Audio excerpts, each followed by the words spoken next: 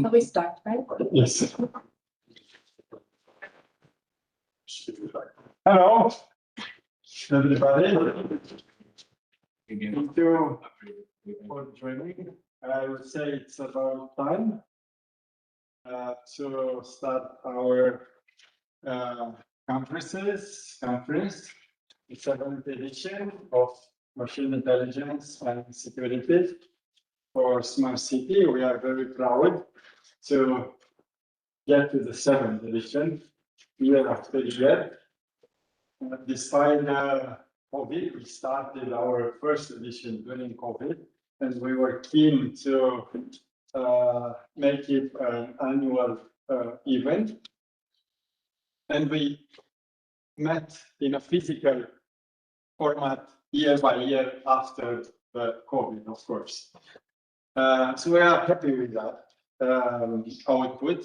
We have now, I will repeat that tomorrow as well, but we have now at this edition, I would like to share with you that 1 second to see if I can find my notes. We have altogether 94 participants registered for this conference, which is quite something, I would say, in regard with a rather young conference. We are from 17 countries, only the participants, but if we add to that the reviewers that were active in reviewing the papers, and that will go to 23 or 24 countries.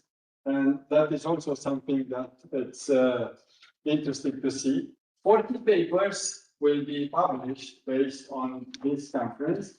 And the publishing opportunities are, as again, some of you see in front of you, either the Smart City and Regional Development Journal, or of course the trust proceedings for this conference. So we have 25 PhDs, PhD candidates, which is interesting to see. And of course, we have also some statistics from the countries. Romania, of course, is leading, followed shortly by the Republic of Moldova, India, Hungary, Albania, Poland, Ukraine, Germany, Greece, and then we go quite wide. Japan and South Africa, Vietnam. So those are the countries that are represented one way or another to this conference, either in a physical format or in an online format. As I can see, in online we already have about 10 participants. Well, I'm there too, and also the room is also here. So maybe not 10, it's 8, but still 8 participants are online at this very moment. So I would like to thank you to the online participants. Hope you can hear me. If yes, yeah, I see some of you approving my statement,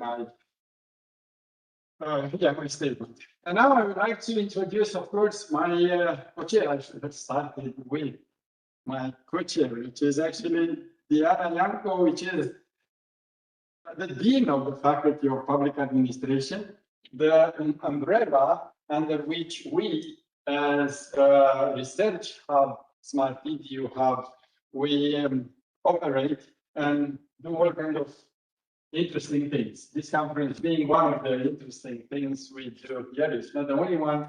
You might have the chance to learn more about that. So now, anyhow, I will give the floor to Diana Iancu to present a bit herself and so just my pleasure. And please excuse me if I remain seated so that people in the online could also see me. So thank you so much for coming. I'm very grateful for your attendance today here, but I'm also very grateful for the participants that are with us online. And I see some good friends already. Professor Attila Barta, it's very nice to see you in online. It's very nice to see Gabriela Cretu, a long time ago. We've seen each other. I think there's already, I don't know, it must have passed like 12 years or something like that. Really nice to see some of you also today for the first time. It's an honor to also be welcoming, new colleagues. Very nice to meet our team from the Republic of Moldova. Very nice to meet you and welcome once again.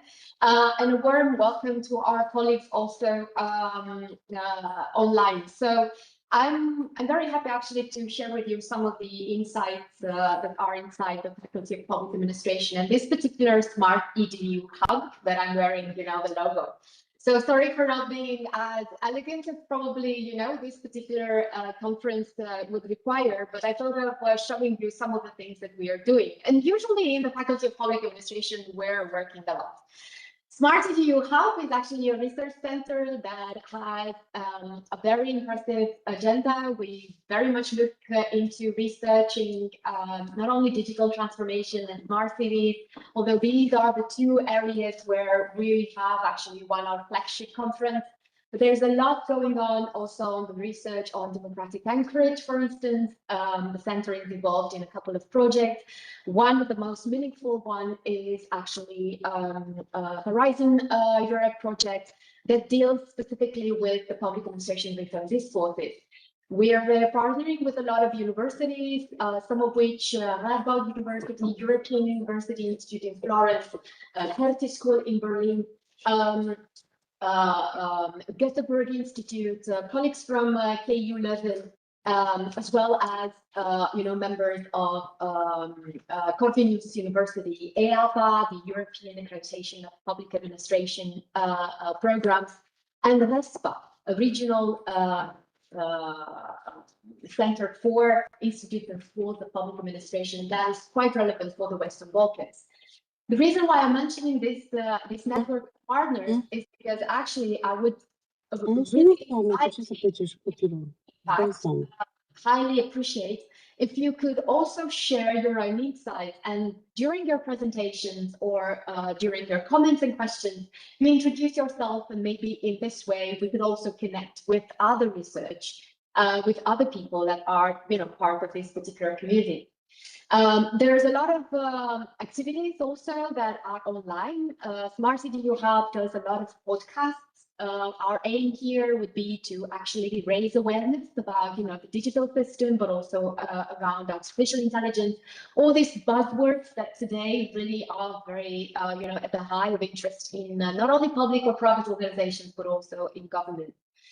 A lot of activities also go around different voluntary projects. You may know that universities not only have their traditional courses, but they can also do these social type of projects, so voluntary basis solely. So we as professors try to reach out to different communities, to vulnerable groups, and to other people that might require our assistance. And here, this particular research center that is chaired by Cătălin here on my side, it's very, very active. We have a lot of projects that span around, around Romania, either, focused on, let's imagine, scaling local governments and their transparency towards, their citizens, their communities, or projects that are very focused on building capacities for civic education. Something that I most particularly very much enjoy, working with high school students and people that are very highly interested in joining at some point in their life a public organization. As people might know or might not know about Romania, there's a lot of things that we do not know prior to becoming actually college graduates. So we're trying to do our best and allow for high school students to also learn about civic education, civic engagement, and basically, public institutions generally, to just get a hint of what, democracy and societies in democratic society actually represent. So there's a lot of things that are going on. Today, we're here for one of the conferences that bring together not only early stage researchers, but as you will see tomorrow, people that have already experienced, the academic environment, that have had a lot of impact already with their projects or with their research. So I'm highly welcoming you to also join us tomorrow. For today, we have quite a dense program. It's always involved, or it goes with one of our core objectives, which is basically to reach out to those who are at the first stage of their career. And PhD students, and sometimes even master students that have very clear minds and have a very clear target into, growing inside the academia, need some area, some forum where they can share their ideas, prior to their official presentation. So this is actually a working progress. So it's actually a place where we could share new topics. Both of us have experience as researchers, but also as professors at, in our respective fields. I'm a political scientist, but for my colleague who's actually into I won't say computer science mainly, but because he also has a management degree. But anyhow, it's an interdisciplinary panel we have today here. And I'm sure that you people that are participating, but also, are interested in sharing some of your research, could also, extend your comments and note. Please know that this is an environment where we deem ourselves to be tolerant. We should be critical, but at the same time, constructive. So that if you have some ideas, if you want to learn more about the other research, but you also want to share some of your insights. Maybe you have some, tips and tricks to share. Maybe you have some ideas that could improve the research of one particular paper. Please do so. Every presenter is going to have around 15 minutes maximum, but I would suggest basically that in 10 minutes you cover, all those of you who have presentation, cover, the main hypotheses, you cover the methodology, and you leave some time for discussion. And then we will have a Q&A section, Usually what you do is ask from the audience, either here on site or online, to have some informative questions. And at the end of the one panel, we'll wrap up and try to, have a meaningful conversation, a meaningful discussion. So this is how things are going to approach. If you have a presentation and you're on site, I'm here to help, with making the presentation also visible for those in online. And if you are in online, that would be a share option that I'm going to allow everyone, here with Katalin by my side.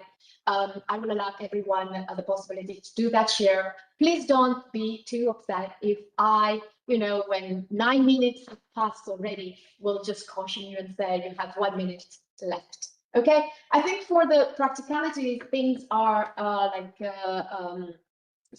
are settled, yes. And if everyone is comfortable, I will declare the sessions open, right? Yeah. So, right, that's about it. And I know who's the first one, but at some point, I think, okay, but it's back. Yes, it's back here. So we have the first presenter, and I'm very happy to actually acknowledge his presence here. I'm not really sure if I'm here, the one who shares. Please do. Sorry. So there is one colleague. I'm very happy. I think we've already met online last year. I think it was during the Smart Cities conference, so maybe I'm wrong. But it comes from Ludovica University of Public Service in Budapest. And there is a paper entitled Institutional Varieties of Digital Governance, and a Chi Mingyan, who should have the floor now. Can you hear me? Good morning, everyone. I can hear you clearly. Let me say that is PPT file for presentation. I think you need to be a little bit cautious with your mic, because we can hear you. It's kind of difficult actually, and you might want to check if it sits well, Could you tell us a little bit more about yourself? Yes, you are presenting right now, so we can see your presentation. Could you give us another shot with the voice so that we make sure everyone in the room clearly understands you? Sorry, I have a problem with internet connection. Good morning, everyone. My name is Chi Thùy Nguyễn. I am the PhD candidate in Public Administration Science in Ludovica University of Public Service. And today I am very happy to say my research topic. Yeah, just make sure you don't stop your presentation. There's no need to have, like you're totally fine. Yes, you're Yes. perfect like that. Don't be shy. You have like 9 minutes. Yeah, today I'm very happy to say my research topic title, the building the trustworthy and the inclusive digital governance in a recycle for institutional perspective on citizen central e-service. And here's the outline of my presentation. As you can see here, I will start with the introduction, and after that, I will say my conceptual framework of institutional inclusivity. After that, I will explain my methodologies, and then I will sharing the key findings across the three core dimensions in 4 countries, including the Czech Republic, Hungary, Poland, and Slovakia. And finally, I will brief the discussion, policy recommendation, and some limitation and suggestion for future research. And let me start with the introduction. The European Commission has a clear goal for the digital decade. They want 100% public service to available online by the year of 2030. But in the Central and Eastern Europe, a digital service is available. It does not mean citizens will just it or use it. And most exciting, the research focus on the basic access, like the connection or the technologies. But what happened after the people get online? Why do some countries with the great technology still have a lower the citizen satisfaction? And to answer these gaps, my paper to address the 3 key research questions. First one, how does country institutional setup influence how accessible and user-friendly it is service are? And the second one is what's part of with governance culture help or hinder the citizen co-creation of the digital service. And my third question is how do institutional factors relate to citizen satisfaction and trust? And in this paper, I developed the framework about the institutional inclusivity. It shifts our focus away from the technology itself directly on the administrative structure behind the screen, and it's built on the 4 main 4D dimension. The first one is just worthiness. This means security, transparency, and accountability are built into the system. The second one is accessibility, and it means the universal design and ensuring that service work for the senior citizen and even the citizen with a disability or those from the low income or the rural area or background, they can access in. And the third dimension about the participation, and this means citizens are not just the passive consumer of service. They are the active co-creator who have the design them. And the 4 dimension about the resiliency, and this is the system ability to maintain the inclusivity during the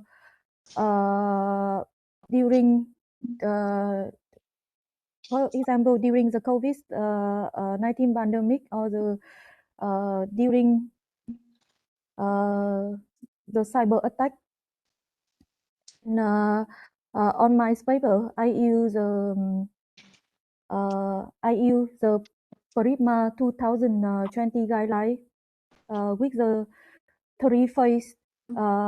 I start the source data sets on the Google Scholar from the 2015 to 2025, and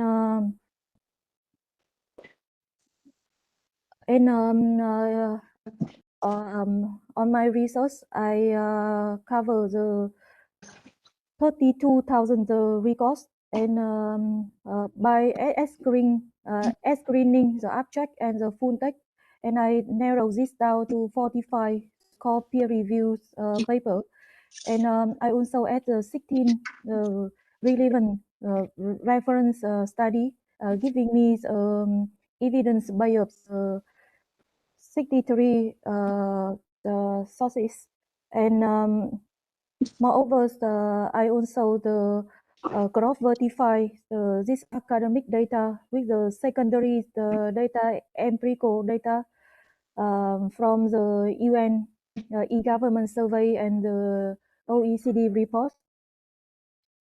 And let me move to my key finding. The first one about the dimension one about the accessibility and usability, and as you can see here, the institutional qualities matter much more than the technical investment, and we can look at V4 country.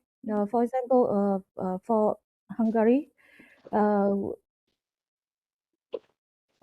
they have the lowest moderate and administratively disadvantaged district system security awareness, and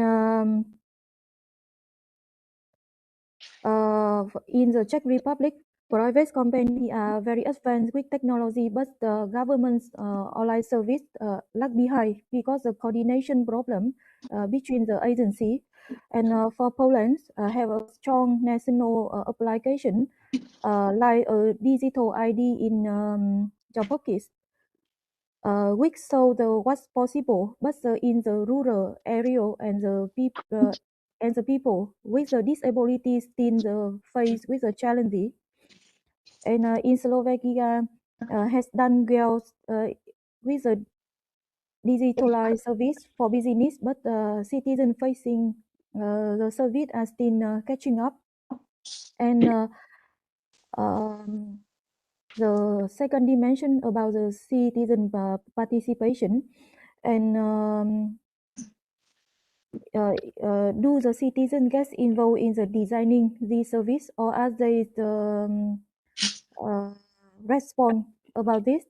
And as you can see on my screen, for the Czech Republic, doing relative well.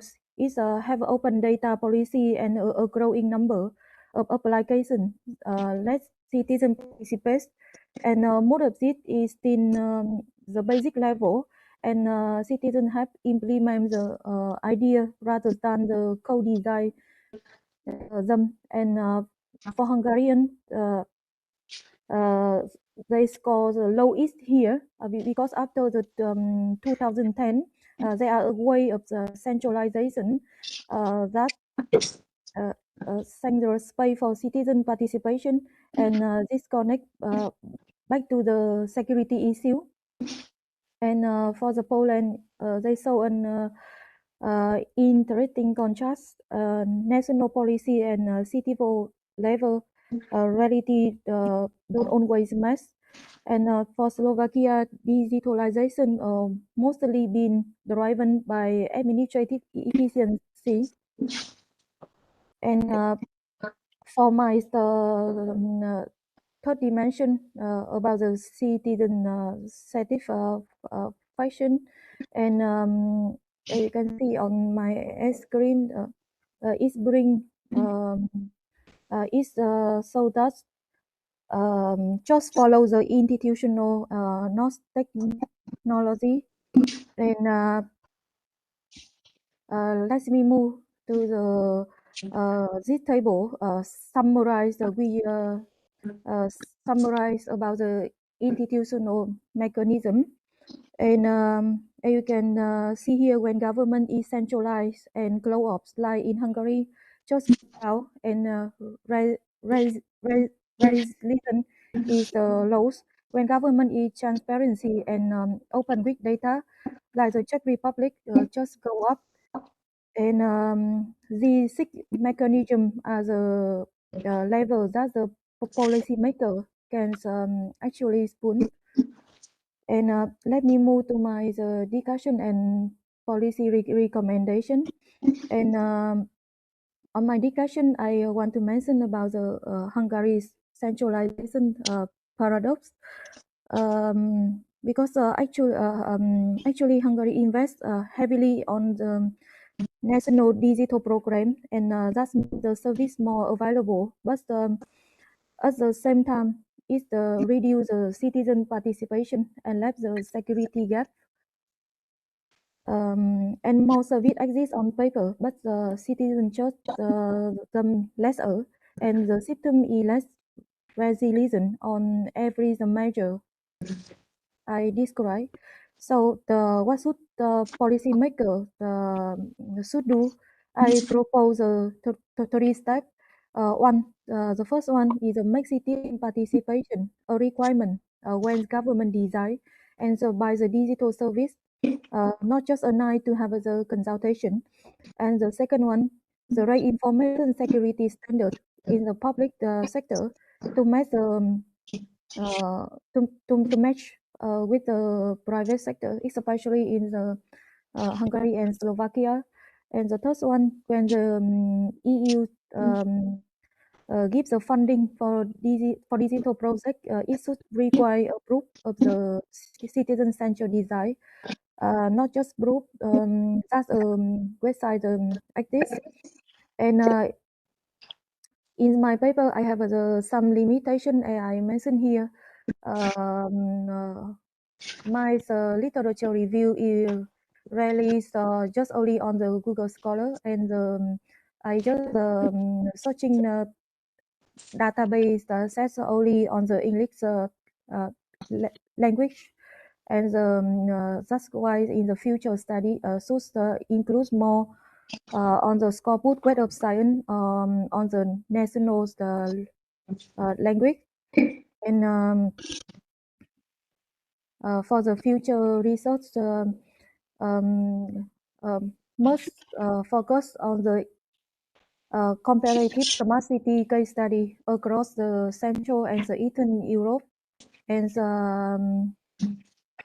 we can use empirical testing of the institutional include the PVT framework. And let me move to my conclusion. And across all the evidence I reviewed, the difference between these four countries, digital governance go down to institution, and how transparent they are, and how much they involve the citizen, and how serious they take the security, not to the underlying technology. And going back to my theory of opening the question, um, institutional structure strongly affect the whether people can access service, and governments consult the citizen gets better the co-design result, and just depend on the transparency, participation, and security, much more than on the simply having a service online.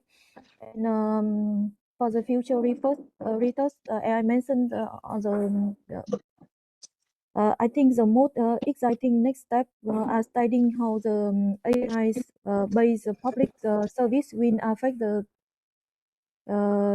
this, and how the site can build a cyber resilient infrastructure, and what the new EU AIX win-win for the digital governance across the region. And thank you for attention and listening. If you have any question, please let me know. Thank you so much. Thank you for your presentation. Thank you. Really appreciate it. I'm not really sure how you feel now with the AI Act being like postponed in terms of implementation. I think this is right. So one of the things that you might need to consider if this is like one of the cornerstones of your PhD. But this is some other issue. Are there any formative questions at this point for our colleague, either from the online or from here on site?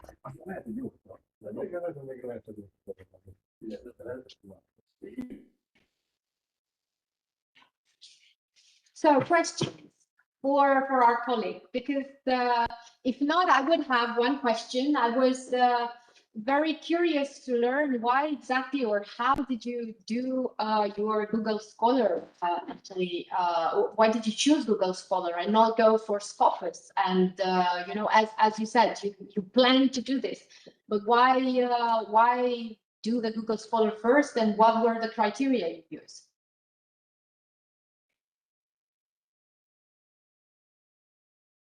She's muted. You're muted, so in case you want to say something, please mute yourself and please react.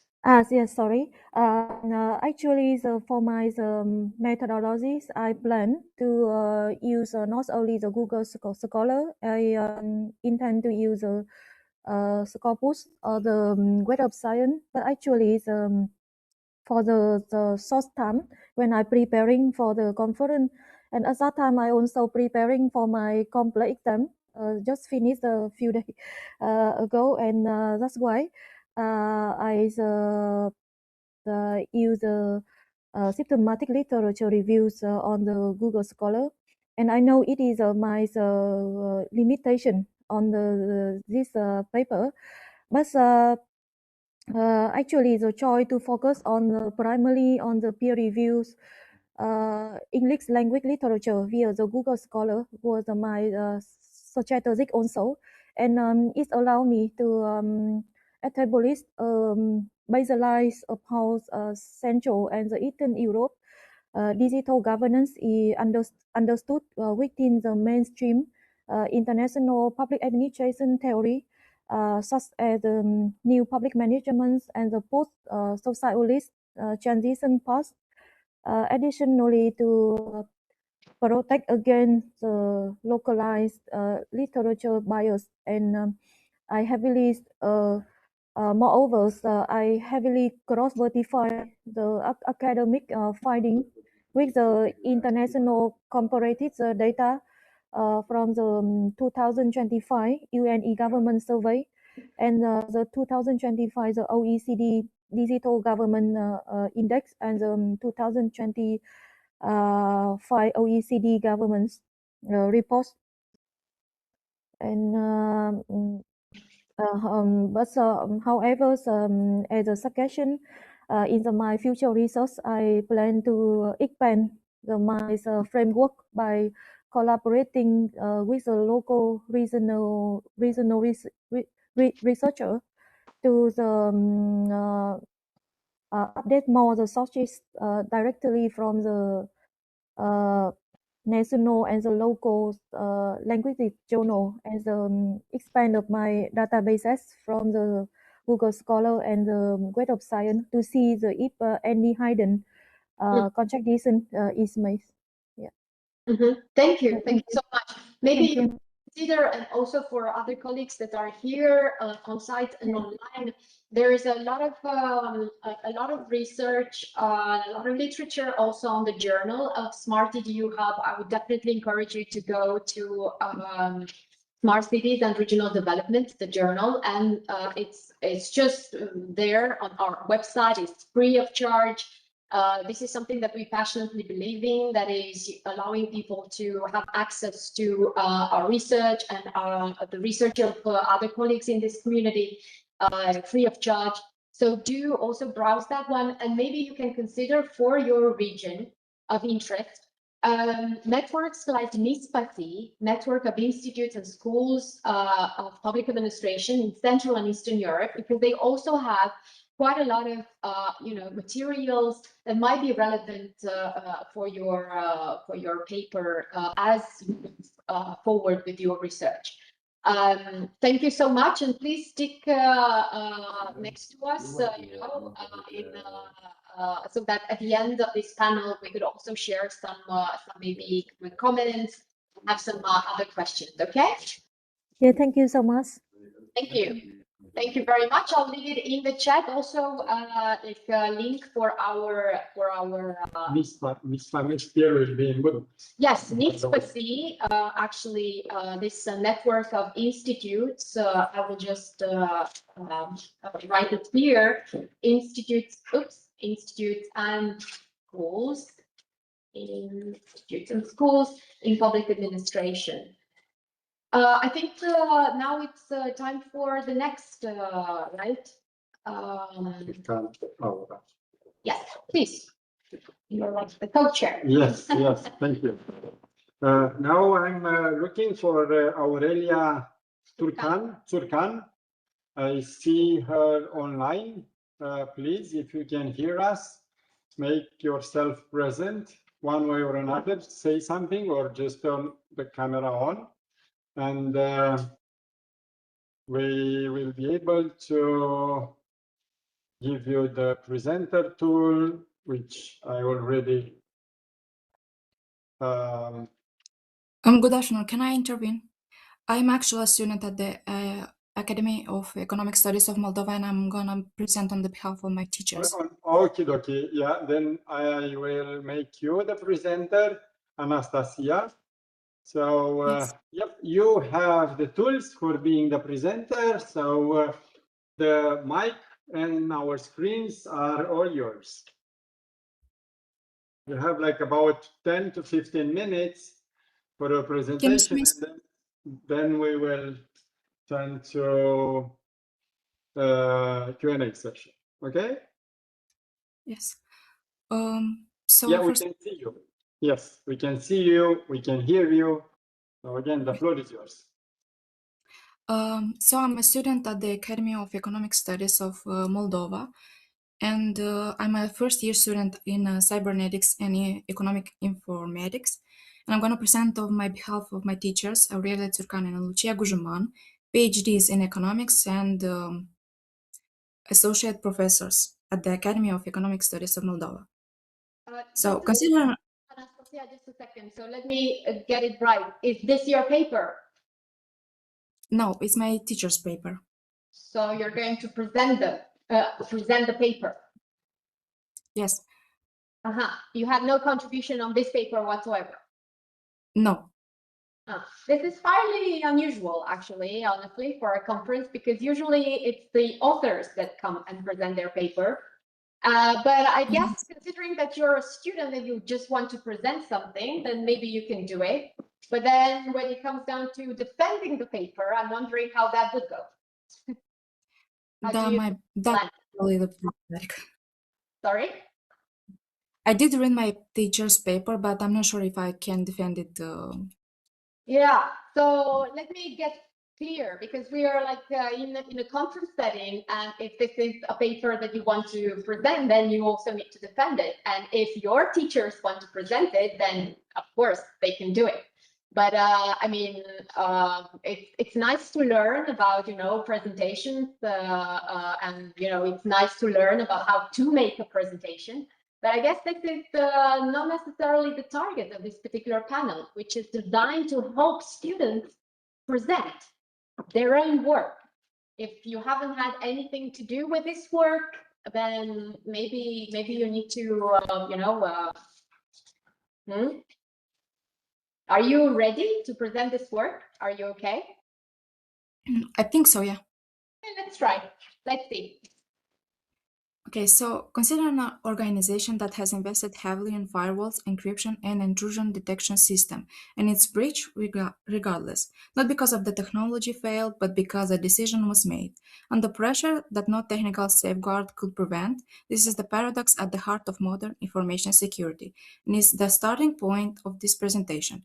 Information security and the cybernetic approach, a model for training specialists in the era of digitalization. Unprecedented global connectivity has brought unprecedented systemic threats. Digital acceleration, inefficiency, accessibility, and the speed of data transition has, as its counterpart, created systemic vulnerability. Advanced cyber threats, growing interdependence across supply chains, and increasingly complex information flows. As the World Economic Forum's Global Cybersecurity Outlook of 2025 makes clear, this complexity demands countermeasures that are equally coordinated and coherent. This brings us to the core problem. The cybersecurity skills gap is not quantitative, it is qualitative. It stems from a failure in human-centric defenses. On one side, we have an oversized technical talent pool. On the other, a market demanding strategic decision-making that this talent pool is not trained to provide. The 2017 LMPI survey, covering 199 respondents across 711 multiple enterprises, confirms this imbalance directly. To understand why this gap exists, we must first clarify how information security itself is defined, because the definition varies by geopolitical context. In the USA, EU, and NATO, cybersecurity is overreaching umbrella, with information security as a subdomain. In Russia and China, this relationship is reversed. Canada in the CCDCOA proposed a third model, a holistic one encompassing infrastructure, governance, and the broader opportunities of digital life. Despite these differences, one universal baseline persists across all frameworks, the CIA triad: confidentiality, integrity, and availability. For the Republic of Moldova, the challenge is twofold: harmonizing with EU operational standards while simultaneously defending against hybrid threats, unique to its geopolitical position. The result is a dualistic strategy. The technical pillar, cybersecurity, is governed by the Law No. 48 of 2023, aligning with the EU's NIS2 directive and managed by CERT-Go. The strategic pillar, information security, is governed by Law No. 299 of 2017, managed by the Information and Security Service, and defends the state and society against propaganda and disinformation. How do we bridge these two pillars? There is where cybernetics offers its contribution. Cybernetics transforms static defenses into a dynamic learning ecosystem built on three interlocking principles. First, feedback, the trigger. Every action, every system log, every alarm initiates a corrective response. Second, adaptability, the evolution. Security architecture must continuously evolve based on new data and lessons learned.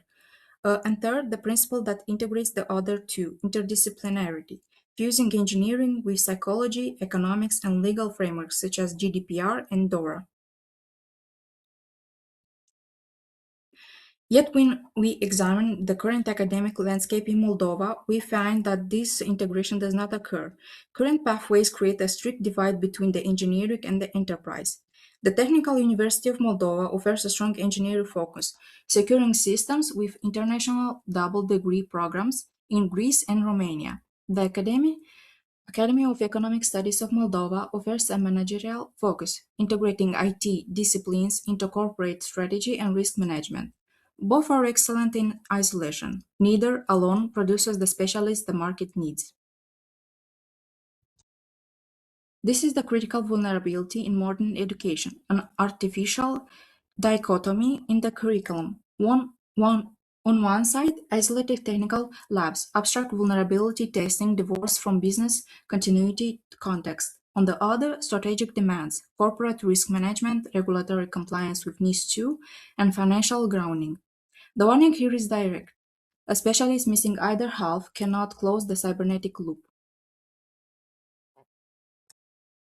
This brings us to the proposed solution, the cybernetic training model, a holistic triad of inseparable competencies. Technical competency answers the question how to protect: cryptography, firewalls, forensics, vulnerability analysis. Analytical competency answers what and from who to protect: systemic thinking, threat modeling, risk assessment using ALE and ROSI. And decision-making competency addresses the ethical context, GDPR, NIS2, DORA, compliance, and crisis communication. At the intersection of all three sits the cybernetics specialist, not a technician with extra reading, but a professional from whom these three dimensions are inseparable. Operationalizing paradigm requires immediate curriculum redesign, structured in four steps. Step 1. Embedded the CIA triad and cybernetic theory directly into baseline technical labs. Step 2. Build models that test technical responses against legal structures such as NIS2 and DORA simultaneously. Step 3. Shift testing from binary pass-fail toward extended, multi-criteria case studies. And Step 4. Evolve assessment to evaluate the technical, analytical, and ethical dimensions of a student's response, all within a single scenario. To secure the digital era against hybrid threats, we must engineer systemic thinkers. Digital acceleration cannot be secured through static tool-based education. Untying technical mastery, analytical threat modeling, and strategic compliance is the only framework capable of protecting our institutions from the interconnected threats of tomorrow. Thank you for your attention. Anastasia, thank you for doing this. I think it's a nice occasion for you to learn a little bit about how to present. You said you are a student in cybersecurity? Cybernetics in economic informatics, yes. Okay. So do you see yourself in this presentation? Because it's about you and your competency. I think very much, yes.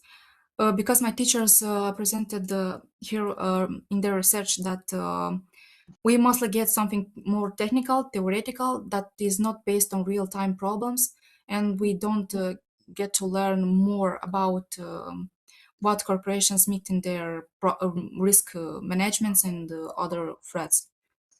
Mm-hmm. But I'm curious about how your curriculum looks like. Like, for instance, do you have any discipline concerning ethics and integrity? Yes, we had something similar. It was more about communication and ethics, but not about maybe technology ethics. The values, yes, of how we use technology. You know, because technology can go in very different ways. You know, you can use it to do a lot of good, but you can also misuse it. And the recent research really focuses on developing this type of ethical and integrity competency in everyone who's actually dealing with technology. So I was wondering if, in your experience so far as a student, you've been, introduced to the values and to the principles that span around the idea of being, a person that acknowledges the ethical construct. We had something similar, but it was more like extracurricular. Yeah, that was my question, but maybe there are colleagues from the room. And considering, this is also a very an area where we could actually talk about it, creating or educating people into, developing cybersecurity competencies and, dealing with technology. Is it important? Is it relevant in your view as well to also, look into how ethics is being integrated, or whether or not, we need to look more into this particular pillar? Because I guess, this is also important. And in your presentation, Anastasia, there was this idea of systemic thinker, which is very hot, again, very nice, a very nice word. But how does this translate in the curriculum, basically? How do we get to be, systemic thinkers as students? And I have students here in the room as well. here in Bucharest, and you as a student, Anastasia, how do we develop becoming like, systemic thinkers? What does that mean?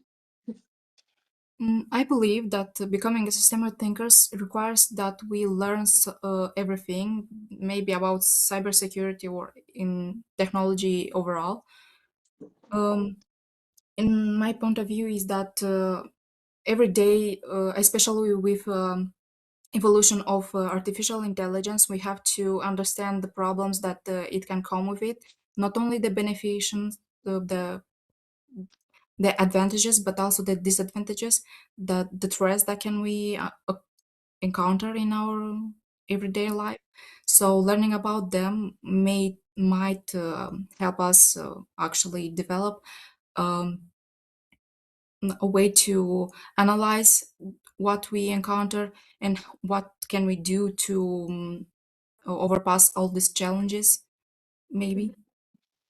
Yeah, it's a start actually. As far as I know, I'm looking into curriculum of different universities, not necessarily technical universities, but also technical universities.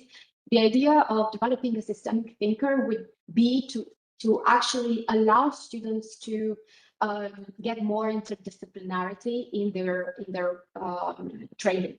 That is, you don't only focus on, for instance, technology and competencies, technical competencies, but you also gain additional ones. Like, for instance, you learn more about what does it mean to have a government, how is policy making, eventually how do we get our head around this particular process.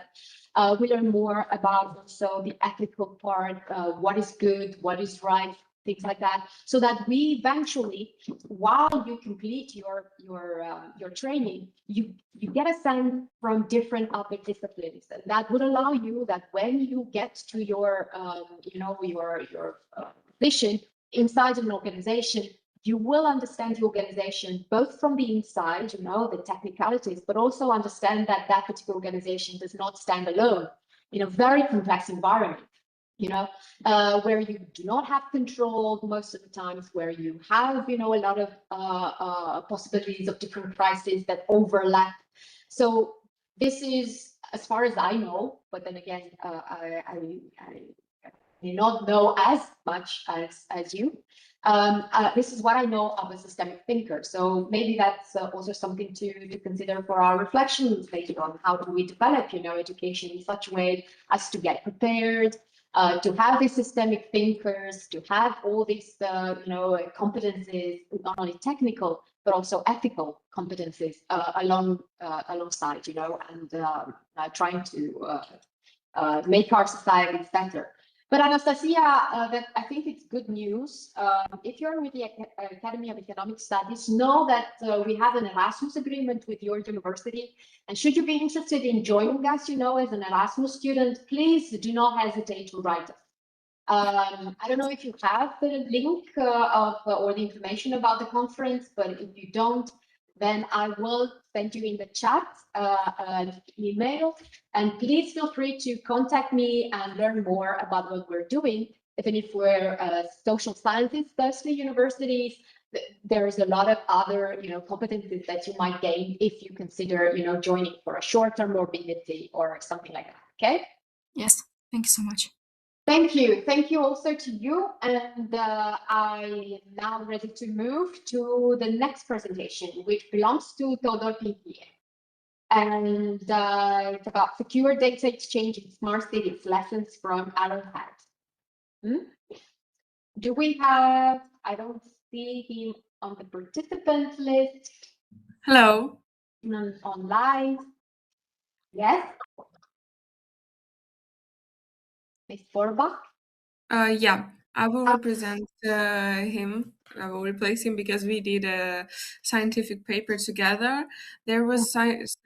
I don't know.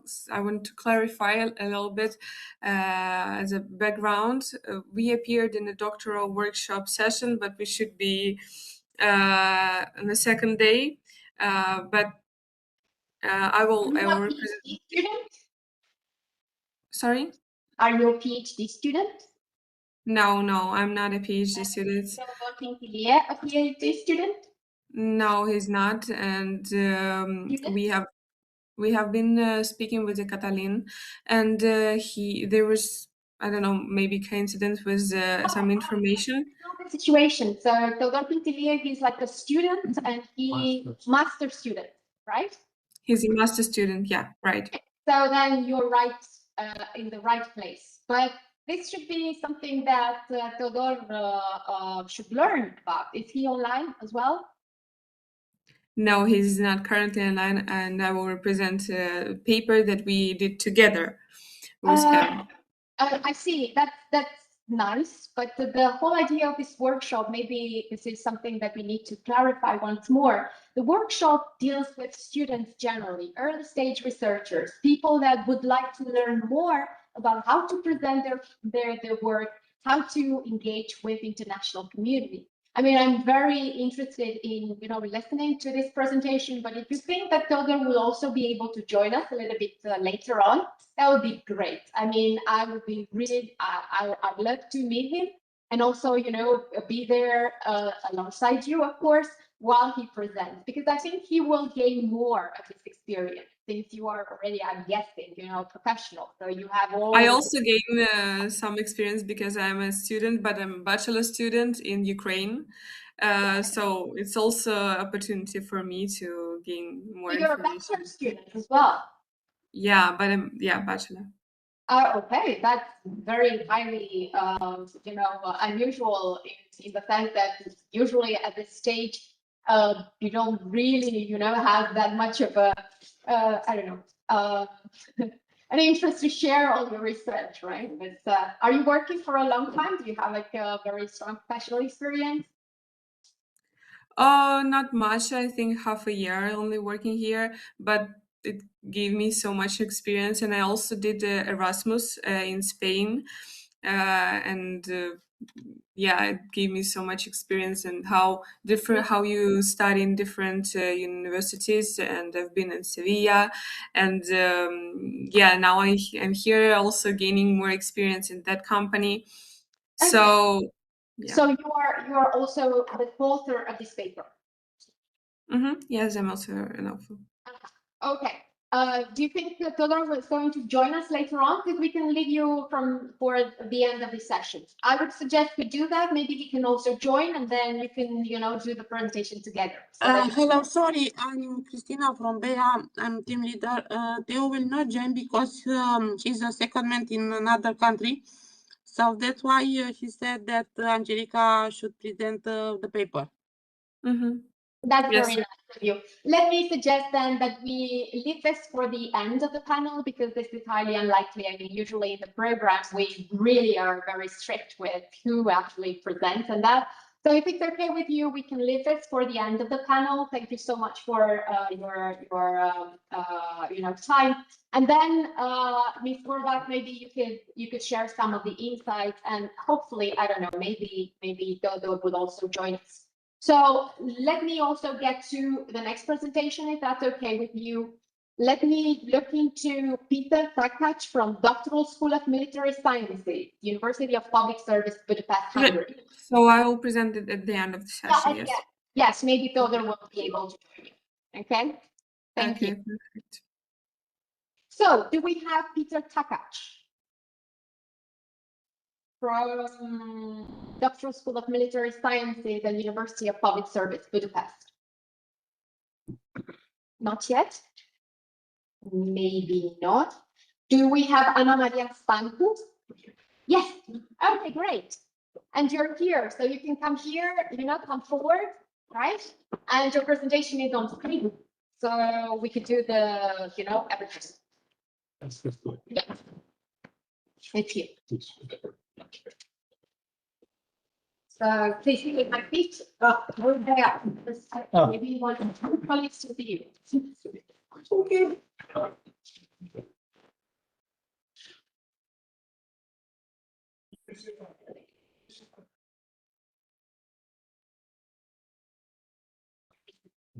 It's fine. Properly.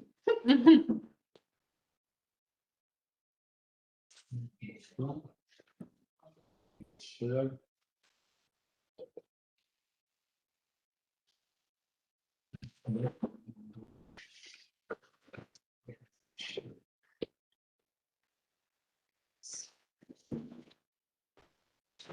Ready? Hi, everyone. Yeah. My presentation is about facial recognition in the context of smart city. It's an issue that is not very clear to either the Romanian government at this point, neither for the local authorities, which, as you will see, some of them are already using this technology. And I will refer in particular to two cases, the municipality of Bucharest and the municipality of Corbanca, which for those of you who are not from Romania, Corbanca, it's a small community next to Bucharest, but it is a community that it's very well developed. It's a satellite of Bucharest.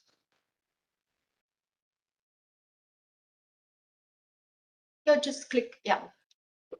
So the main questions for this small research was how do Romanian public administration integrate these biometric data and AI-based surveillance technologies in their strategies.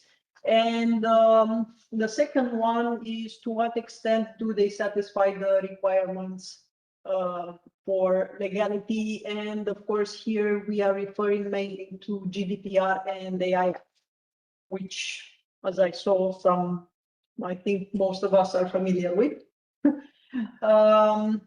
I went also through some of the theoretical and literature review to define better what we are talking about, and even previous literature found that this machine learning, because we're talking about machine learning when we're talking about face recognition, it's not a neutral instrument.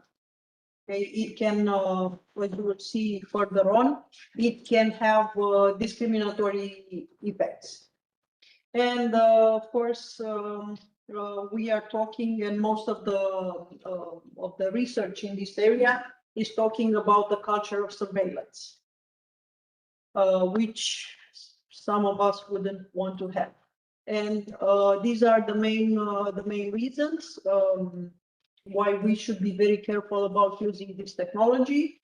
It's the fact that we have to deal with the accuracy of the system, the bias, and to be put in balance with what we desire from this particular systems, and the effectiveness it will have if we use them. I found very interesting this review by Pizza in 2019, which finds that when we put into balance is the fact that there is little evidence that the crime reduced after using this type of surveillance. The methodology that was used was qualitative. We did the research on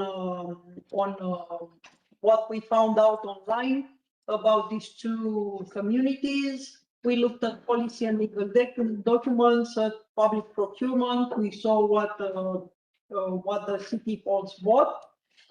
We did an analysis of local council decision, and of course, we looked at the media and what was written to this respect. When we talk about the regulatory framework in this area, of course, like I mentioned, the first one, which is the most important, is GDPR. And it falls under Article 9, which says that this data is prohibited to be used with some exceptions. And for public authorities, it states that it has to be proportional and that it respects the essence of right to data protection and provides suitable safeguards. And this is very important when implementing these types of systems. We had even a case in Romania where a company installed the public surveillance Just a second. In which we had a company that installed public surveillance, and the authority in Romania for GDPR stated that it failed to provide the necessity and proportionality to use biometric data, which means they couldn't prove that they needed that system to surveil their employees. And of course, the second one, like I mentioned, is Article 5 from the AI Act, which prohibits the use of real-time biometric identification. In the risk assessment of the AI Act, it's on the first layer with unacceptable risks. Of course, like I mentioned before, it has some exceptions, and you can see here is if they search for specific victims of abduction, trafficking, or sexual exploitation, if they are there to prevent a specific, substantial, and imminent threat to life or physical safety in a terrorist threat. But this is well, just an idea. It's still something that is still debatable.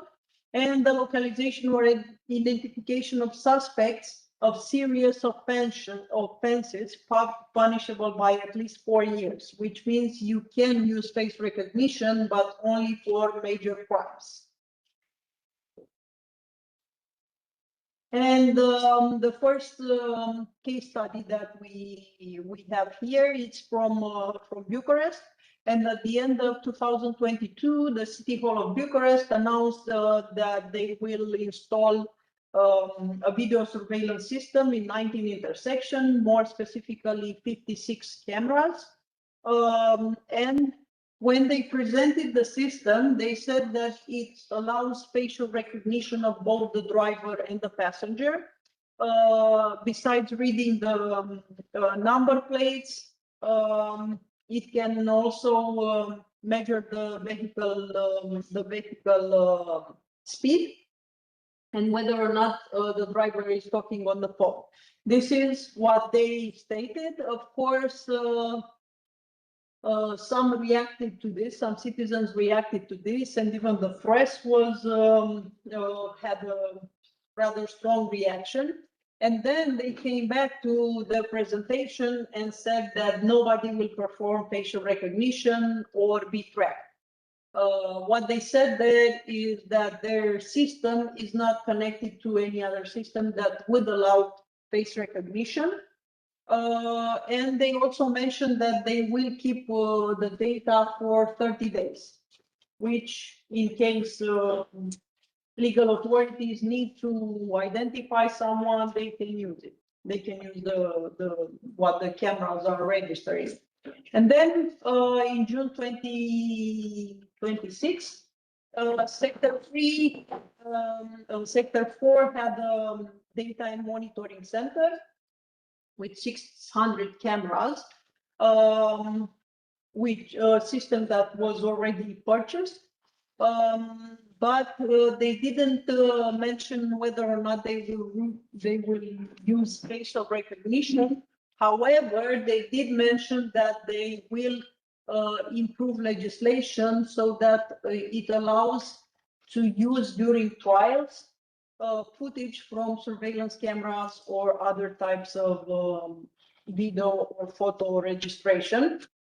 We don't know how that works. I didn't find any project in legislative project in this regard yet. And the Corbanca, which I'm also talking about in Corbanca because I work with them, and that's why it was easier to compare them. They just received funding from the government to buy cameras that they will use in the community. Basically, the mayor wants to use them for identifying license plates from the cars, but is also considering face recognition. what they did so far is that they attended a training on AI Act, so that they can understand what the regulations are regarding this. They intend to talk to the Ministry of Interns to see how they can work together. So basically their approach is first find out what the legislation is and then implement it.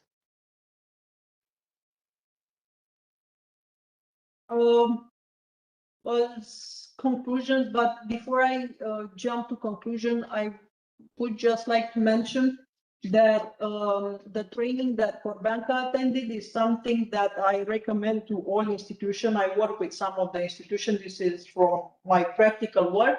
It's training, actually, if you know, in the AI Act, there is a mandatory stipulation that any public institution or company that has employees who work with AI instruments, they should have an AI literacy course. That is so that they can understand how these technologies are working. For example, you cannot understand what could be the damage of using face recognition unless you understand how the technology works and why it doesn't have the accuracy that we think it has. For example, for Black persons in the UK and US, the accuracy of the model is a lot lower, like 60 or 70% compared to white persons. And if you are using something like this, I think it's important to understand why. And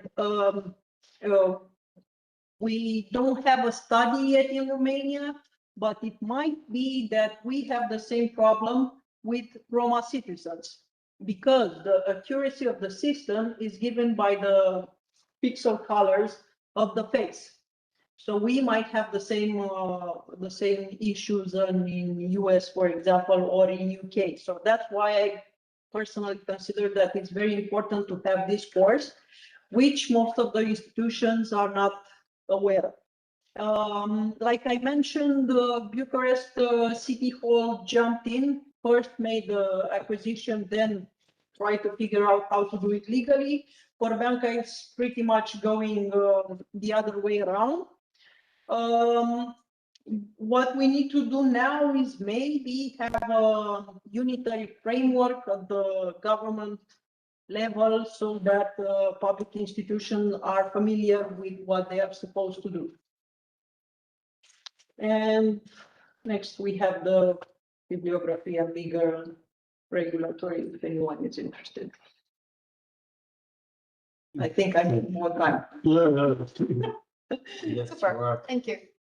now, I would raise a lot of questions regarding facial recognition, but I'll give the floor firstly to the audience, because I'm expecting that you do have some concerns. Am I right? Are there any concerns regarding this? Because, you know, the difference between taking to properly identify the person with fingertips or whatever is that you give just by accepting the institution or whoever is in charge to take your, you know, identity this way.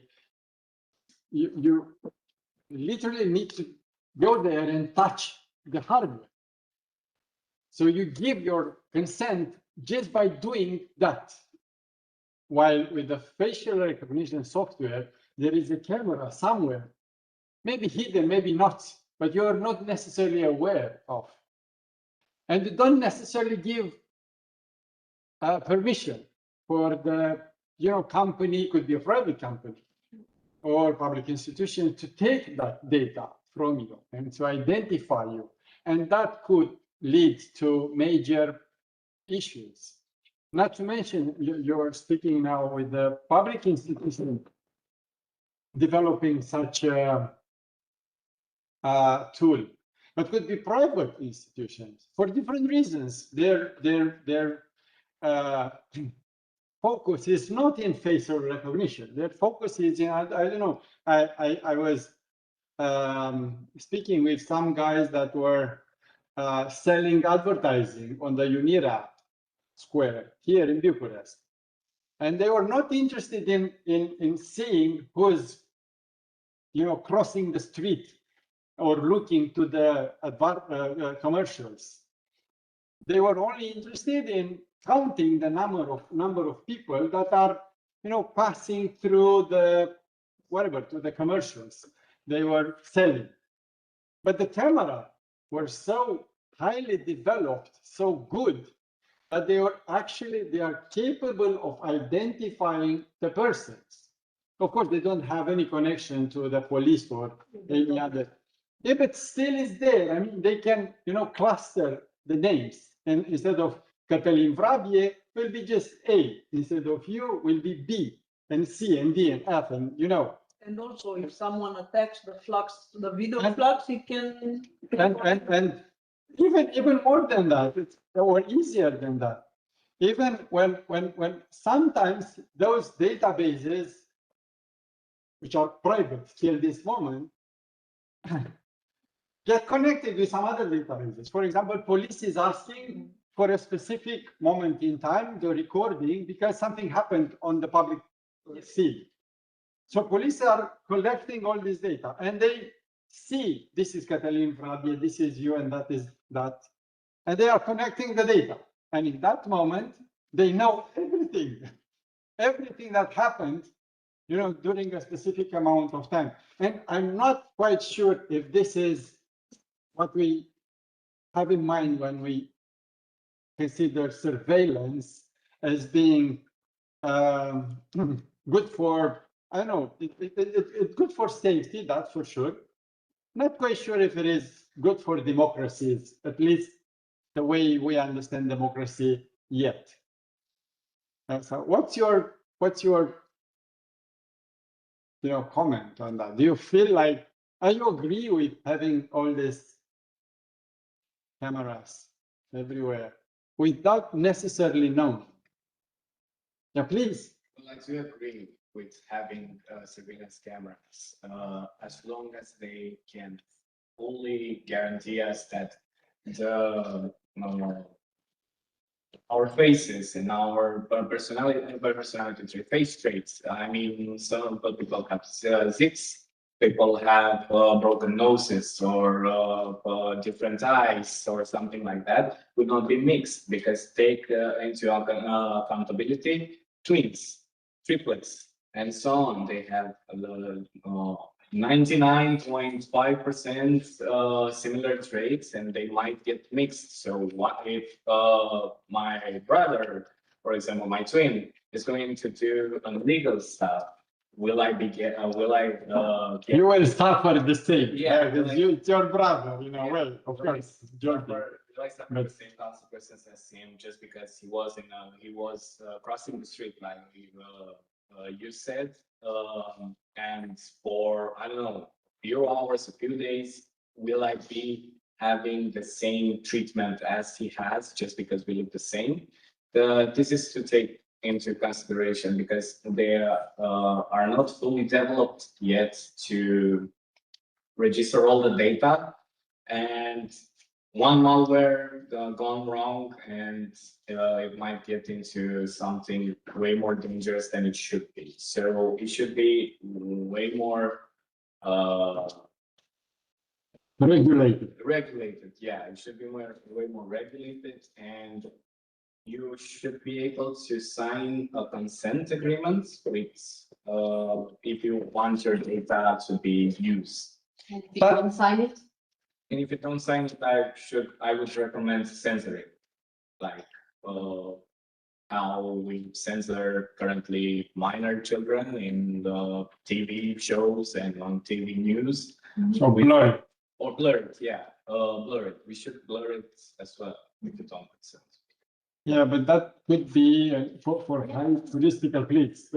For high touristical cities where people, they don't give the consent because they are just Passing by. Passing by. So they have no idea that this regulation is in place. Of course, they should know, but it's just they are there for a couple of hours. And yeah, it's very difficult with this thing. Please, because you always. If I have to declare that I'm a fan of the AI, although I criticized it in the beginning. They pushed it for one more year. I know, I'm upset about that, but whatever, we're Yes, okay. Yeah. we're still training on it. Let's agree to disagree. Okay, that's fine insult, actually. The idea in the AI is that this is a technology that it shouldn't be used unless some exceptions. And the AI Act says that you can have cameras, you keep the data, but you don't use it unless you have a legal authority that says you can use it. And the example that I'm using, if tomorrow your twin brother is abducted, you want this data to be able to process, connect it to a data, and identify the person who did this. This is the idea. Plus, even if you use it, it's under high risk, and high risk in the AI Act means that any platform that is high risk, it has a human oversight, a human on the loop, which means that, for example, if your twin brother is recognized by a camera, there is a person who has to say that whether or not that is good, and you have the right to appeal. That's the idea with high risk, that you can appeal. For example, there was a case in UK a few years ago before the AI Act, because the UK police is using machine vision, face recognition for years now, in which the piece of news was that a person was incarcerated for one night because it was mistakenly identified by the machine vision program. The problem there was that it wasn't the person who said, yes, it's that person that we're looking for or not. That's why we have human oversight, so that you can appeal. So. No, but there were also a lot of similar issues with humans misidentifying other humans. Yes, but the whole point is that you have someone to appeal to. Mm-hmm. With machine learning, if you just let a system without human on the loop, you can't talk to the system. That's the main. But the number of errors such a system could do is less than the number of errors that humans can do in similar, statistically speaking and scientifically speaking. Machines are definitely more accurate than humans. Yeah, but not with black persons. We need to go scientifically. We don't have a study on Roma. We actually the idea came when I was writing that we might have the same problem with Roma. We didn't use it much in Romania to figure this out, but theoretically, for those who are more dark skinned, we might have the same problem. Mm-hmm. I'm sorry, I'm not really a specialist in that one. The only thing that I would like to comment is just like an open question, honestly. Say governments do get this type of data, and I get the security issue, and I got the public security issue, you know, things like we need to have tools to fight against terrorism and all these kind of situations. So obviously, you know, this type of enhancements and the use of technology for that end is without saying, in my view, at least, relevant. However, think of the fact that there's a lot of security threats, you know, so a simple cyber attack could definitely endanger the data accumulated by governments, you know, for the sake of our security. So I'm thinking that there should be an increasingly a need for discussing more about how can local governments, you know, protect data that they acquire for, you know, ensuring the national interest and so on, because it doesn't matter if I consent or not, if that data is leaked because of, you know, some shortages in how, you know, we're dealing with this type of very valuable asset right now. So an open discussion on the infrastructure available at this point, not only Romania, I'm guessing this is the case for, and relevant discussion for any other country or any other government. irrespective of their tier of government. I'm sure that specialists are talking about this one, so maybe my open question would be just how much do we know of what the others are doing, you know, how governments are securing their data, how clear it is that it is relevant to start working on a completely different type of job as before, because this cybersecurity kind of, you know, job is pretty relevant today. How many governments are really, you know, aware of the threat and of the need to actually, you know, work on it? I'm thinking of local governments, you know, here in Romania, small villages, you already know that there is a very poor administrative capacity. So do they really know how to tackle this sensitive data? Do they have the data protection officer? And is this particular person also, you know, trained to recognize, you know, some cyber threats? Do we know where that data is being collected and where does it go? But these kind of things, I think, could be relevant. So bridging to those who have the answers to this type of questions would be relevant, not only for the sake of our research, but also, I guess, for the sake of the community. So that could be a very interesting panel. So if you know people that are working in local government that know exactly how they're dealing with this type of situations, I think that would be an awesome panel actually in December, where we deal with security breaches and with local governments. So that could be very interesting to explore. I don't know, maybe you also do part of this, you know, talking to professionals in government. And I know, I found out that everybody is using Bitdefender. I was surprised. I have to say I was surprised. And now we have the governmental cloud, which is supposed to also have this. I know that the Ministry of Interior is very well protected of the data, sometimes too protected, that they don't allow access to anyone else. What something else? There are some who are aware of this, and on an international level, now everybody is aware because of Mythos. Yeah, but I mean, sorry, I don't want to turn this into like a debate, but honestly, I think there's a lot of folks that are working as civil servants, and as we, for instance, we both went into a project for the World Bank trying to deal with the digital competencies of civil servants, you know, and then if you get to the point where you actually analyze the digital competencies, and of course there are layers and there are, you know, like right, you get to the point where you realize that there's not as much actually awareness as to what is a cyber threat and how to prevent, you know, leaking your whole computer because you just click on some email that you think comes from a very... For the general user, yes. I'm saying that specific people that are working on that. Yes. So I'm not saying that the experts, you know, that's why the term in itself, they're the experts. But the general, you know, population in public administration, at least for the Romanian thing, but I'm thinking that there are data for other countries as well. The level of digital literacy is kind of low when we deal with cyber threat and, you know, awareness.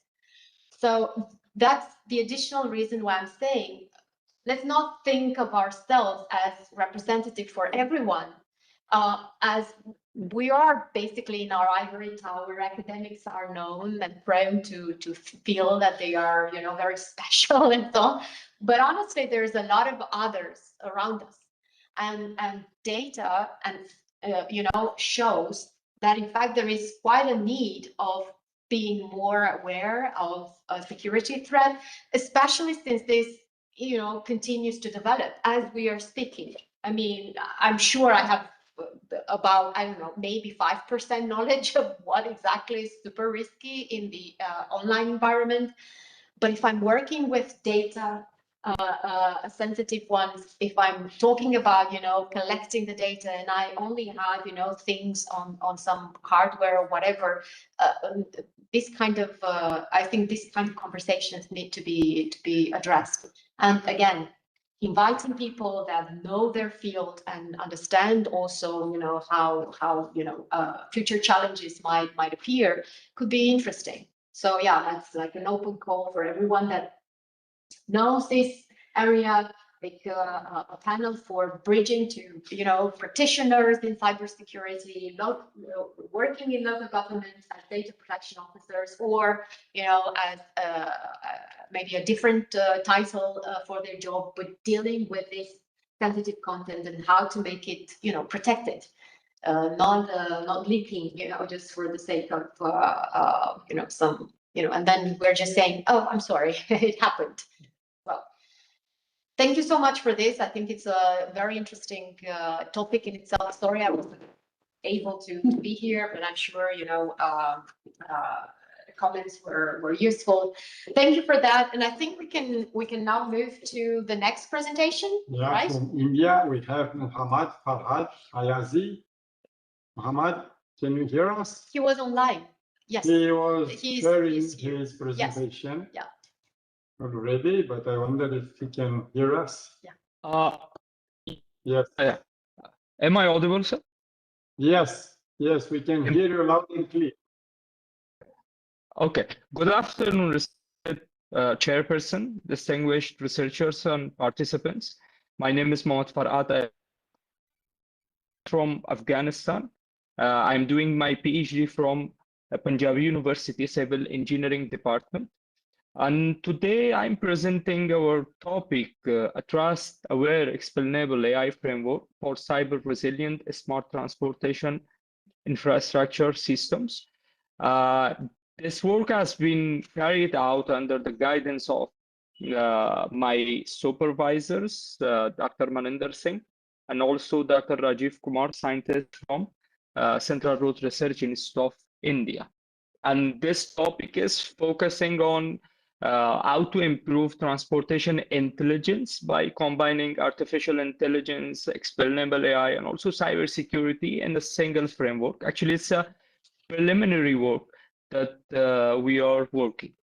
Let's go to the overview of our study. Becoming increasingly complex due to rapid urbanization, population growth, and also increased vehicle ownership, especially in the countries such as India, the first populated country in the world, and also if we are considering it like China, USA, all other countries. So it's becoming really a big problem for urban transportation systems. Actually, the problems that nowadays the societies are facing, it's a related traffic congestion, traffic delays, fuel wastage, environmental pollution such as CO2 emissions, and also safety concerns.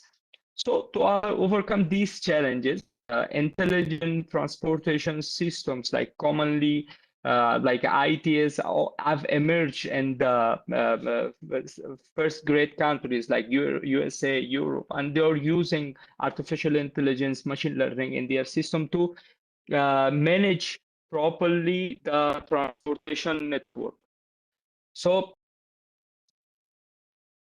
Internet of Things, these are all the systems that nowadays countries are using. So, from previous study, models like a random forest support vector machines and long short-term memory graphic. Sorry to interrupt you, but your presentation is frozen on the first slide. Do you want it to be like that, or you wish to maybe click? No, another? actually, okay, let me check that. Please, I'm sorry to interrupt you once again, but maybe you have some things on the slide that you want to see. No. Is it visible that the slides or not? It's still in the same page. The first slide with the title and your name. Okay, I don't know. Let me check that. It should work. If it's in presenter's mode, we just click a space bar or an arrow. Okay. Okay. Okay, that's also a possibility to restart, maybe to do, the sharing once more. Okay. Now it's visible. Just a second. Give us some. Not at this point, but there is a delay. Give us a second.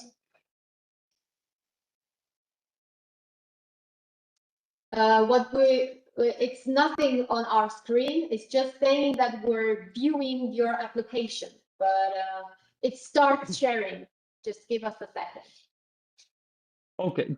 Just sorry for it. Just. No, it's not your. It's just sometimes the internet is really, the signal is really not that good, and I don't think it works that well. If you want me to share your presentation, you can start doing Okay. your presentation, and maybe we can share it. But just send it on an email. Okay. Yeah. Okay. I'm just saying. I'm just sending.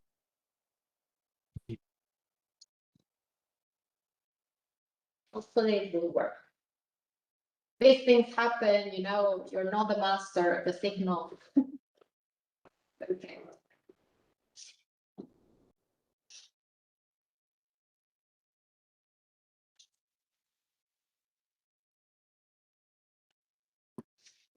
Till our colleague is sending his presentation, you know that you can still go for a coffee or tea. I mean, that's open. Yeah, it's open for workers that are here. Yeah, so don't. It's not a break, but if you feel like you can use moments like this for it. Now I'm looking for Mohammed. Are you sending the presentation via email? If yes, please send it to Yes. I just sent the mail. It may take maybe 1 minute. Okay. Can you imagine that there's like 6 years since COVID and you still experience issues with, the online? It doesn't seem that, these things get better. So I still have meetings where we're just doing this kind of, like invoking some ghosts, like, are you here? Can you hear me? Are you, like spirit from the other world. So yeah, it's wild when you think that, it's been already so much time. But I don't think it will get better. I started to also, reconsider this. Sorry, I just sent the presentation. Yes, I received it. Yes, Okay. yes. Thank you. Yes. But if it's okay, Mohammed, this will take a little longer. So is it okay if I move to the next presenter and then I return to you? Okay, no issues. Okay, thank you so much. Thank you so much. I'll make sure that your presentation is ready to be presented shortly. But for the time being, let me ask Sebastian Avăcărițe. I think he's online. Yes.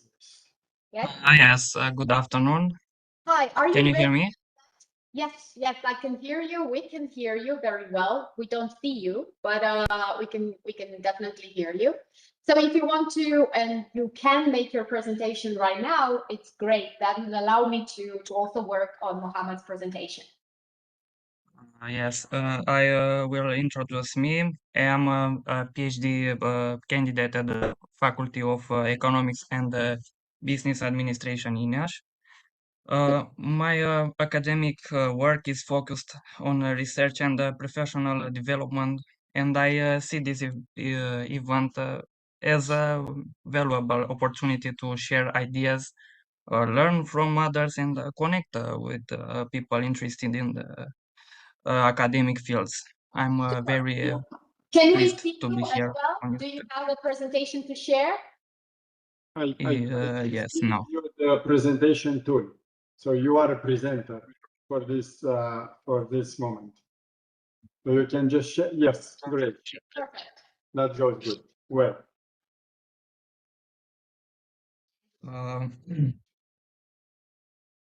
The paper I am presenting today examines a problem that can no longer be divided into neat categories: AI-driven disinformation and vulnerabilities in Internet of Things infrastructures.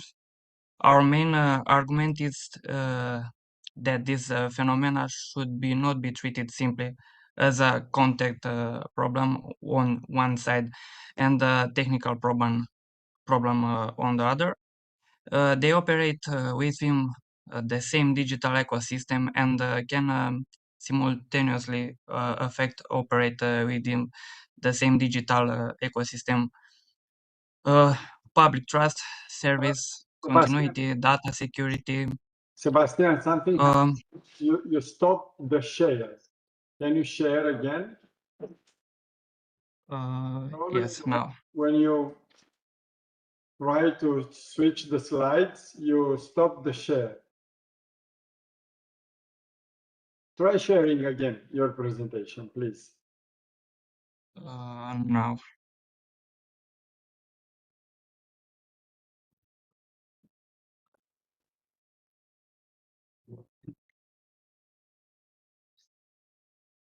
I have a message. It says me I don't. I cannot share my screen.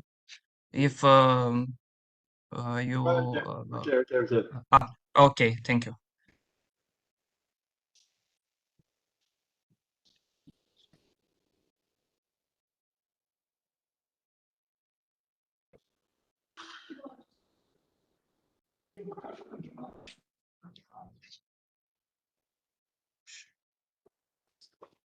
Yes, we now see. Okay. The central thesis of the research is that we need to move from the narrow notion of false content to the broader accept of convergent digital risk. A deepfake, an automatically generated text, or a cloned voice is only the first element in the chain. Its real impact depends on the platforms that distribute it, the algorithms that amplify it, um, compromised accounts, connected devices, and others. The relevant questions is therefore not only whether a message is true or false, but also who produced it, how it can be authenticated, through which infrastructure it circulates, and what effects it creates for services and individuals. The research was structured around 4 questions. First, what is the relevant regulatory architecture at the European Union and the Romanian level? Second, what do officially data tell us about digital exposure and the actual response capacity of institution? Third, which standards can be derived from a European case law on intermediary liability, manifestly inaccurate content, and the proportionality of interventions? And fourth, the most practically, what governance model can transform from compliancy into genuine capacity to prevent and respond? The analytical findings can be organized around 3 vectors. The first is synthetic content and deception. This includes deepfakes, automated messages, identity impersonation, and the use of synthetic media for fraud or manipulation. The main legal instruments here are the AI Act, the Digital Services Act, and in certain situations, the GDPR. The second vector is infrastructure and the supply chain. An insecure Internet of Things device, a connected camera, outdated software, or compromised supplier may become an entry point, an amplification channel, or a source of data exfiltration. NIS 2, the Cyber Resilience Act, and ENISA operational continuity are the guidance um, are particularly relevant in this area. Preventing an attack is not enough. Organization must also maintain services, report incidents, test their capabilities, and recover quickly. This slides summarizes the role of each legal instrument. Needs to move cybersecurity to the level of organizational leadership. Management bodies must approve measures, allocate resources, monitor risks, and remain accountable for deficiencies. The Digital Services Act addresses platforms and treats disinformation mainly as a systemic risk through that is of assessment, transparency, notice mechanism, and mitigation. The AI Act adds a transparency obligation for certain forms of artificially generated or manipulated content. The Cyber Resilience Act changes the approach to digital products by requiring security by design and security throughout the product lifecycle. DORA, which applies to financial entities, provides a mature model for ICT risk management, resilience testing, incident reporting, and oversight of third-party providers. Um, in Romania, law number 50 of 2024 created the national mechanism for updating the DSA, while emergency ordinance number 155 of 2024 approved by law number 100 uh, 4 of 2025 consolidated these frameworks associated with NIS2. The key message is that these instruments are not separate silos. They complement one another. One governs leadership, another platforms, another products, content, or continuity. This timeline shows that we are in a period of rapid regulatory transition. In March 2024, Romania established its national framework for implementing the Digital Services Act. DORA has applied in the financial sector since 17 January 2025. In July 2025, Romania consolidated its NIS2 related framework through law no 124. The transparency obligation in Article 15 of the AI Act are scheduled to apply to August 2026 and are particularly relevant to identifying and making synthetic content. The principal obligations of the Cyber Resilience Act will apply later in December, although some reporting that is being earlier. Why does this timeline matter? Because between 2025 and 2027, the rules are moving from regulatory architecture to veritable operational standards. Institutions need to prepare reporting, traceability, labeling, testing, and life cycle security process now. Waiting until the final legal deadline would produce late and most likely superficial compliance.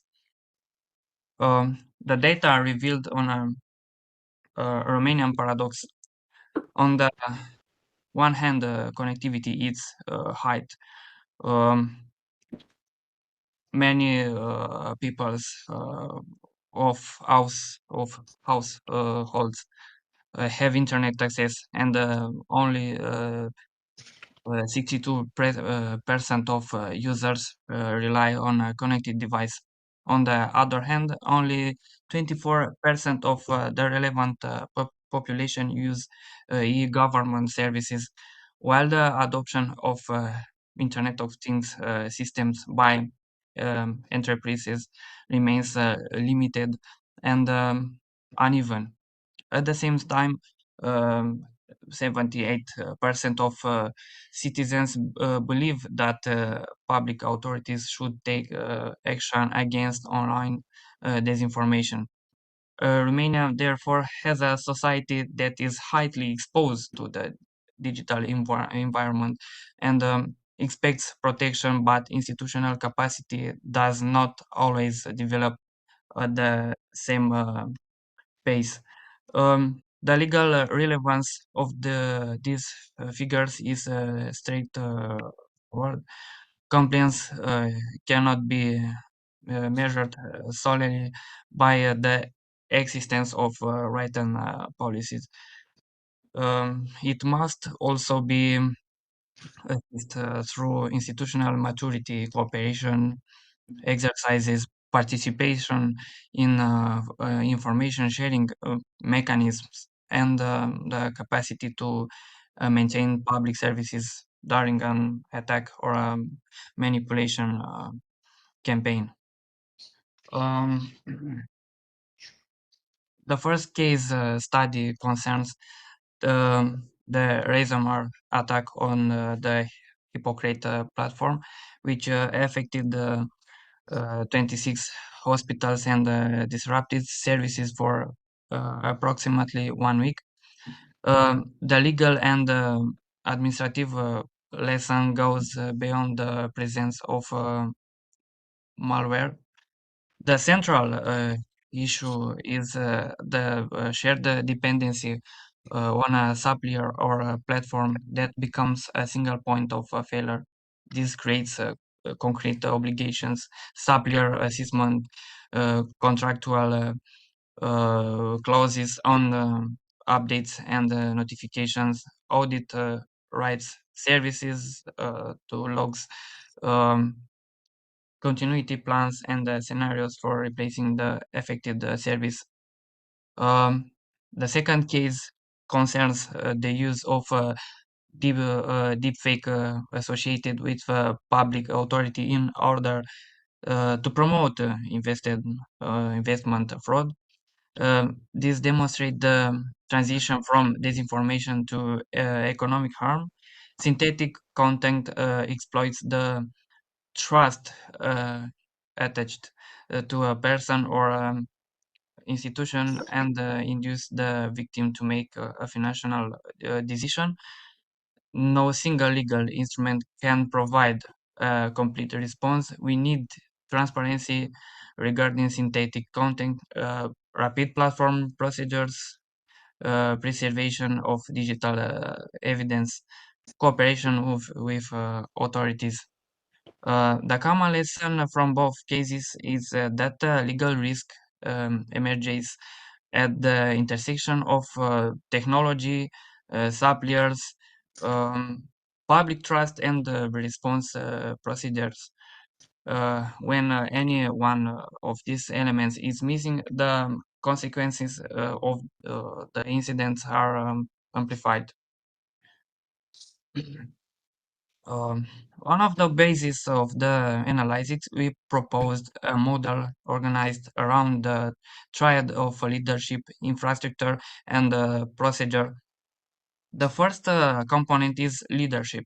Cyber and information risks must be supervised at the management level, and the CISO function must have autonomy, resources, and direct reporting line. Responsibilities should not be vaguely distribute among IT, legal, communications, and procurement. The second component in the infrastructure, this includes the security of digital products, patch management, logging, auditing, segmentation, backups, and above all, supplier control. Contracts should define notification deadlines, audit rights, access to indicators of compromise, post-incident assistance, and clear conditions for updates and service termination. And the third component is procedures. Is procedure. Organization need distinct playbooks for technical incidents, deepfakes, fraud, and requests, addresses to platforms or public authorities, the prevention of digital evidence must be standardized. Staff, including non-technical staff, need the periodic training, and resilience tests should be based on realistic scenarios. The objective is to move from declaratory compliance to functional legally, not merely having the documents, but being able to demonstrate that responsibilities, testing, reporting, and cooperation work in practice.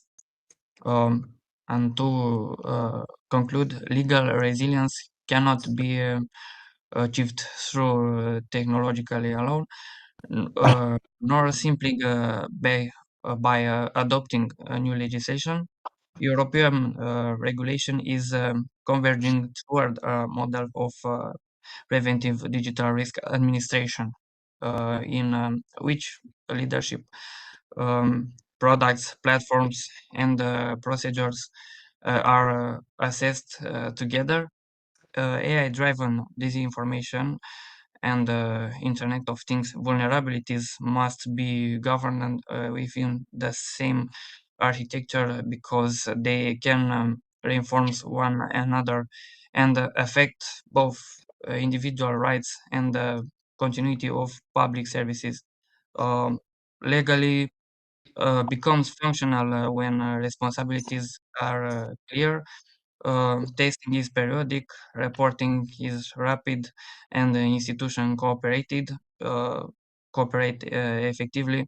The final message of the research is simple: digital trust cannot merely be declared; it must be built and operationally verified.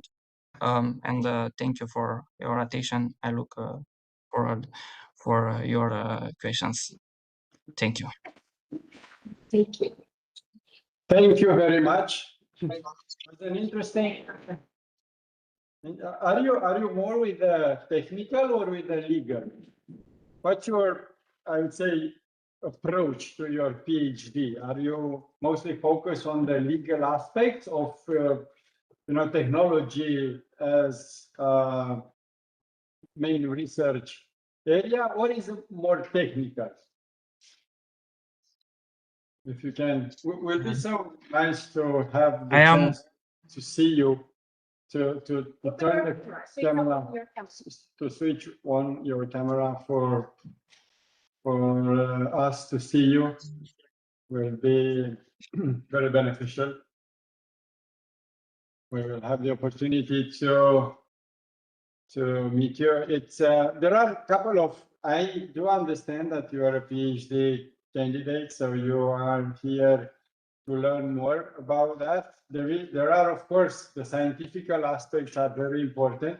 I would add here the most important, but there are also some formal aspects that you, as a PhD, need to follow.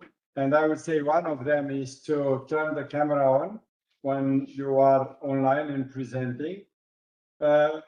Another one formally is to use a single language on presenting data on the slides. There were some slides that had the title in Romanian and the details in English. It's understandable for us being into Romanian, into an international conference in Romania, but there are also participants from abroad, even here in the room and also online. And they might consider that as a bit of lack of respect, a bit of, not too much, but I respectfully to them. It's not that difficult to translate. And then again, my question: are you from a technical or from a legal perspective? I mean, your PhD is focusing more on what aspects? I am also active in the legal field, where my professional interests are mainly focused on the matters related to law and businesses environment. And regarding the fact that EU Act was postponed, some of the, but the most important though, some, but the most important was postponed for about 1 year. Can you comment on that? What's your take on in regard to this? Some are saying surprising move made by the European Union. What's your take on that? Can you repeat the question, please? I don't understand. So the AI Act, you mentioned it in your presentation, okay? Yes. AI Act was postponed for a year. It will be reinforced in August 2027. Some of the articles but the most important ones. And I was curious, what's your take on that? Why do you consider European EU made this move? In a way, they put science before legislation. They understood that innovation is, I mean, that's my take, but I'm curious about your take.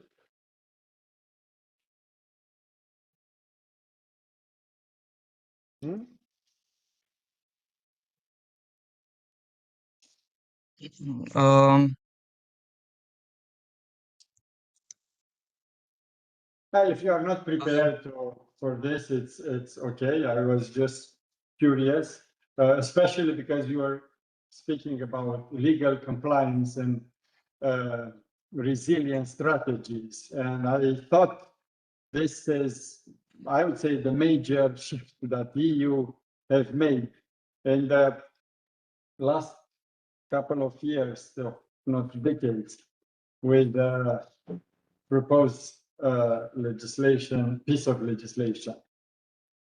Yeah, no more questions from me. If there is anyone from the audience who are willing to address some questions or make some comments, either online, of course, also online. My colleague here, Diana, is browsing the chat, or don't be shy, please. I have a curiosity. Why are you happy that it's being postponed? Are you asking me, or we can have this discussion on a coffee break or something, because we would like to stick to the presentation. I'm very happy. actually, to put it this way. I'm very happy that they, and of course there are some decisions made to a high level EU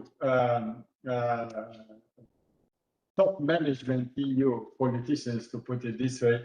So it's well grounded. But it's not the topic for this presentation alone. So if there is no other presentation, can we move to our colleague who just... Of course, Muhammad, the presentation on the screen. it's here, right?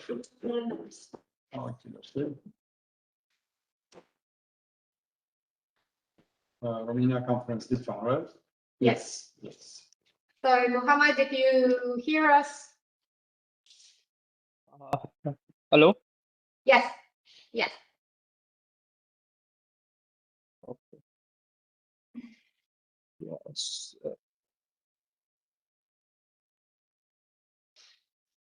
Yes, Mohammed, we can see your presentation. We would like to see you as well. So maybe if you can turn your camera, we'll...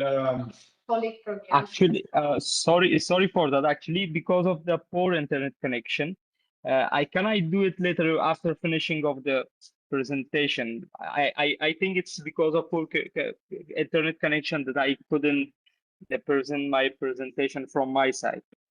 I thought that so was the we are here to help. Please just tell us when to switch the slide.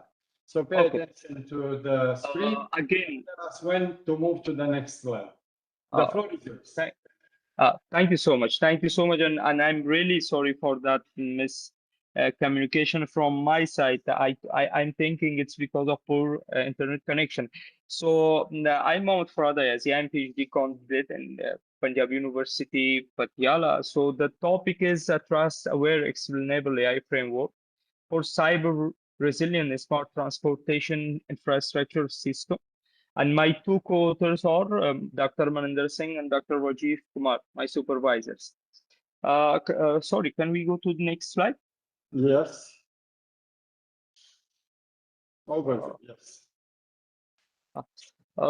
Transportation system worldwide, as we talked before, that it's becoming increasingly complex due to urbanization, population growth, and also increased vehicle ownership. So the problems, the major issues that previous studies also they cited, that's the traffic congestion, traffic delays, fuel wastage, and also pollution, and also road safety concern. Nowadays, the commonly used artificial intelligence field, that is intelligent transportation system, commonly IT has also emerged, and also there are many countries they are using AI, machine learning, IoT to optimize and manage these issues and manage properly the transportation system. And the modern AI models, such as random forest, SVM, support vector machines, ANN, and also graphal neural network, it has been used previously by researchers, state organizers. But the main issue that AI can create, that is AI model operates as a black box. And the second, transportation systems are becoming vulnerable to cyber attacks because of the depend heavily on IoT sensors. And also, the third, existing system often assume that all incoming data are reliable. It is something that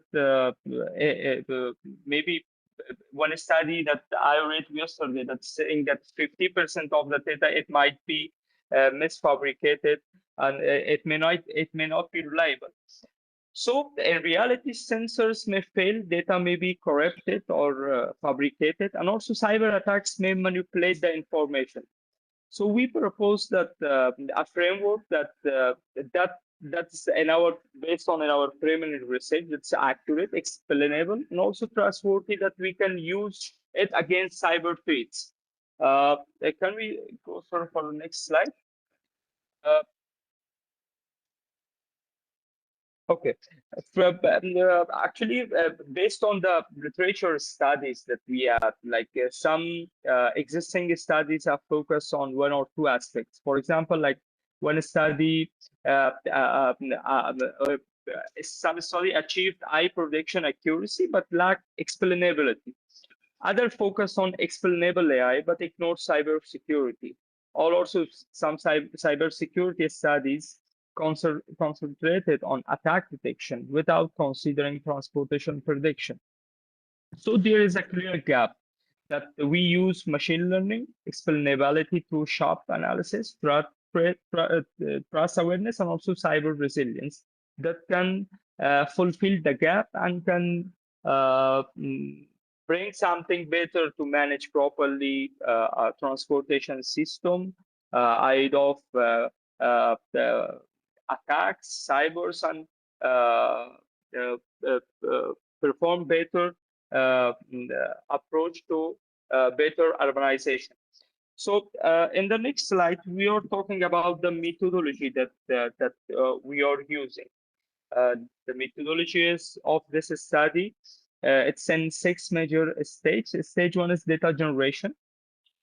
So we collected data from like traffic cameras, roadside sensors, environmental sensors, and also cyber logs. Actually, this is a preliminary study that we use around 300 data for this study, and the focus is to increase the size of the data set from 300 to around 3 lakhs, 3 lakh to make a better, get the better result. This is based on 300 data set.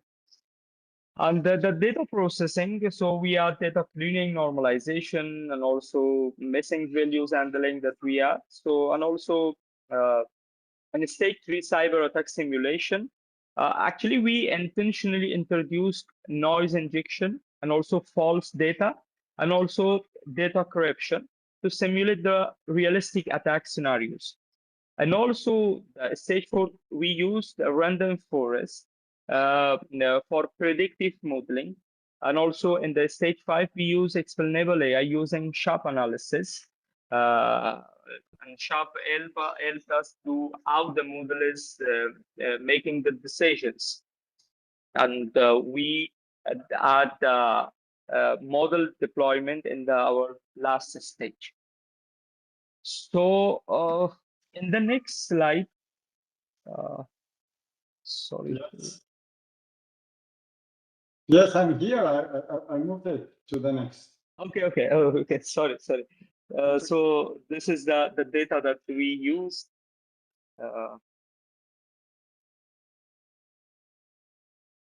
So sorry that we have to move to the next slide. No, okay. So these are the data that we use, and also the time period. It's from 0 to 23, from the morning to midnight, and also the days or 7 days traffic volumes around 400 to 2,000 vehicles per hour. Yeah, speed, density, occupancy, temperature based on the environmental condition, noise level, attack flag, and also missing data that we injected in our data set. So, the next slide. Sorry that time. Sorry for that. That's okay. Okay, in the result section, actually, before the model deployment, we analyze the dataset characteristics. The traffic volume distribution shows a realistic bimodal pattern. One peak represents normal traffic conditions, and the second peak represents rush hours congestion. So such pattern closely resemble real transportation system. So this confirmed that the generation dataset capture realistic traffic behavior and variability that we used in our study. In the next slide, actually, we have the correlation analysis, the relationship between the use input parameters for prediction. The scatter plot demonstrates a strong relationship between traffic volume and the speed. As traffic volume increases, the average speed decreases. This is consistent with the traffic flow theory. And also the correlation heat map confirmed that traffic volume is strongly correlated with the traffic flow. Density is like correlation was really the positive with traffic flow, and also occupancy strongly correlates with traffic flow. So speed was a strong negative correlation. And also cyber-related variables such as attack flag and noise level also affect the prediction outcome of the study. And our next slide is like, I think it's model performance. Yeah, model performance and error analysis. We compare pre-machine learning models, SVM, XGBoost, and also random forest. Random forest actually achieved the highest performance, R-square of 0.91, above 0.9, and wrote mean square error of 85. That is like around 91% of accuracy in our model. And also in the next slide, it's a feature importance analysis. The next slide. As we see, the traffic volume contributes around 35%. The feature that's important in the data set. And also speed was around 25%. Actually, we did this one in our other study based on the sensitivity analysis. And we got the result that traffic volume is the main contributor of the predictive model. Speed 25, density 15%. So noise level was around 15%. And also that cybersecurity variable have measurable effect on transportation prediction. The next slide, sorry, that is the explainability analysis through sharp analysis.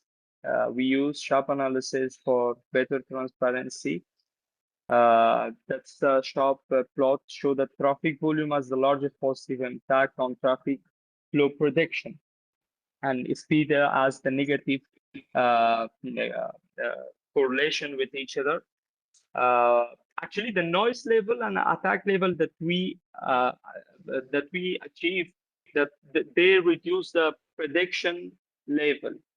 And also this one increase the confidence and trust in AI decision making that can be used in the future, because nowadays AI is acquiring all the computer related work.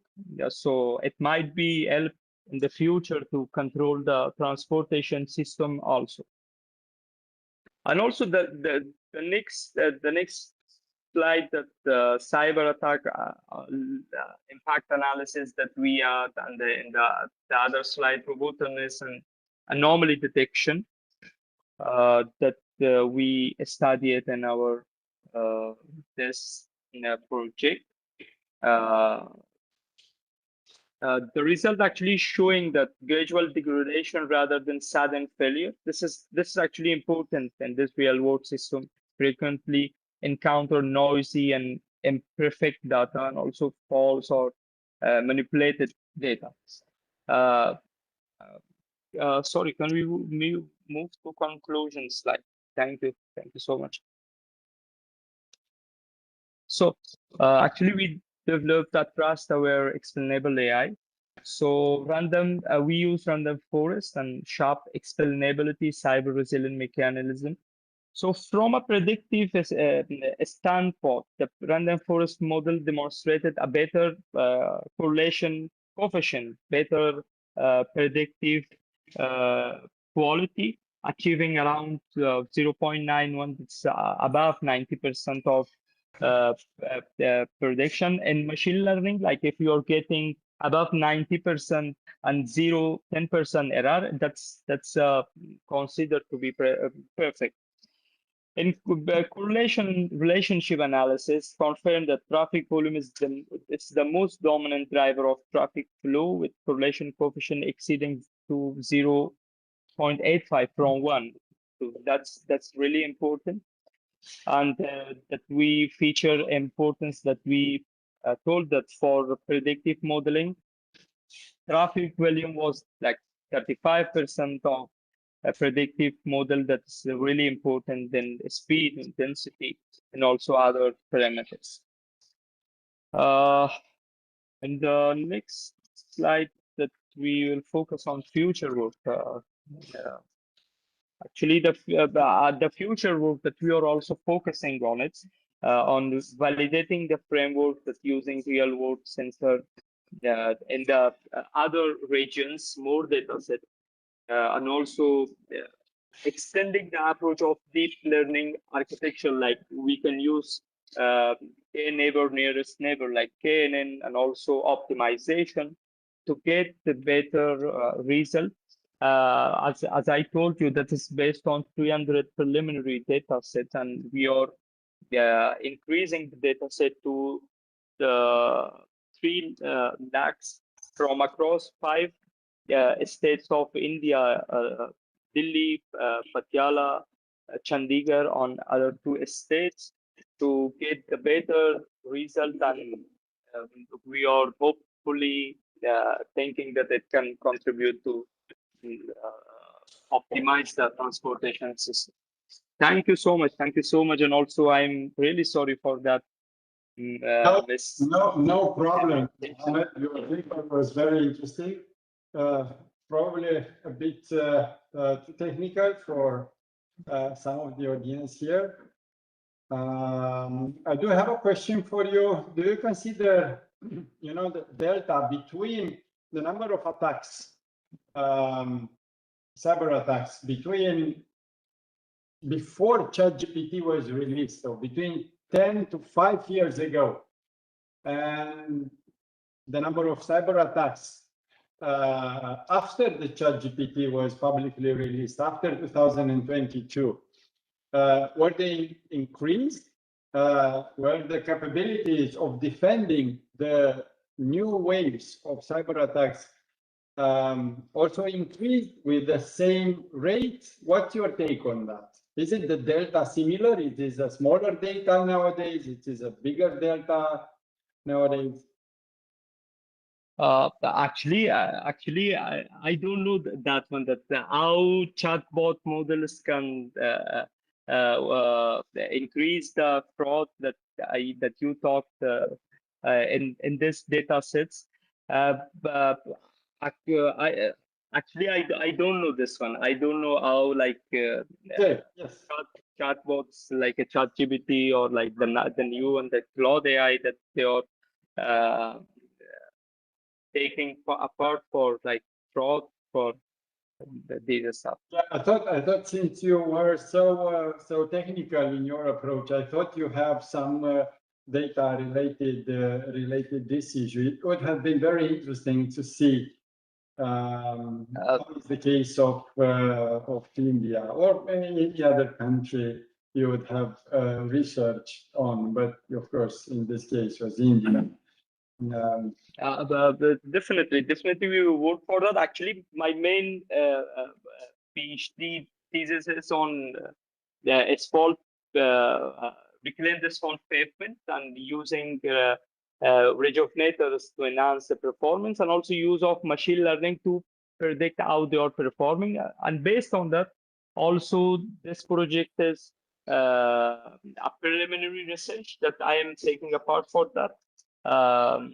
Definitely in the future, maybe in December, in other conference of this prestigious your university, we will talk about this. We will be waiting for you here in person, if possible.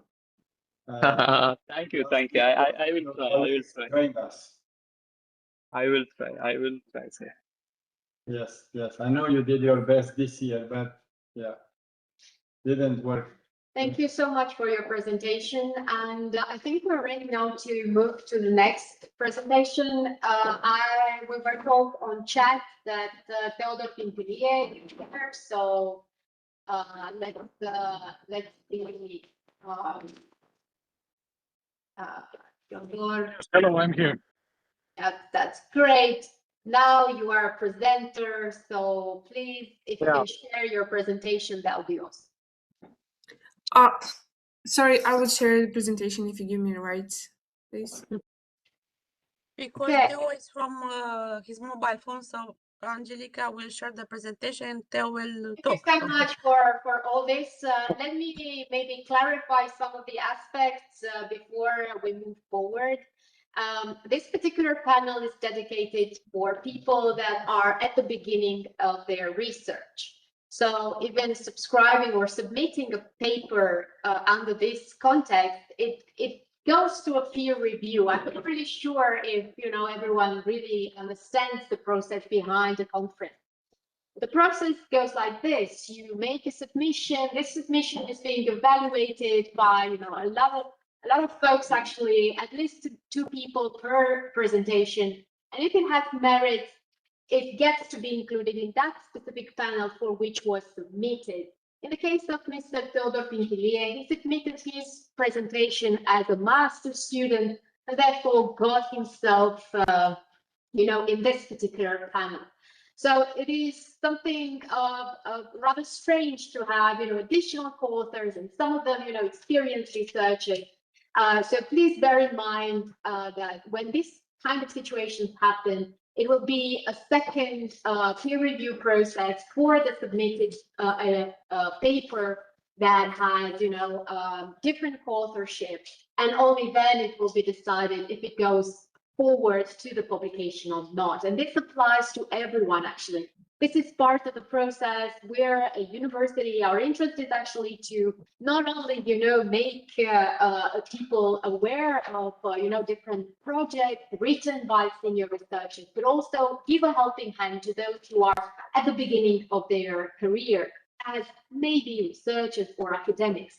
So with this being said, it's very nice that you could join us, Mr. Theodor Pintilie. I see now that that there is additional members in this presentation.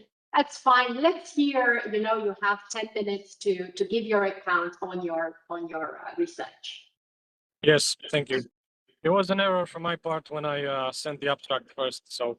Yeah, it's fine. Apologize for We that. got it. We have everything, already, listed and registered, and it is what it is. But let's focus now on your presentation. I hope you have a really nice data to share. Thank you, yes. So I'll begin to present our paper entitled Secure Data Exchange in Smart Cities and Lessons from the Project Arrowhead SPVN. And yes, I'm Theodor Pintilie, and I co-wrote this paper with my colleagues Angelica Borbak and George Suciu. And we are from the company BEA Consult International. So to go through the contents of the presentation, I'll introduce the problem context. I'll also present some of the context of the Arrowhead SPVN project. I'll go through the mapping of the ideas from that project on the smart cities topic, then go through the benefits and limitations and conclusions. So the problem context is that smart cities are systems of systems, and they combine many separate digital systems like IoT sensors, mobility platforms, energy networks, environmental monitoring, public services, and administrative data systems. These systems are often developed by different providers and operated by different organizations, so they do not automatically understand each other. Arrowhead SPVN is a project that focuses on interoperability in industrial production value networks, and the project uses microservices, data models, and translation mechanisms to help different systems exchange information. And in this presentation, this project is not used as a direct smart city solution, but it is rather used as a reference case. So in this figure, we can see a simplified view of the Arrowhead FPPN project idea. And on the left and right, we have different provider and consumer systems. And in the middle, the platform supports controlled interaction through service discovery, authorization, orchestration, data models, and translation services. And the important point for this paper is not to copy the architecture directly into smart cities, as I've mentioned before, but to use it as an inspiration for similar problems. We have different systems, different data structures, and the need to secure and understandable data exchange. So the question is, why compare Arrowhead FPVN with smart cities? Arrowhead FPVN is not a smart city solution, but it deals with similar integration problems. And different organizations operate different problems, but they still need to work together. And systems may describe the same situation in different formats, units, or models. And data should be shared only with the right systems in a way that it is reliable and understandable. So we have thought about mapping ideas from the Arrowhead FPVN project to the smart city problem. And so microservices can become modular city services in which that different city systems can interact without being managed, without being merged into one large platform. Systems should exchange data only when access is allowed and clearly defined. Data should not only be exchanged, but also understood directly by the receiving system, understood correctly and directly by the receiving system. And clear rules should help public administrations coordinate different systems and stakeholders.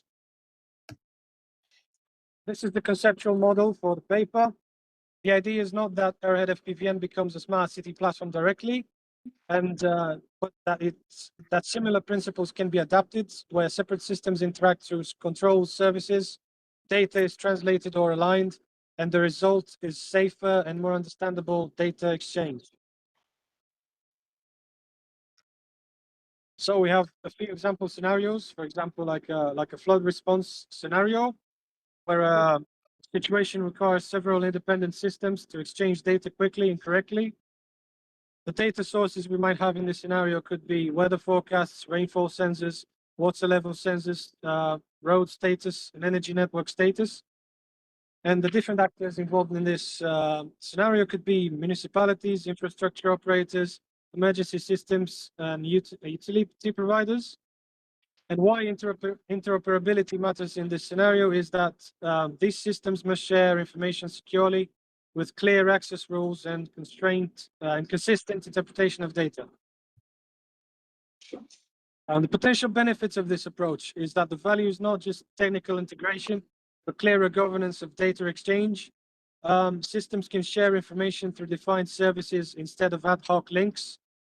Municipal departments, infrastructure operators, and service providers can interact with clearer rules. Legacy systems can be connected step by step without replacing everything at once. And access rules and service interactions can be easier to track and explain. Now to focus on some of the limitations of this proposed method. Arrowhead-inspired interoperability can support safer data exchange, but it is not a complete cybersecurity solution. The project refers to industrial reference cases and is not something to be directly copied into smart cities like I've mentioned before. And it still needs to identify management, encryption, monitoring, incident response, and privacy protection. Different cities might have different systems, regulation, data owners, and organizational capacities. And the main value is it helps structure data exchange, access rules, and interoperation between heterogeneous systems. And now to go to the conclusions of our paper. The project can be a reference case where similar problems can be mapped to smart cities. And different systems must share information securely and interpret it correctly. Microservices, access rules, data models, alignment, and translation can support better coordination in smart city problems. And smart cities do not only need more data, they need better ways to exchange and understand it. So the acknowledgement of this paper is the European Arrowhead FPVN project. And this is the end of our presentation. I'd like to thank you for your attention. Thank you. Thank you. Thank you very much for your presentation, Piotr. It's nice to see, I would say, a young voice coming up with solutions almost ready to be implemented. From an engineering perspective, your solution, I consider it works flawlessly. But in academic and scientific ecosystem, you need to anchor you need to rely on some other works previously made by other scholars, by other researchers. And I had difficulties to see in your presentation if that's a completely new idea, which should be patent, being, like an invention, or if it's something that it's improved. Is it an improved project? So there have been multiple Arrowhead projects, and this one, the Arrowhead FPVN, the Production Value Networks project, is almost reaching its end. So there have been solutions validated in the industrial contexts, but we have also we try to present those problems mapped to the smart city context. I thought so. So when you are presenting a solution that is probably new for at least someone in the audience, you need to rely on previous published and validated data. Saying in the scientific world, we call it sort of like literature review or review, like previous work or something like that. Which in your case in particular, that specific part of your presentation was missing. So to us or to me or to some of us was presented like a very innovative project, which could be, by the way, in which you deserve all the credit. But everything you did was based on the work of previous generations, probably, or previous researchers that are not here, not even in the reference to see and give credit. So it is very important. That's not a critique. The presentation was very good. The project is very good. But from a scientific perspective, I would add here alone, it is very important to anchor your paper, your project in previous articles or projects. So I fully understand that you are here to present a project, but you are here into an academic environment. So we need to know that is it an invention, and if it is like so, probably, it should have been presented differently. But if it's not an invention and you are based on some other works from other fellows from the same field of study, then you need to add that into the discussion. Otherwise, as I said, your presentation was extremely important, and I know that the presentations from BEA are very important. It's not your company. I mean, time here at our conferences. You've been with us, I would say, probably in the last decade, or something like that. And most of the time we were making the same comments. There is a big difference between science and engineering. And you should pay attention to that. All of the papers that are focusing on engineering that are aiming to be presented in a scientific environment should pay attention to this. Otherwise, yeah, congratulations for your end. I know you are a master student at the time. Maybe you are targeting a PhD candidate position somewhere, probably at the Polytechnica. and I am pretty sure you will learn more about this approach. But I was taking the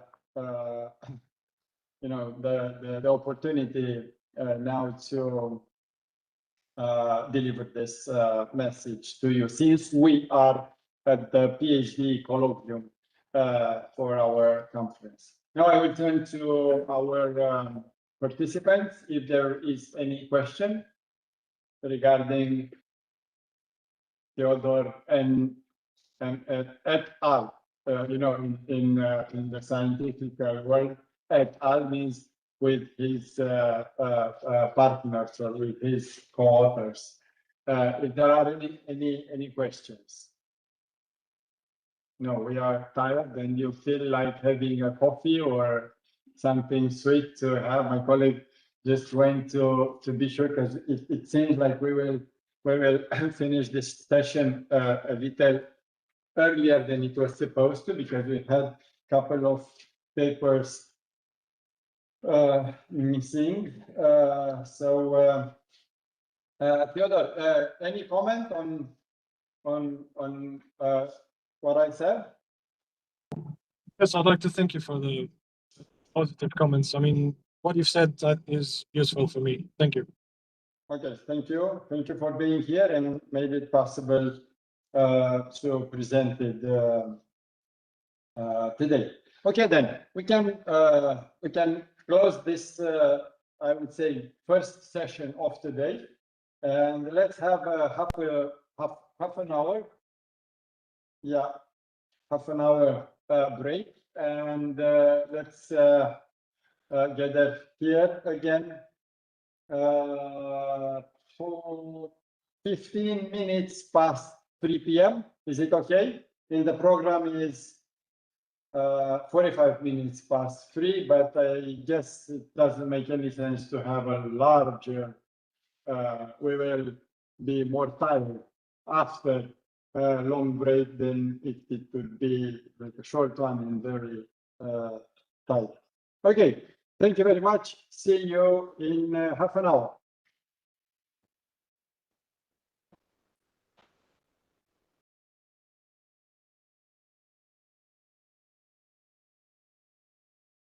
Hello.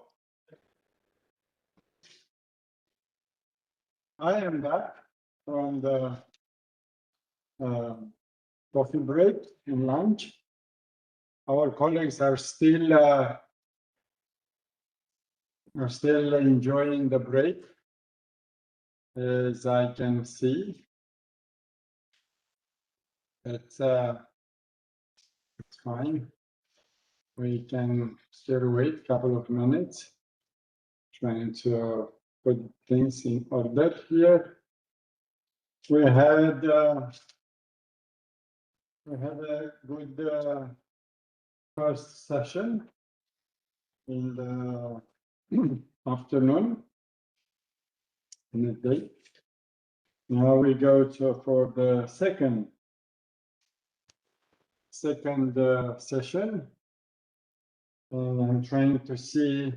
I see Mr. Kuduyev. Yes, I see you. Yes. Okay, great. You're here. Thank you. Also, Mariana. Yes. Yes. Good afternoon. Hello. I will be the last one. Will be the last one. Yes, it's Yes. okay. Thank you for being here with us. Thank you for your flexibility. No, it's okay. No, we are here to accommodate you. Now I'm just trying to get through the participants list and see if everybody's here. Also looking for Maria Bratkovic. I think she is physically present, but she's not yet in the room. Elena, Mihaela, Jeanne, let's see, she's here. Marie, Lina, Panika, no.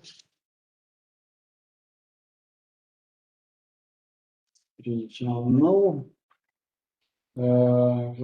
Mina, no. Olha, she's also missing. At least they are missing from now. Maybe they will pop up during the panel. But anyhow, we do have to present the second one and the last. From this panel, they are already here and willing to present. I bet that the rest will join us later. Usually it happens like that when you don't stick with a program like sharply. People get confused because, especially in the online, because they don't know what it is. They don't participate fully to the whole event, and they don't follow the discussions. They don't know what happened. So some confusion might pop up. Anyhow, if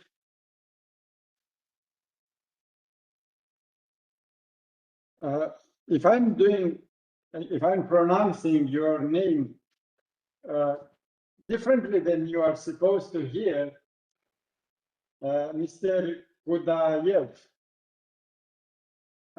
please, sorry. So your name is Sarkhanbhai? Yeah, Kudayev. Sarkhan Kudayev. Kudayev. A bit difficult, but Sarkhan is also okay. Yeah, most of the people calling Sarkhan. Yeah. Nickname, like a short one. Yeah, shorter. Sarkhan is better. Okay, Sarkhan Kudayev. Okay, yes. Are you ready to present? Yeah, my presentation ready, and I just need the permission. Yes, I will just give you the tool, and yep, you are. Just So yes, now I am the presenter. Just now I will share. Have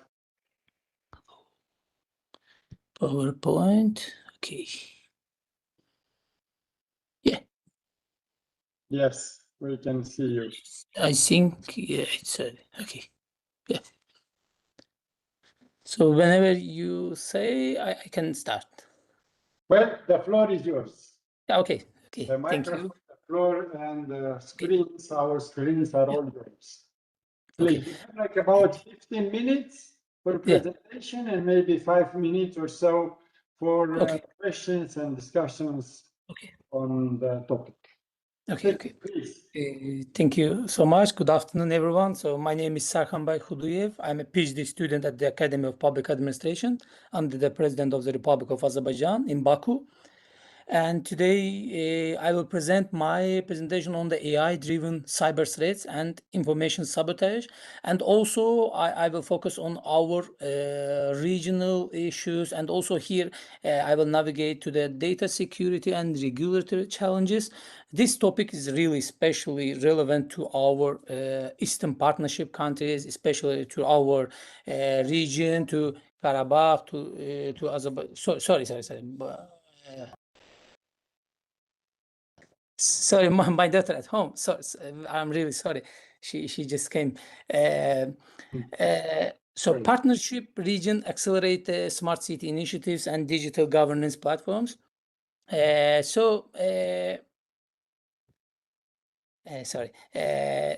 will over the next 10 minutes. I will guide you through the current cybersecurity landscape, and also I will try to explain why AI is now truly a double-edged sword. So and I will focus on the both defensive and also offensive capabilities and tactics, and also examine the industrialization of the information sabotage and outline the practical cyber management strategies, review the key regulatory frameworks, and discuss the specifics implications for smart cities in our region. Especially, we are very really new for the smart cities in our region, and I will try to finish with clear recommendations.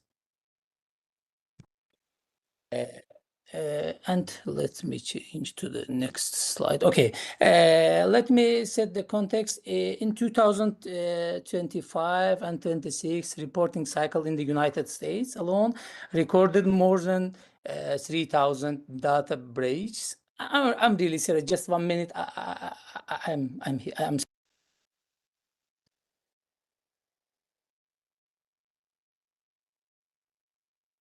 We cannot hear you. Oh, he left for a second. Hopefully we'll. Okay, I'm really sorry because today I'm alone at home. Today is day off in Azerbaijan, and I'm at home alone with my daughter. That's why I just a minute I run there and back. Sorry, I'm really sorry. It's okay. It's okay. No It's okay. I'm really sorry. I'm just alone with her at home. That's why I'm really sorry. So let's to take to the context. In 2020, 25, and 26, the reporting cycle in the United States alone recorded more than 3,300 data breaches. And IBM reports the global average cost of the breach reached around $4 million. So one single incident, for example, the Power School breach, exposed the sensitive data belonging to approximately 62 million students and teachers. So Europe experienced major telecom incidents involving the Free in France and died in Netherlands and etc. So for our region, the situation is really compounded. So aggressive rollout of smart governance problems. For example, in our country, the mostly government and the governmental institutions now really more than sometimes more than double, triple time focused on the smart governance issues and intelligent transportation systems and IoT infrastructure is expanding in our region. So this also, as I mentioned, is the double-sided sword. It also brings the widespread cyber issues, especially we have here also trouble with the cyber literacy. So this is the environment in which we must operate in our region. Next slide. Okay. So as I mentioned, the artificial intelligence for now is a fundamentally dual use, we can say. On the defensive side, you can see on my slide, like AI enables the continuous anomaly detection and behavioral analytics, and also different platforms that can identify zero-day threats and reduce time from days to milliseconds. But on the offensive side, the same technologies allow attackers to generate hyper-personalized phishing at scale and create convincing deepfakes, build polymorphic malware that evades the signature detection, and also automatically chain vulnerabilities into sophisticated attacks. So the barrier to entry for advanced operations has dropped significantly. So, and we are in a genuine arms race where the defenders must match the speed and intelligence of attackers. So we can't just only focus on the our defense capabilities, because the offensive side also working at the same speed and sometimes much more than us. And traditional security operations centers are drowning in alerts and rely on the static signatures that miss novel attacks. So AI changed the game in 3 ways. I put here the 3 ways. First of all is the automated threats hunting. So deep neural networks, we know they process millions of events per second and spot micro anomalies that signal zero-day exploits or advanced persistent threats long before lateral movement occurs. So second, behavioral baselines replace the rigid signature matching with continuous unsupervised learning of what normal looks like across the users, devices, and data flows. And third one is the autonomous response. As you see in my presentation, once a threat vector is identified, AI-driven platforms execute microsegmentation, quarantine, and dynamic patching. So reducing remediation time from days to milliseconds. So we see how it happens like in short period of time. And next slide. So the offensive side is, as I mentioned before, the offensive side is advancing rapidly. So generative AI has removed the traditional indicators of phishing, the pure syntax, awkward phrasing, and etc. So attackers now use the large language models to scrape open source intelligence and produce highly personalized, grammatically perfect messages at the zero marginal cost. For example, in our region, in Azerbaijan, I can say this, that before, most of the people thought here that, okay, these sources, they can't build the grammatically perfect messages in our language, in local language, so you can find it just from first view and etc. But now, pure syntax or gone. So now they have really grammatically perfect messages, even the video messages in our local languages. So that's why deepfakes now they represent the greater threat in our region, in Azerbaijan. For example, recently we have already witnessed the AI-generated video statement, for example, by our officials, by our president, and its our governmental officials, that circulating on major platforms, for example, to promote investment scams and harvest the citizens' personal and financial data. For example, that the videos talked about the, okay, you will get special loan by government, by president, and etc. And you are like, sorry, you are putting in this, how to say, the trap. And in our society, they're rapidly moving to the digital banking and the governance, and especially public trust issue in official digital channels remain high. That's why the capacity to detect the sophisticated synthetic media is still developing. So we have really a lot to do in this way, especially in terms of the cyber literacy.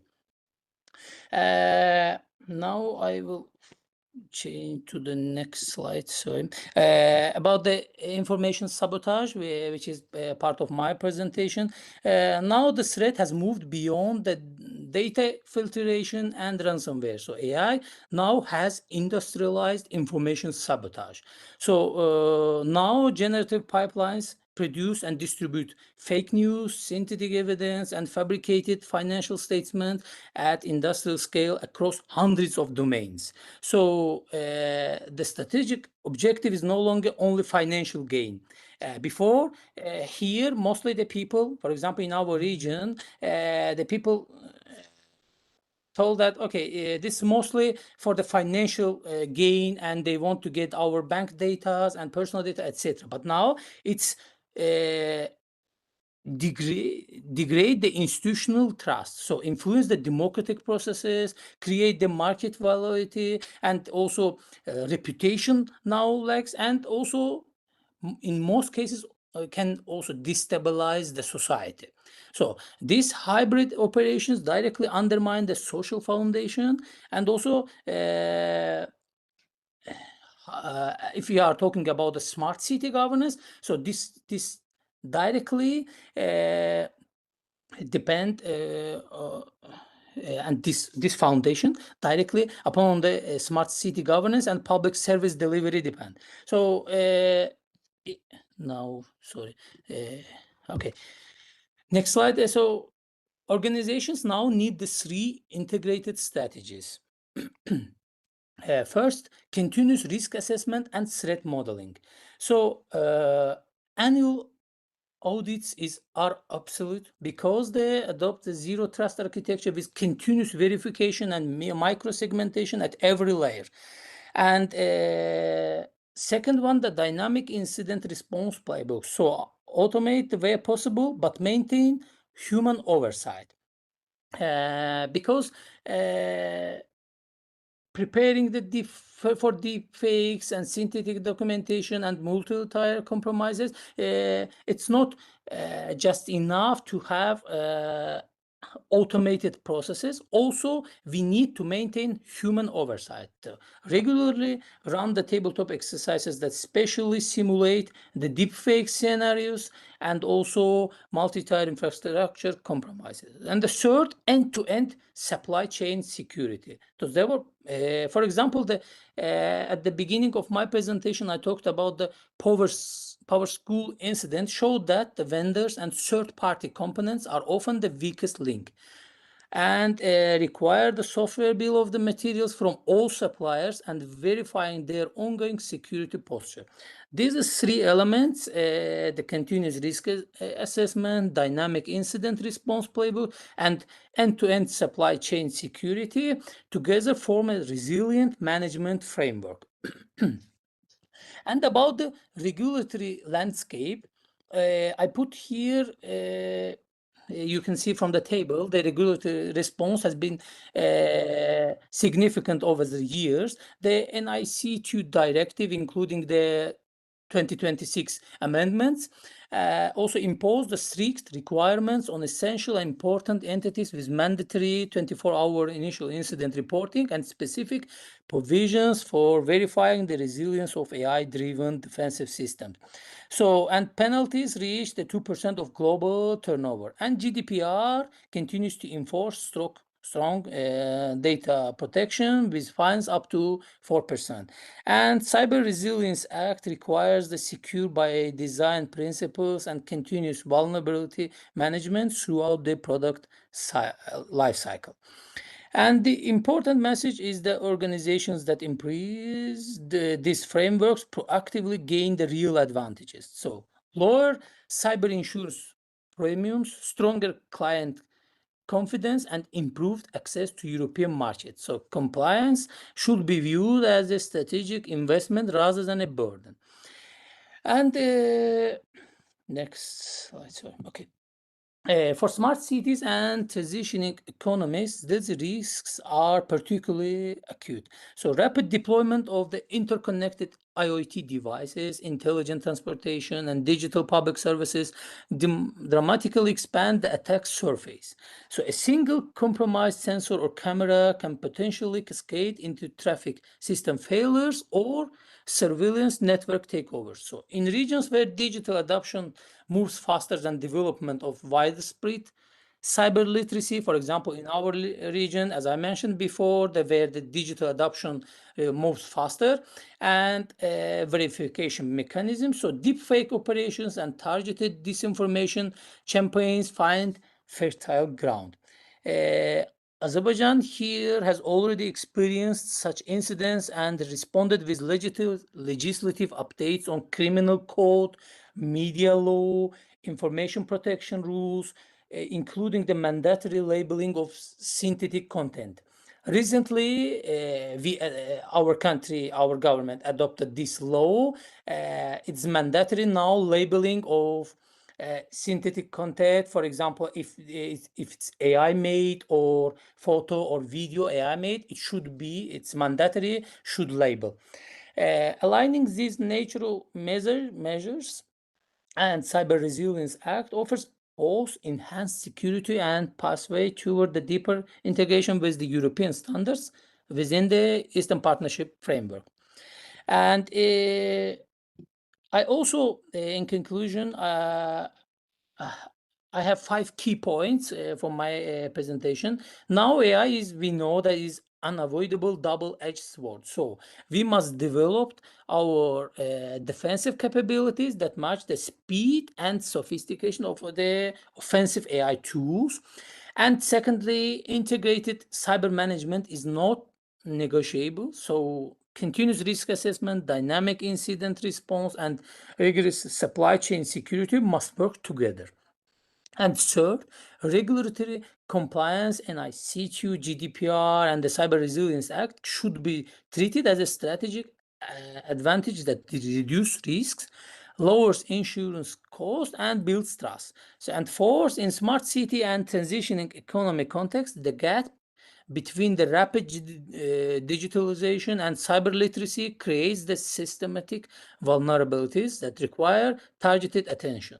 And fifth, the sustained investment in resilient systems, continuous awareness and alignment with international frameworks is essential to protect critical infrastructure and also public trust, especially in the digital area.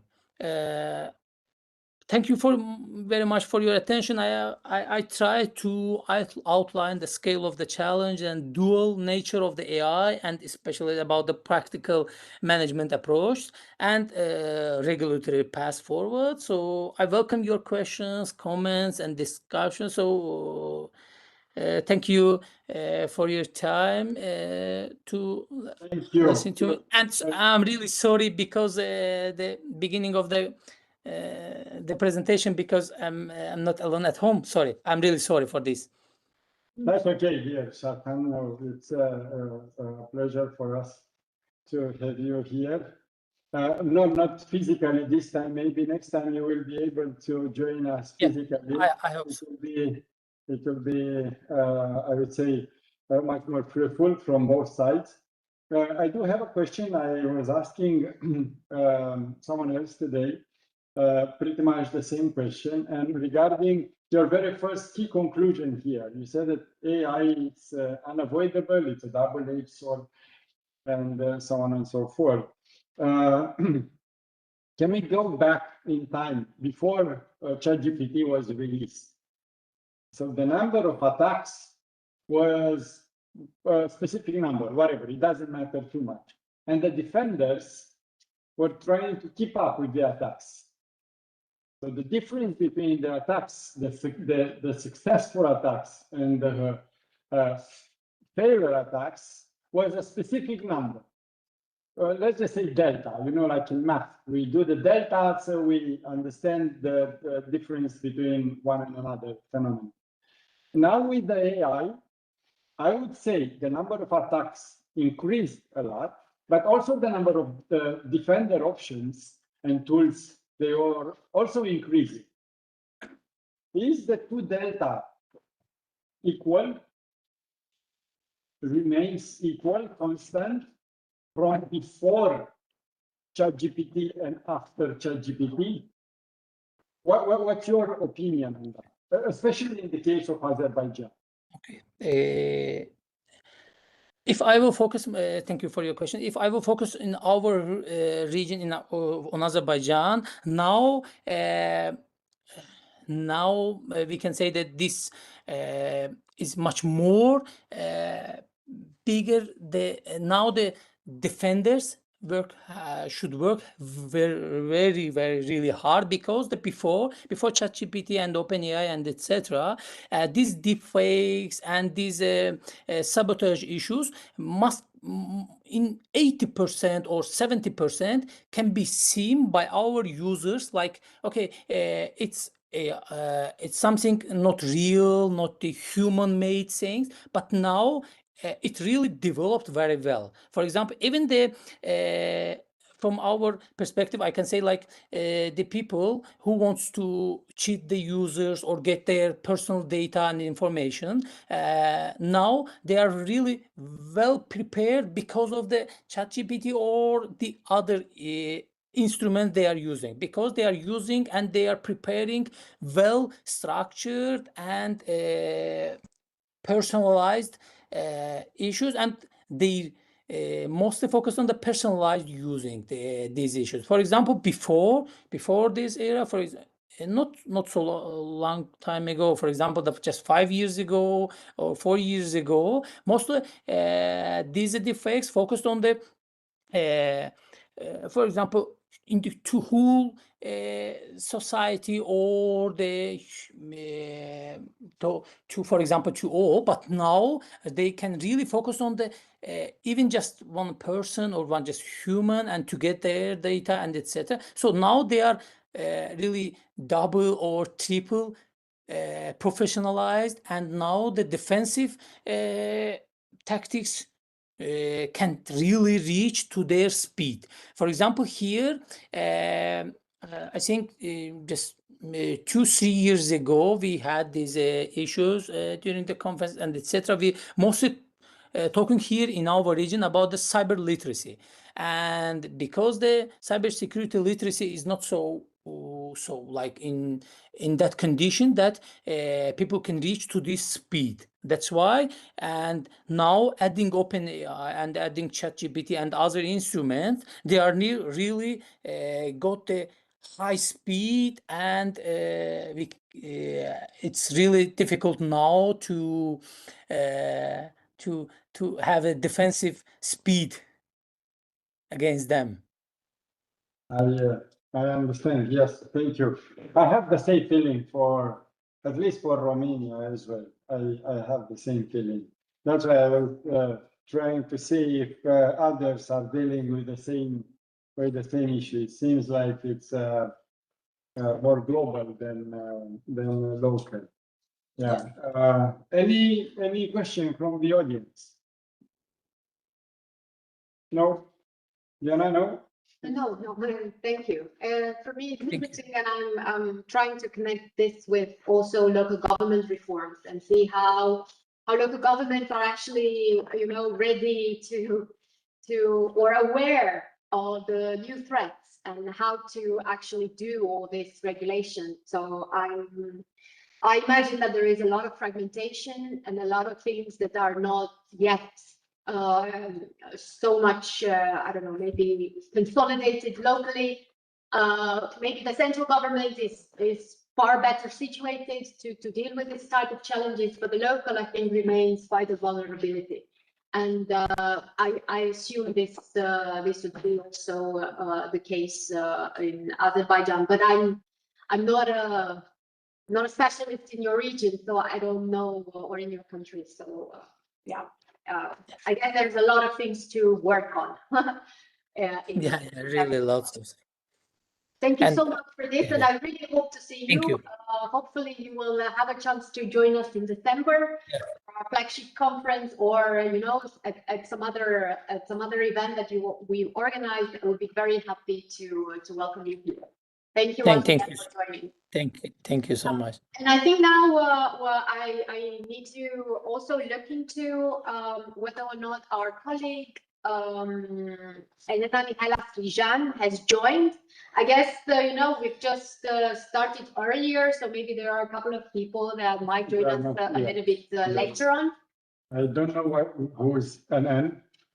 Maybe Anan will be able to present him or herself. I'm not really sure. And if you can hear us, try to. Or the person that I've seen earlier and was online was our colleague from South Africa, but I don't see. Could be. See the name now. But I do see Mariana.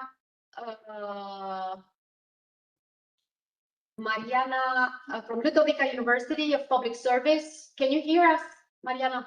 Yes, of course. Mariana Savonegal. I have a bit long name. No. I'm yes, sorry. I'm here. I hope you don't take this as too informal or something impolite. I only wanted to make sure that I pronounce things right.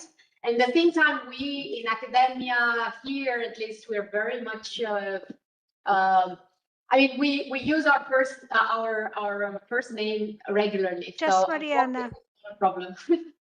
No problem. Just Mariana. Okay, you are beautiful. Thank you so much. So I was wondering if you are interested in presenting, because you are online, and I'm thinking that yes, of course super, and we can also see you. And now I think you also have the presenter tool. Yes, I tried to share my PPT. Yes, let's see if it works. Hopefully everything is okay. Yes. So Mariana, if it goes well on your side, then it's great. How's the weather? Are you in Budapest? Yes, it's a bit rainy. Rainy. Oh.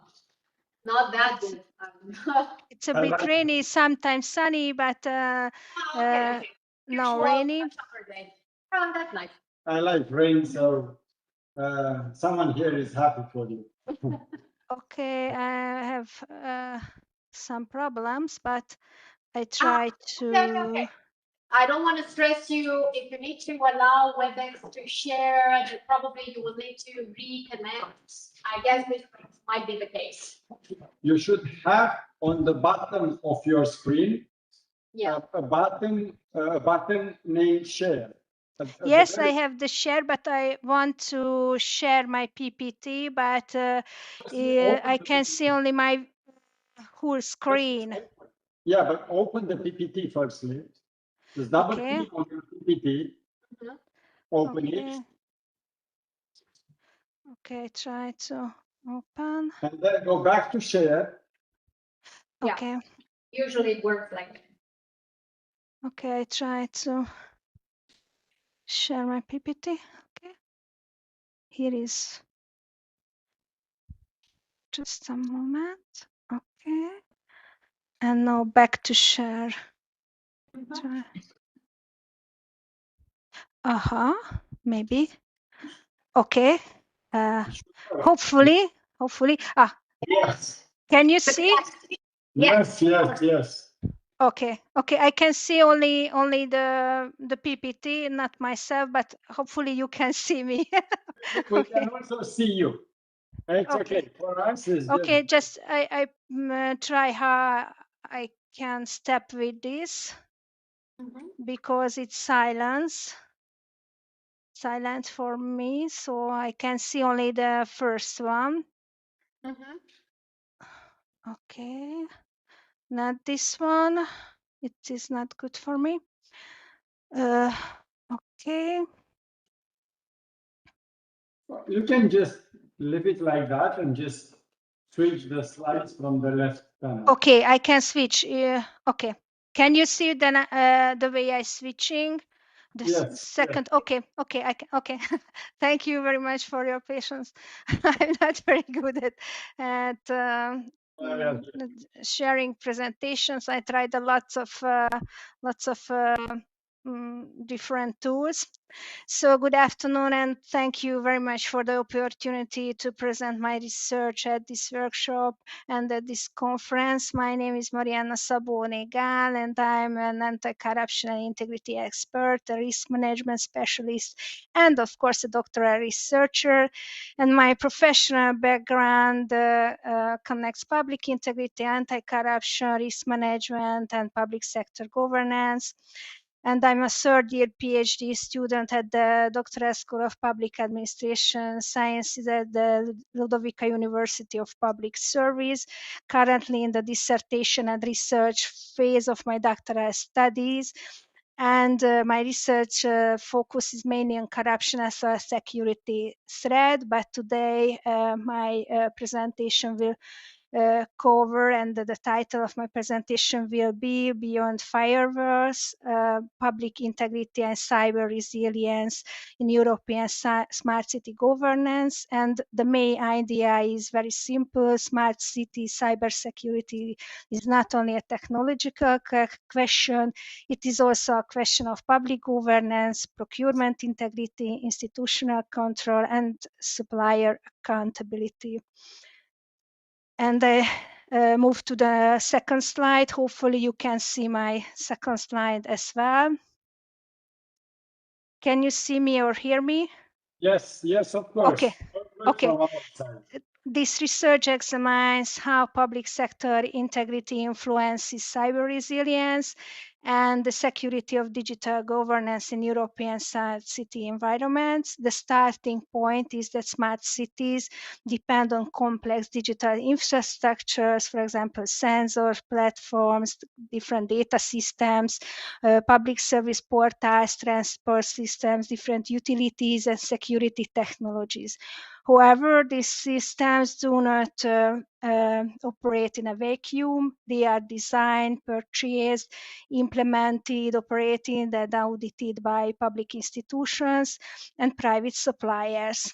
Therefore, resilience depends not only on technical tools, but also on transparent procurement, accountable institutional controls, trustworthy data governance, and the capacity of the public sector to manage complex digital infrastructures.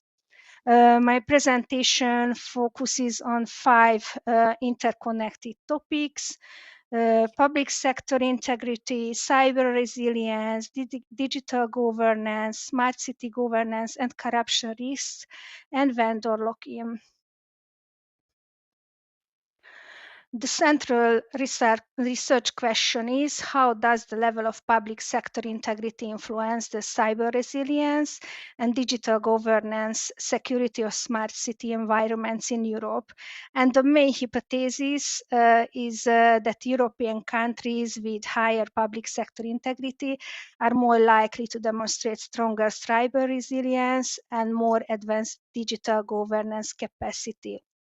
And at the same time, I do not argue that integrity alone determines cyber resilience. Other factor clearly matters as well, such as economic capacity, digital infrastructure, national cybersecurity strategies, technical expertise, and geopolitical exposure, for example.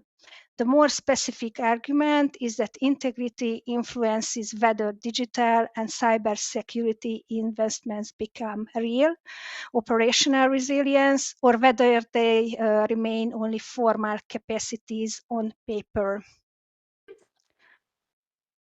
And the analytical framework has 5 dimensions. The first is public sector integrity, meaning the quality of corruption control and the integrity environment of public administration. The second is vendor risk, which refers to procurement structures that may create dependency, weak competition, supplier concentration, or vendor lock-in. The third dimension is cyber resilience, understood as national cybersecurity capacity and readiness of public systems. The fourth is digital governance, meaning the maturity of digital governance services and the infrastructure behind them. The fifth is internal institutional control, including rule of law, auditability, procurement oversight, and accountability. The proposed casual mechanism is that higher public sector integrity supports more transparent procurement and stronger institutional control.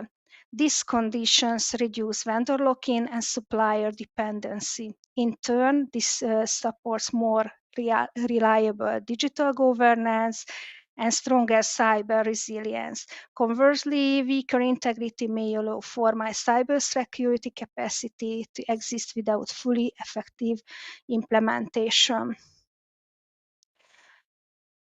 Methodologically, the study uses a comparative indicator-based research design. 6 European countries are compared across the 5 dimensions. The case selection is based on theoretical sampling and represents 3 institutional digital profiles. The first group is Denmark, Finland, and Estonia. These are high-integrity countries with strong digital governance and cybersecurity profiles. The second group consists of Hungary and Romania. These cases have relatively strong formal cybersecurity indicators, but weaker integrity and procurement-related indicators. And the third category is Bulgaria, which represents the most vulnerable configuration in the sample. This study uses international comparable indicators, the Corruption Perception Index, World Bank Governance Indicators, the National Cybersecurity Index, the Global Cybersecurity Index, the United Nations E-Government Development Index, the EU Single Market Scoreboard, and Worldwide Governance Indicators, Rule of Law Indicator. These indicators are targeted as diagnostic signals and not as direct causal proof. Okay, I try to move to the next, but my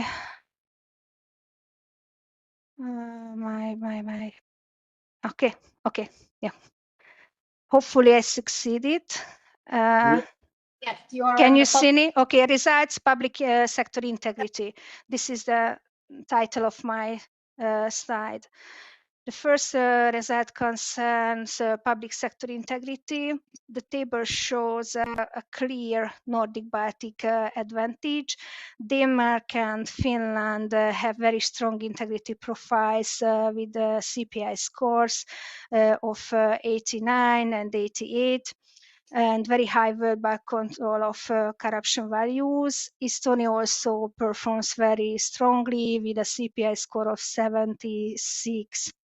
By contrast, Romania, Hungary, and Bulgaria are significantly weaker in this dimension. Romania scores somewhat higher with his 45 CPI index, while Hungary and Bulgaria both score 40. On the World Bank control of corruption indicator, Bulgaria is the weakest case in the sample. This dimension establishes the institutional baseline of the study, and it allows us to examine whether stronger integrity environments are associated with stronger cyber resilience and digital governance profiles. Okay, next one. The next slide brings together vendor risk and cyber resilience. On the procurement side, Finland has the lowest supplier risk in the sample. Denmark and Estonia are still relatively strong overall, but their single bid procurement rates show that vendor risk is relevant even in high integrity states. Hungary, Bulgaria, and Romania show higher supplier risk patterns. Romania has highest single bidder rate, and Hungary also has a high single bidder rate, and Bulgaria combines a high single bidder rate with a high rate of direct awards. These are not proof of corruption, but they are important red flags for weak competition and potential supplier dependency. We can see the cyber resilience results as well, which are very interesting because Estonia and Finland perform outstandingly, but Hungary and Romania also have high formal cyber capacity scores. This is one of the key findings of this study. Formal cybersecurity capacity can coexist with weaker integrity and procurement environments. This means that cyber indices should be interpreted together with institutional and procurement indicators. Okay, the digital governance indicators show that Denmark, Estonia, and Finland are global leaders. Denmark ranks first in the UN Government Development Index, Estonia second, and Finland the ninth. These countries combine strong digital government with strong or very strong institutional control. Bulgaria, Hungary, and Romania also show moderate or relatively high digital maturity, but they remain behind the Nordic Baltic group. As you can see, Romania has the lowest e-government digital governance index score in the sample. And Bulgaria is an interesting case because it ranks above Hungary in digital governance, while it performs worse in integrity and cyber resilience. This reinforces a key methodological point. Digital maturity alone does not guarantee secure governance. For smart city resilience, we also have to look at institutional control, procurement oversight, auditability, and the rule of law environment behind the digital systems. Okay, the next one shows us the comparative country profiles. The comparative matrix summarizes the main country profiles. 3 patterns emerge. First, Denmark, Finland, and Estonia formed a group of high-integrity digital leaders, and they combine strong integrity, strong or outstanding cyber capacity, advanced digital governance, and a generally strong institutional control. Finland is the most balanced and lowest risk profile in the sample. Estonia is a digital and cyber leader. Also, procurement risks still require attention.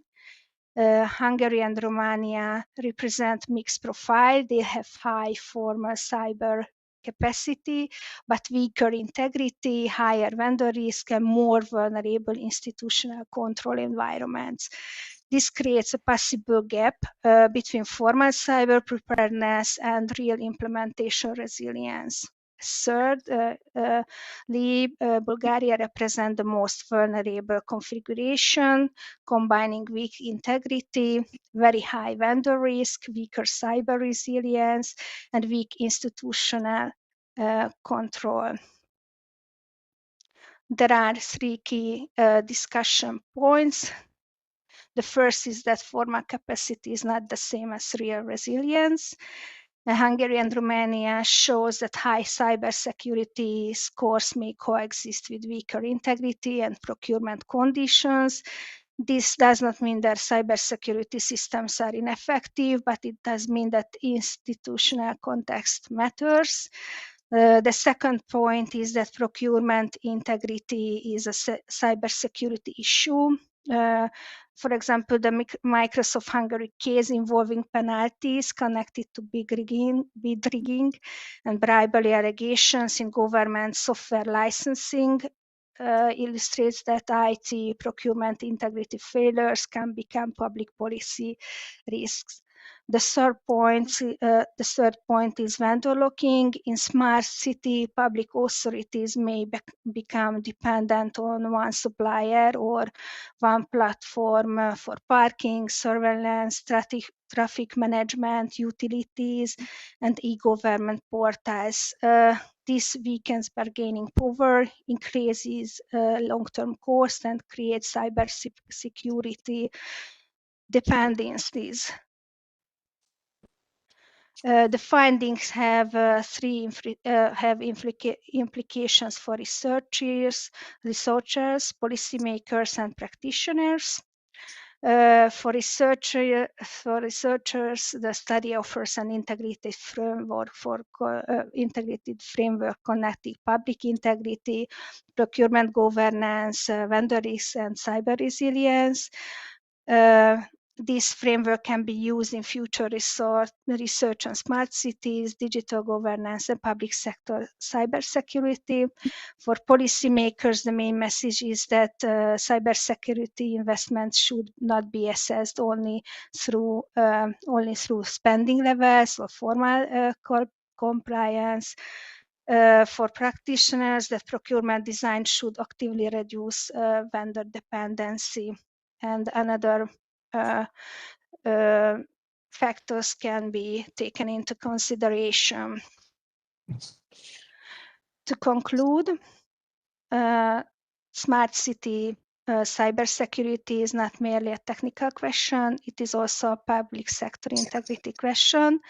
The comparative findings suggest that higher public sector integrity is generally associated with stronger cyber resilience and more advanced digital governance capacity.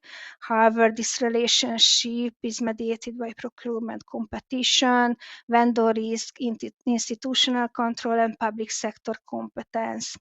And secure smart city governance therefore requires more than firewalls, software, and technical tools.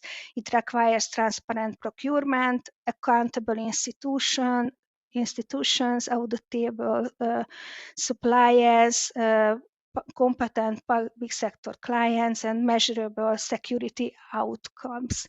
The broader message is and my final sentence, that the broader message is that the future resilience of European smart cities depends not only on the quality of the digital technologies, but also on the quality of the public governance systems behind them. And thank you very much for your kind attention. And if you have a question, don't hesitate to ask. Thank you so much for your presentation, Mariana. That's really, really interesting, especially since we were just talking before the break that, in order to build the resilience communities, I think also building, awareness on integrity, on ethical civil servants, but also, trying to build on local government capacity. All these are key elements for attention coming from the government, attention coming from the policymakers. What were the main challenges in conducting your research? And I'm asking you this because in the room there are students as well. I'm thinking that they could also benefit from your experience. So what does it entail? I mean, okay, now you have a lot of data that come from desk research, right? And I'm thinking that you also need to look into comparable data. So you need to find those type of sources that are, offering information about, the region, to the country. What other kind of challenges, do you have to deal with as a researcher, trying to build your PhD? Yes, supporting with evidence. So evidence-based, I think, is the most important thing, and to obtain case studies, variable, very authentic case studies, and go in deep, go in depth in the research. I think we have lots of databases we can use and available for us, but case studies and core decisions and which this data can be supported with real cases. I think that is the hardship of, for example, for my research, not only concerning this topic, but concerning my main topic, corruption as a security threat. Well, yes, that's kind of difficult as well. Are you planning Yes. also to have some qualitative data that you will be using? I don't know, do you plan to do some interviews, or do you have some other idea for, not using just like aggregated index data? I think I will use index data, interviews in connection with my research is very difficult, and I think it's not very good options. For example, because my topic concerns state capture, for example, and strategic corruption, and I can't interview a state or politicians of. Yeah, sorry for that one. I didn't know exactly the topic, so yeah. Also, in spite of that I'm representing my my ministry in different international organizations, and they offered their help concerning my research, but I don't think it will be it will have good results or honest results. So I think that court rulings and different case studies will help, and and different databases, because state capture is researched by many very famous researchers nowadays. So I think that I can use their I can use their results as secondary database or secondary research. Thank you so much, Mariana, for sharing this with us. I really hope that you will have, very good results with your final, Thank you very much.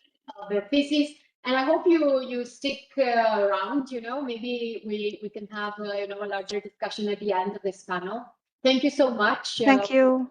Presentation. And thank you for the opportunity and the very, very good organization of this conference. Thank you very much. Thank you.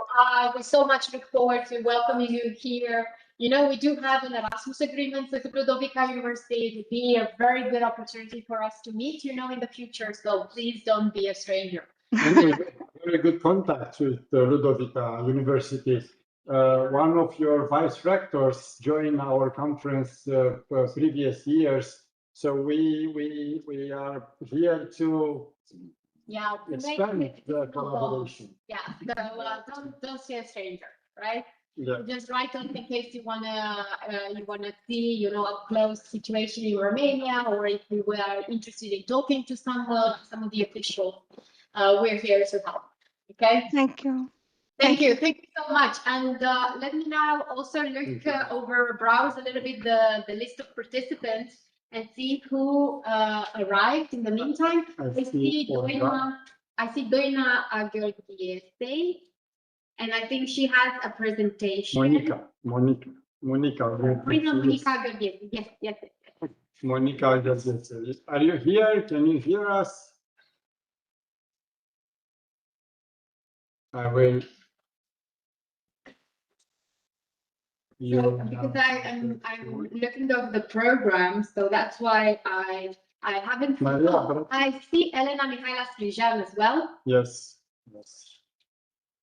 Elena, can you hear us? Monica or Elena? Let's see. Both of them, they are PhD candidates from Iași. From Iași, our colleague Ana Maria Bercu, which we salute. Oh yes, Elena. Hello. Hi. Hello. We hear you, but don't be shy.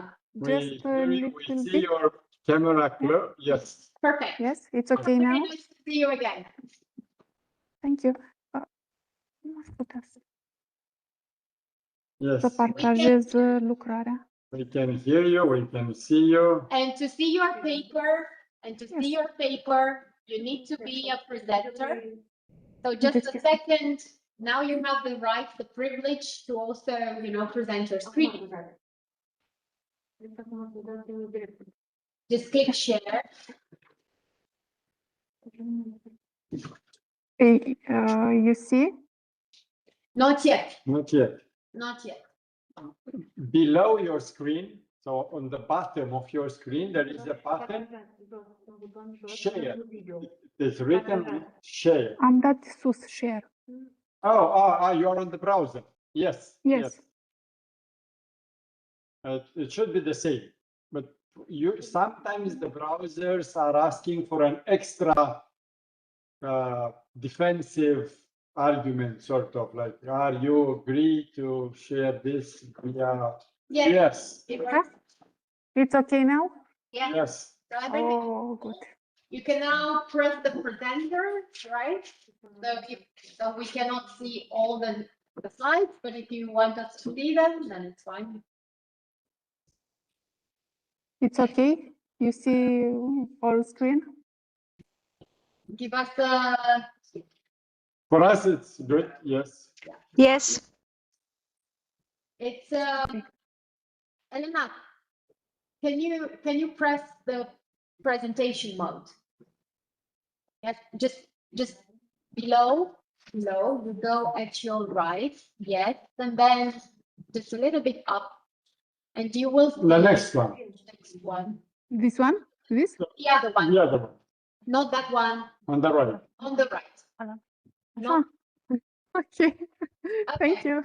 Perfect. It's good for our colleagues here in the room as well, as they can see better, you know? So thank you so much for this. The floor is yours. Thank you. Thank you. My name is Mihaela Andrieș, and I am a PhD student at the University Alexandru Ioan Cuza from Iași. And today we will present you the paper entitled Governance, Data Security and Public Services Delivery in Romania, a policy-oriented approach. The theme is motivated by a double gap. On the one hand, the digitalization of public administration is advancing rapidly, supported by the National Plan for the Digital Decade and the PNRR. On the other hand, this acceleration has increased exposure to cyber risks. The DNCSC figures for 2024 are eloquent. Almost 27 million security events proceed, fraud increasing by over 40%, and malware attacks have increased almost fourfold. The unresolved problem that I investigate is the difference between what the law provides and what actually happens in the institutions. The paper pursues 5 main objectives. The first aim to diagnose the current state of data security in Romanian public administration. The second refers to the identification of the concrete challenges faced by institutions, both at the central and local level. The third objective involves assessing the degree of harmonization between European and national legislation. The third consists of building an updated system between the adopted policies and operational reality on the ground. Finally, I will formulate public policy recommendation structure over different times of horizon. The theoretical foundation of the research starts from the concept of digital era governance. According to this perspective, real digitalization transformation does not mean the simple computerization of existing procedures, but a profound reorganization of institutions and the relationship between the state and the citizens. In this framework, the security of digital infrastructure becomes an essential component of administrative capacity. Chigu and all show that digitalization and innovation are changing the relationship between local authorities and citizens, but at the same time amplifying the cyber attack surface. Gheorghese and Bercu link this problem to organizational culture, showing that an institution that treats ethical as mere formality will approach data protection in the same superficial way. This graph illustrates the evolution of the main cybersecurity indicators between 2023 and 2024, according to the DNCSC annual report. Spectacular increases are observed in malware, compromise of computer application, and computer fraud, which shows a progressive sophistication of attack. At the same time, the increase in brute force attack and the number of compromised accounts indicates persist problems related to digital identity management. On the other hand, the decrease in DDoS attacks, defacement cases, and phishing attempts suggest that monitoring and awareness measures are starting to have effect. The 101 ransomware incident managed in 2024 confirmed that this threat remains a major one for the continuity of public services. We identify 4 structural vulnerabilities of data security in Romanian public administration. The first concerns the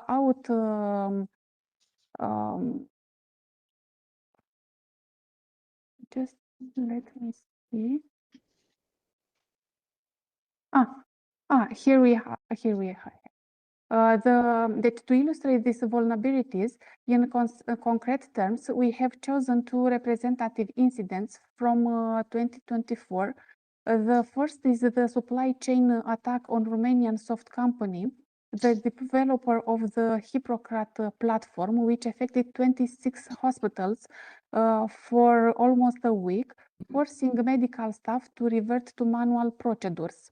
This case shows how large the propagation effect can be when a single software provider is compromised.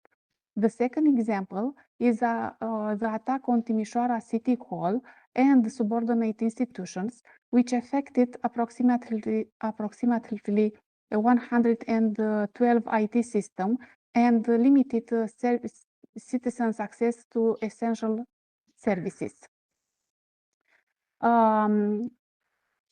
Here we identify 4 structural vulnerabilities of data security in Romanian public administration. The first concerns the outdated IT security in Romanian public without technical support and unresolved vulnerabilities. The second concerns the major storage of cybersecurity specialists, estimated at over 15,000 unfilled positions. The third refers to institutional fragmentation, as responsibilities are divided between several authorities without a centralized security operations center. And the third, probably the most difficult to remedy, is the deficient organizational culture in which compliance with the GDPR and NIS2 is often treated as a simple formal obligation. From a legislative point of view, Romania has a reality completed framework aligned with European requirements. The central pillar of personal data protection is the GDPR regulation, supplemented by Law 119 of 2028. This normative act imposes clear obligation, registration with the SC, designation of cybersecurity officer, and reporting out of incidents within strict deadlines.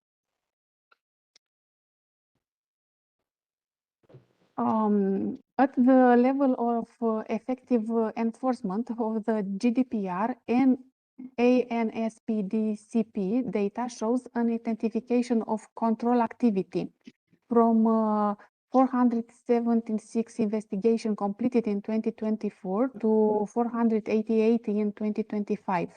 The 2023 report mentioned almost 5,000 complaints and 73 fines, with a total value of over 2 million lei. Compared to countries such as Germany, France, and the Netherlands, the level of sanctions remain lower, a phenomenon that the literature describes through the concept of GDPR compliance fatigue, which can lead to a more formal than substantial enforcement of the regulation. Romania's position in the European context confirms this gap. According to the DESI index from 2023, Romania ranks last in 4 key indicators: basic digital skills, digital intensity of small and medium-sized enterprises, adoption of cloud solution, and quality of digital public services. The only notable exception is fiber optic infrastructure, where Romania ranks second in the European Union, which shows a contradiction. Connectivity exists, but its secure use remains deficient. From a methodological point of view, the paper has empirical character based on documentary analysis and on the comparison of the Romanian legislative and institutional framework with European requirements, in particular GDPR and NIS2. Relevant institutional reports were analyzed, as well as specialist literature on digital governance and compliance culture. From the data presented, a clear picture of the gap between formal compliance and the real operation capacity is observed. In conclusion, data security in public administration in Romania reflects a systematic contradiction, a solid European legislative framework, but insufficient operational capacity. This contradiction is not accidental, but is related to institutional capacity investment and organizational culture. Therefore, the recommendation is proposed are stacked over 3 times horizon.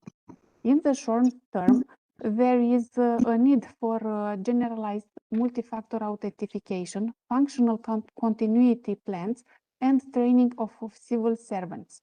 In the medium term, priorities aim at completing the government cloud and creating a centralized security operational center. In the long term, the objective is to achieve an organizational culture in which data protection becomes an assumed institutional value, following the models of state with high digital maturity. And thank you for your attention. Thank you so much, Elena, for your presentation. It was nice to see you again. It's such a short time. So it's an interesting actually work that you're doing, and I was specifically interested in what you captured in terms of recommendations. There are a couple of students here also in the room, and I wanted you to help us see how difficult it is actually to focus your attention on this type of type of policy recommendation. I mean, you're a PhD student, but I guess you also have some professional experience, right? How do you get to these recommendations? Well, first of all, we have to have a policy implemented in this field.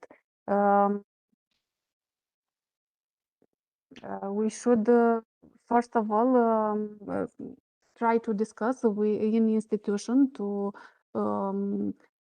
pursue the employers to use the technology, because it is really resistant. There is a resistant format in okay. There is a resistance.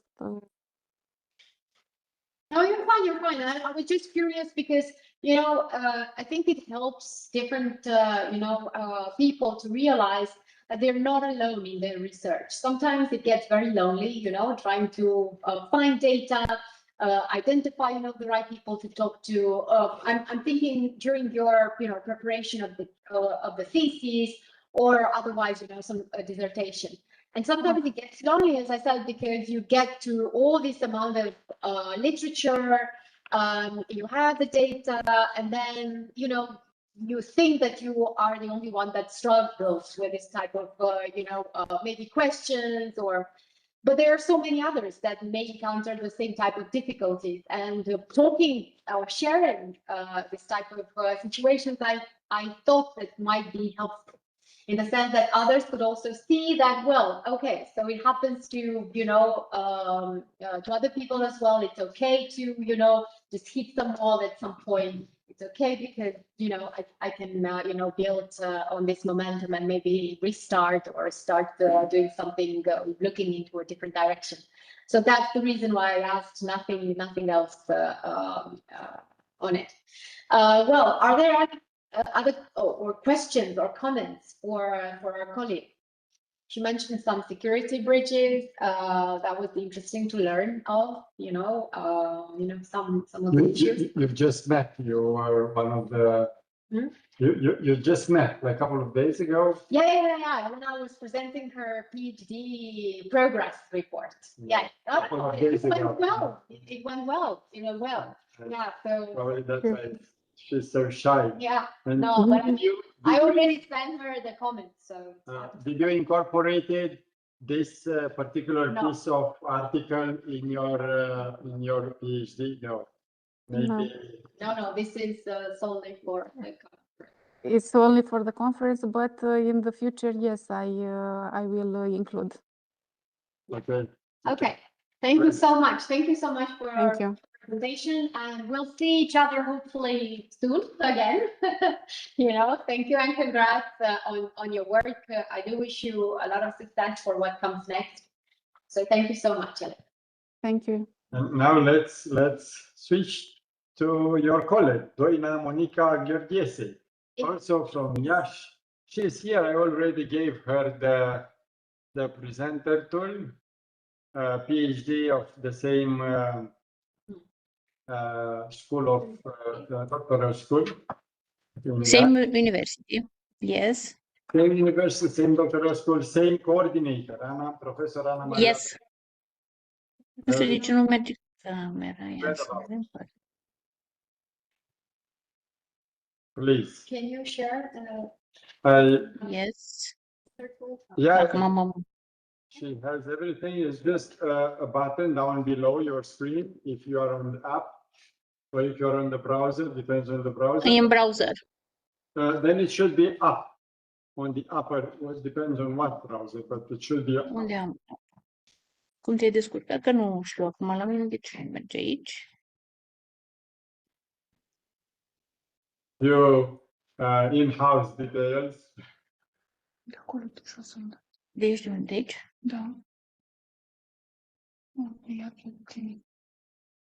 Just a moment. No worries. We are here to help if necessary. Yes. Working. It's okay, yes? Yes. Yes. All good. Nu știu cum să... Hai să văd ce vedeți. We see methodology. Now we see theoretical. No methodology. No. Now we are seeing theoretical framework, ethics, and now we see ethical governance. Yeah, the title. It's title. Yeah. Hello, everybody. For today, I speak about the ethical governance, compliance, and systematic performance in public health services in Romania. Briefly discuss ethical governance means integrating moral principles such as transparency, accountability, and the common good into decision making and institutional culture. In public health, this ensures that policies and focus not only on the formal indicators but also on the real needs of patients and the community. A key element is creating a blame-free culture where professionals are encouraged to report problems and mistakes. This supports learning and continuous improvement instead of hiding errors. Administrative compliance refers to strict adherence to law and regulations. While essential for legality and fairness, it is not enough on its own. If applied rigidly without accountability and trust, it can create fear and lead to underreporting of errors and poor transparency. Finally, healthcare system performance includes quality of care, efficiency, and equitable access. In practice, systems like that in Romania show that weak implementation and limited transparency can negatively affect outcomes such as preventable mortality and patient access. For one little conclusion, real performance in healthcare depends not only on rules, but also on ethical value and a culture of responsibility. My methodology for this article is an integrative quality approach, analyze healthcare system performance from a holistic perspective.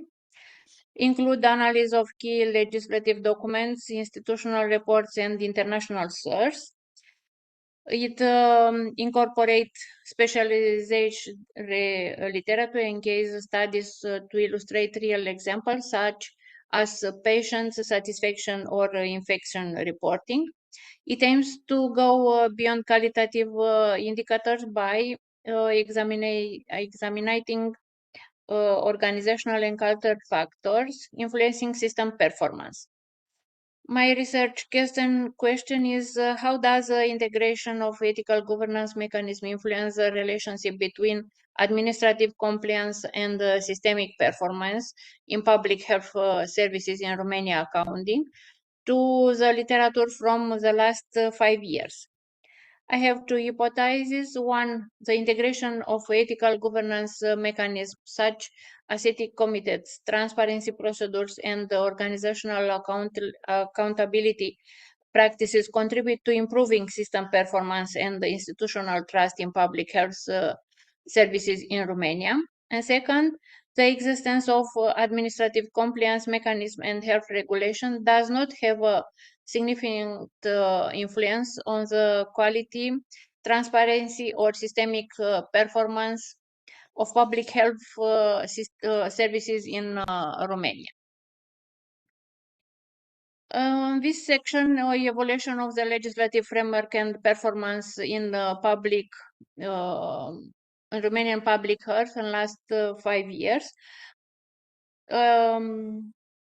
First, Romania has made significant progress in healthcare legislation between last 5 years. Laws and regulations have been expanded to include clear reporting procedures, infection surveillance system, and digital registers.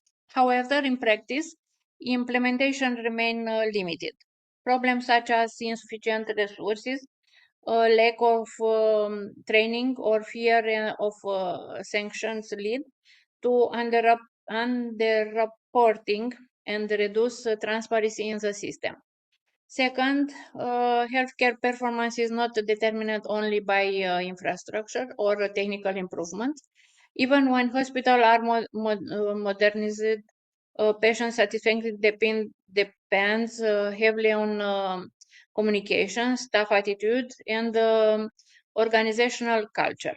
Studies show that patients evaluate service more critically when emotional and interpersonal factors are weak, even if facilities are improved. Third, digitalization has become a key priority with tools such as electronic prescription and telemedicine platform. However, Romania still faces fragmentation of data system, low interoperability, and limited digital skills. In addition, trust and data security remain major concern for both professional and patients. Real progress in healthcare depends not only on laws and technology, but also on effective implementation, ethical governance, and trust within the system.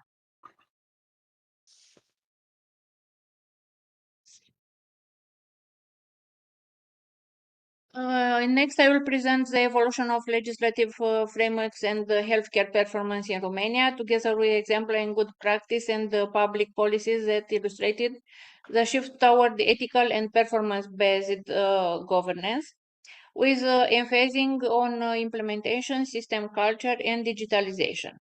Important progress has been made in surveillance and reporting of healthcare-associated infection. Update regulation required all hospitals to report infection and implement prevention programs.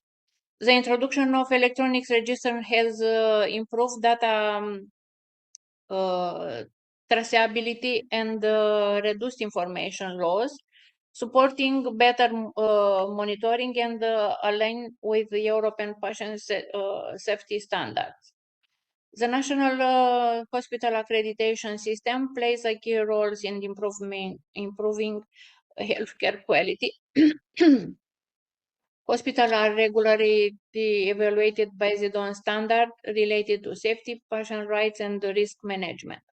Beyond formal compliance, this process encourages better internal procedures, communication, and continuous improvement institutional accountability. Ethical governance is also supported through digitalization and patient involvement. Ethic committed and compliance structures help ensure integrity in decision making, while digital health strategy improve transparency and access to medical services. At the same time, patient satisfaction surveys provide feedback that helps institutions become more patient-centered.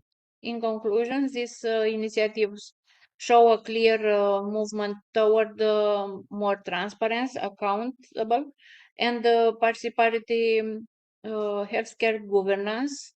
Also, challenges in implementation and resources still remain. Continuing this section, examining the relationship between compliance, governance, and performance in the Romanian healthcare. There is a clear shift from formal legal compliance toward integrated governance. Institutional performance is no longer achieved only by following the rules, but by combining regulation with ethical values and coherent management. Internal mechanisms that ensure continuous monitoring and decision making, coherence and are essential for this transition. Second, ethics and compliance structure play key roles in hospital. Ethics office and the compliance units improve how regulations are interpreted and applied in practice. They also enhance communication between management, medical staff, and control institution, reducing inconsistency and supporting accountability. A major challenge remains regulatory fragmentation. Healthcare legislation is spread across many laws, orders, and protocols. This makes the system difficult to navigate, especially for institutions with limited administrative capacity. As a result, clarity and predictability in decision making are often reduced. Modern compliance systems go beyond legal obligation. They now include transparency mechanisms, whistleblower protection, ethical auditing, and internal reporting system. These tools help build a culture of shared responsibility and support more transparent institutional behavior. Finally, performance improved also depends on governance quality, staff training, and digitalization. Ethical leadership and participatory management have been shown to improve patient satisfaction. At the same time, digital transformation can increase efficiency, but only if it is supported by strong organizational structures, user involvement, and data protection measure. Then real progress in healthcare depend on the integration of law, ethics, management, and technology into a coherent governance system.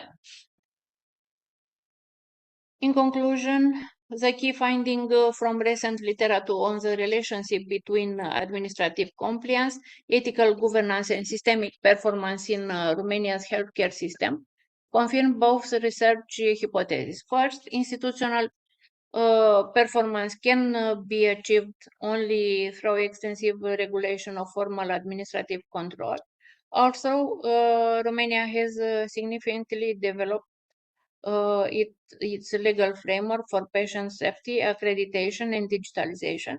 Real effectiveness depends on how these rules are embedded in daily organizational practice.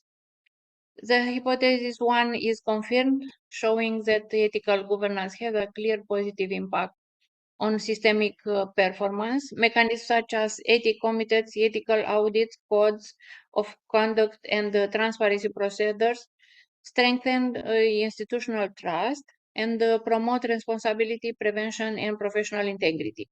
Ethical governance is therefore a complementary dimension to regulation, improving both legitimacy and effectiveness. Hypothesis 2 is also confirmed, indicated that formal administrative compliance alone does not significantly improve transparency of system performance, one is not supported by ethical organizational practices. In many cases, compliance remains bureaucratic, while issues such as underreporting and weak accountability continue to limit institutional learning and quality improvement. The literature shows the patient satisfaction depends not only on a clinical outcome, but also on communication quality, transparency, and the way patients are treated within the system. This highlights to the importance of organizational culture is shaping trust and perceived quality. Improving performance requires stronger institutional capacity, including staff trainings, better digital infrastructures, and simplified regulatory frameworks. Also, digital transformation is a key priority. It must be supported by governance structures and then that combine efficiency with ethical standards. Finally, regulatory fragmentation and the excessive bureaucracy remain persistent challenges. Effective performance depends not only on the number of rules, but on their clarity, coherence, and usability in practice. In conclusion, the evidence shows that sustainable healthcare performance requires an integrated approach in which law, ethics, and organizational capacity work together rather than in isolation. And thank you. Thank you so much for your Thank you. presentation. Thank you. Please. Thank you. No, I was just saying thank you. Other questions for the presentation? Because it's definitely a policy area that you know, we're not going into much analysis here. I know there is a very good department on public health in our in Cluj, in Babeș-Bolyai University. There is a colleague there, Professor Ungureanu. I think he's a very interesting person, not only to meet, but also to read.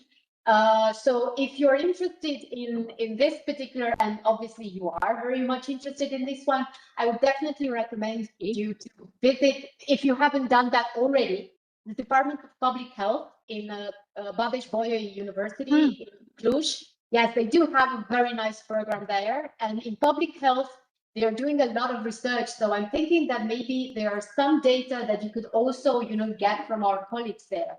And I know you, University of Iași, is in a partnership with Cluj-Napoca also. So I'm thinking that you could maybe exchange some data, because otherwise your paper looks very nice. Your interest looks really nice. And I was wondering, what's the main topic? I mean, the main hypothesis of your thesis, of your PhD? Is this? Yes, it's in relation with my thesis. Yes, I used more indicators in my report, 2 reports of these years, and I like this, and I want to change something in this order. Yes. That would be great. That would be great. And if I may, I can if you're interested, you can write me an email. I will write my email in the chat room, because if you're interested, I have another colleague who works. It's a PhD student. I was actually involved in her work, but she's in Lisbon. She's working with the Institute of Public Administration in Lisbon. Yes. She's doing the PhD, which is absolutely, I think, great, because it deals with the public health service in Portugal, but she analyzes the administrative scar. This is what she wants to see. How much has affected the public health system the fact that we don't have enough or good procedures? Ethics comes part of it. So maybe you can, discuss at some point, because she's very, very eager to share information. She's also a civil servant working in Portugal. So in case you're interested, I can connect you too, and maybe you have some good results, because she's also very passionate about healthcare and about improving, you know, the healthcare policy in Portugal. So, you know, maybe you have some you know, more common ground than the one that I've seen so Yes. far. So yeah, please, if you want, just reach out to me and I'll send you the details of the PhD colleague, and I think you might have very nice exchanges. Okay, or we talk when you come to Yash this week? Oh yes, and I was with Yes. Yash. Yes, indeed. Yes. I sent you her details right then. And yes, Okay. for sure. We talk On Thursday. on conference. Okay, perfect. Very much looking forward to that one. Yeah. Okay, Yes. great. Thank you so much for Thank your you. presentation. Thank you. I think now we're ready to move to the next presenter. Either NN, if that's I don't think so. Virginia, Mofokeng from South Africa. from South Africa. Do we have online? If not, it's Ola Naumenko.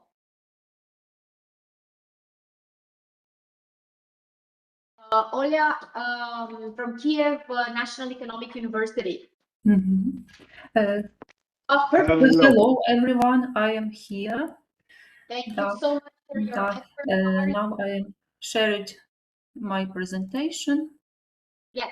One moment. No worries. Are you okay? Everything goes well? Thank you so much for being here. So it's not very difficult for Ukraine. Oh yeah, no, for sure. I meant that sometimes, you know, because we do have good connections with your university. Sometimes it just happens that there's some air raid or something, so you need to go, you know, into the bunkers and stuff. So I'm happy you're here and you can you know, be online and do your presentation. So the floor is yours. Okay. Так, here presentation and no need. Так, no look my presentation. You shared. We can see all the slides. If you want to hit the presentation button, then that's also possible. So the presenter mode, you know, just downstairs, there down, yes, at your right. There is right. In your right hand. Right. Below, yes. There is, Yeah. move at your right. It's just right here. Yeah. It's just next to your. Sorry. Так, no. You can leave it like that if you. It's perfectly fine. Так. Optimize the motion. You've just switched off the share. So go back and share. No. This what do you want to share? I choose optimize for text and images or other. No need. Actually, you just switched off your share. So just click again on share, and then on your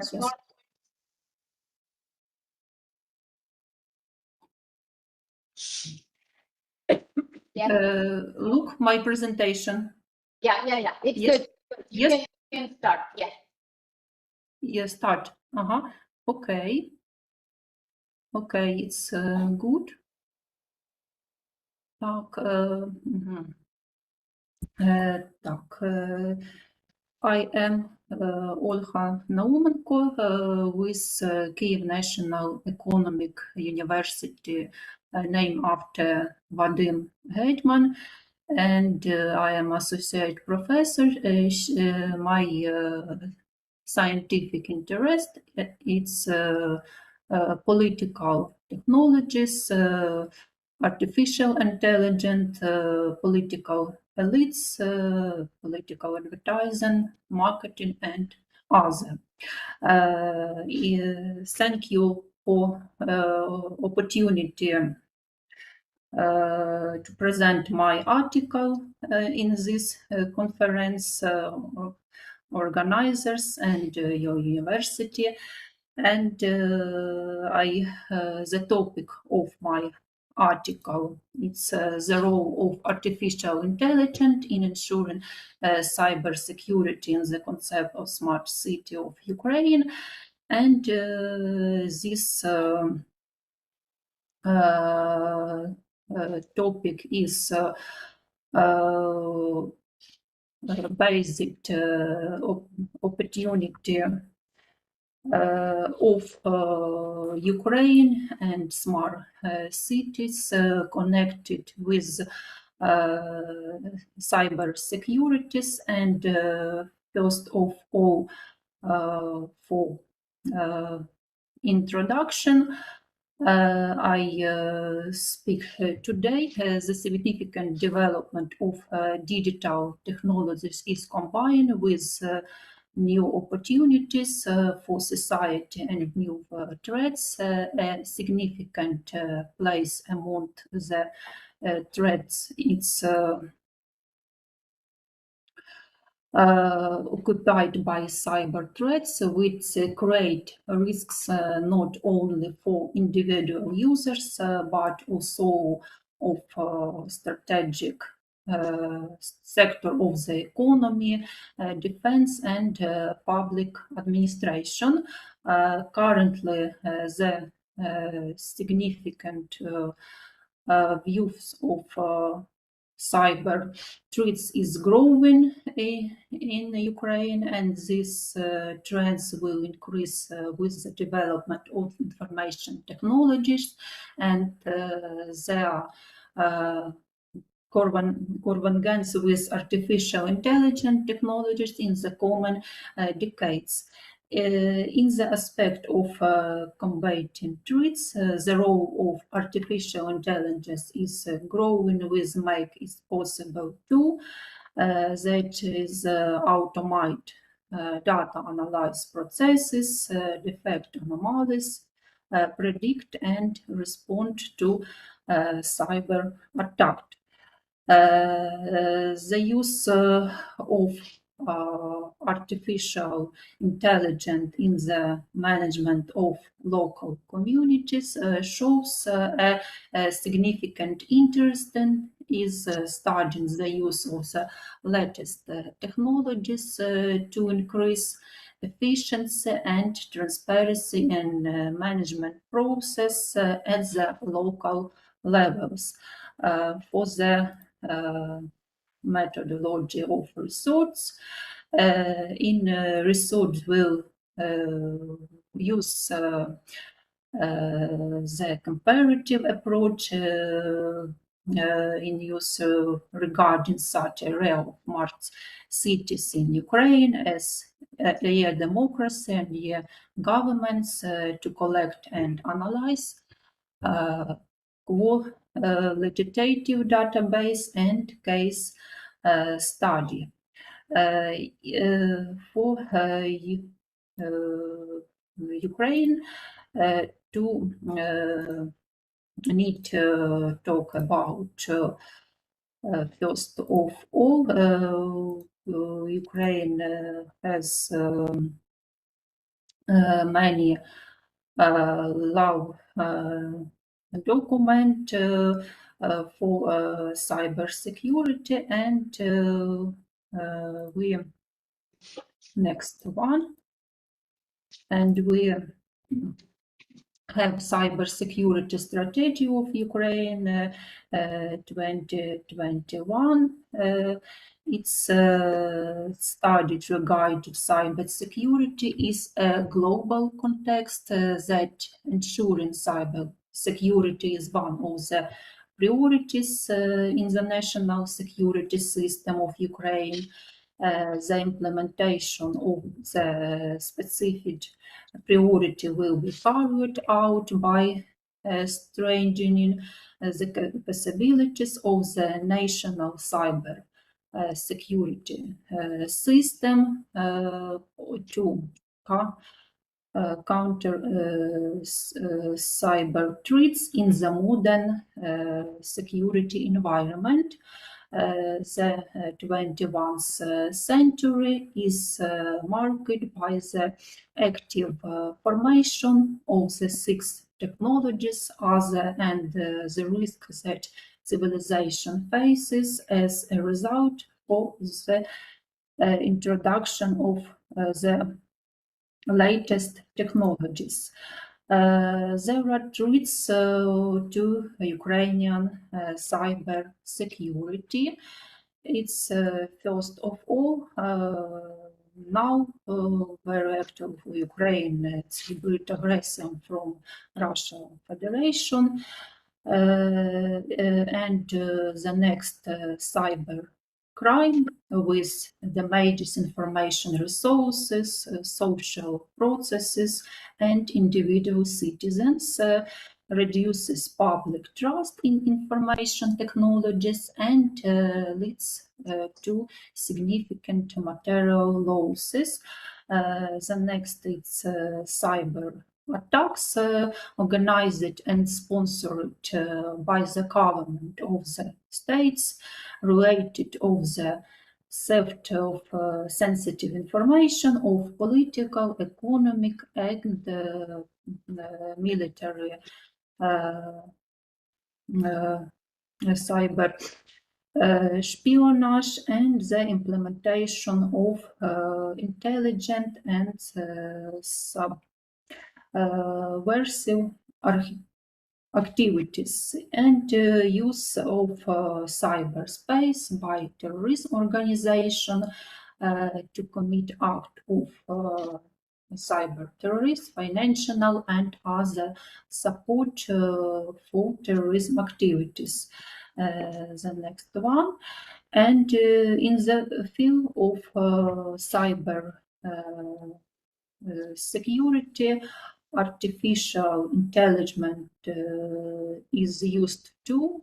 It's detect anomalies in network traffic, automatic analysis of events in cyberspace, protection against not so right access to information resources, analyze and structuring of information about cyber threats and the other responding to cyber incident in real time, prediction of cyber attacks based on the analysis of larger data sets and development of advanced algorithms that helps detect cyber attacks and prevent their negative manifestation. And the main direction of smart city of Ukraine, that first of all, it's electronic democracy, the use of electronic petitions and participatory budgets, it's public budgets. The next, it's mobility and transport, it's smart stops with scoreboards and cashless fare payment and electronic governments. It's create a center of provision and administrative services, automation of document processing and transfer of references online. It's for you look on this slide, it's example photo this center of the provision and administration service of Ukraine. It's yellow. And energy efficiency, it's modernization of street light, lighting, automated heating points in residential buildings and resources consumptions monitoring system. And I will point in this resource of the example smart cities in some city of Ukraine. It's very well achievement for Ukraine. In Ukraine, for use the very well known platform DIA. It's maybe named innovation product of Ukraine. And first of all, it's Kiev. In Kiev received a free municipal card of Kievan, which entitles them to benefits, accesses to electronic services, such an electronic cabinet and online payment of utility bills. There is application Kiev Digital, such with you can pay for parking, receive notification about road repairs and utility services. In this slide, you look, it's example card of Kievan and application Kiev Digital. And the next cities, it's Mariupol. Today is Mariupol occupied, and before the full-scale war, in Mariupol, automated smart city security very well. And Kyiv, Vinnytsia, Lviv, and provide smart lighting system. It's LED lamps with motion sensors is operating, and smart grid pilot project have been launched to distribute electricity and connect renewable resources. And other cities is Dnipro, Lviv, and Kharkiv. Dnipro, it's a city platform Dnipro for solving communal issues and appeals, and the city system safe Dnipro, which is based on video surveillance cameras and are functioning. And Lviv, the project data driven governance made it to the finals of the prestigious World Smart City Awards 2025. This award is given to cities that use technologies to improve the lives of residents. And Kharkiv, despite its proximity to the front, it is developing the concept of smart security, including the security direction of law and other control. And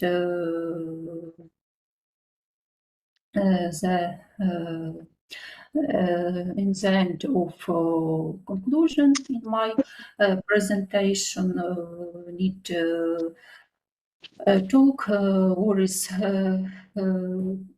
maybe the catalyst for innovation in Ukraine in smart cities and other innovation. And this sphere connect with cyber security,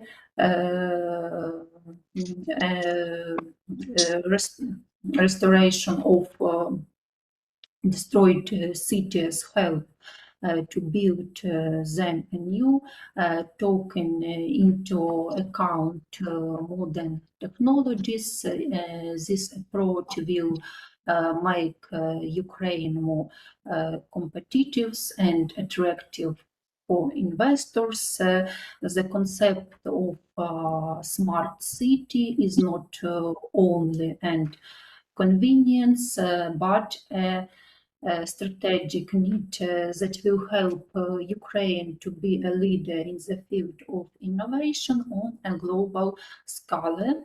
As for development prospects in the development of the security solutions such as automated shelters, autonomous warming system, and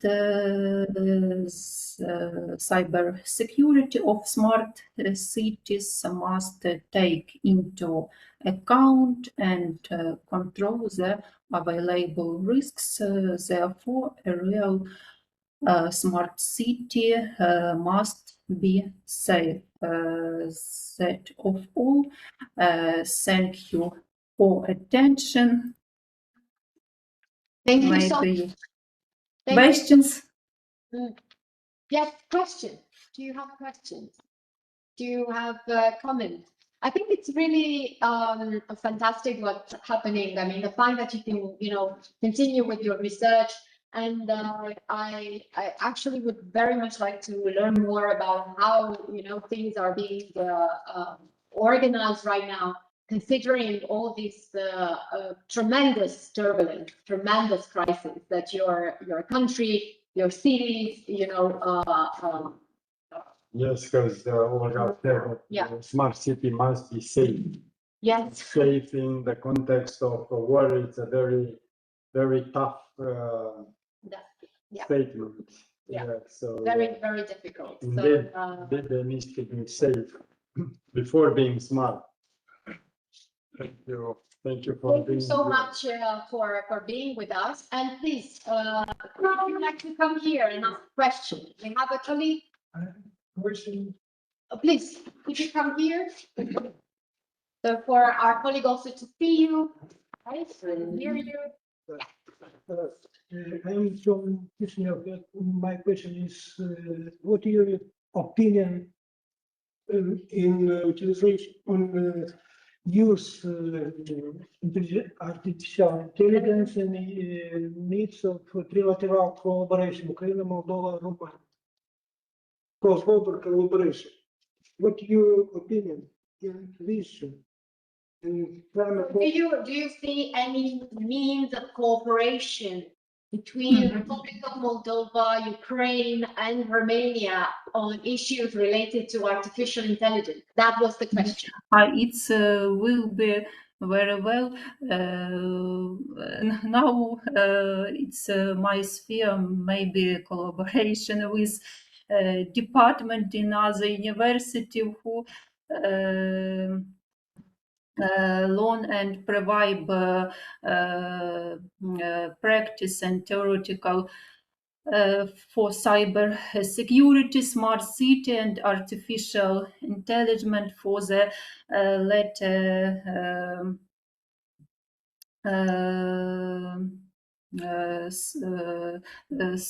science and to use a recommendation with experience these countries for Ukraine with practical recommendation. It will be good, maybe academical collaboration for Ukrainian and for Ukrainian science. That's a good idea. Yeah, thank you. Thank you so much. Any other questions or no? Thank you so much.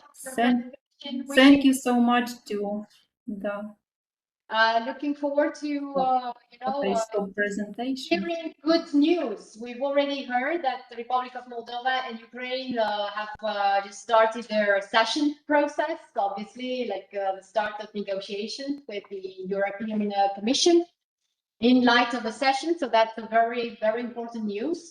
hopefully there will be additional good news in the forthcoming future. Thank you so much for joining us.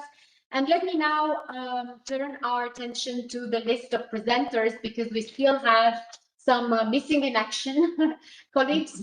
Unfortunately, I cannot see anymore our colleague from South Africa. She was here before at the very beginning of our meeting in the morning, but not anymore. And we also are missing our very own Maria Bratkovic from Technical University Construction. I think she was here physically in the morning, afternoon, okay. but she left. She I'm sorry. Didn't tell me anything.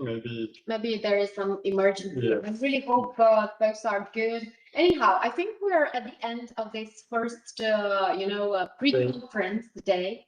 So yeah, PhDs and for PhDs, younger researchers. We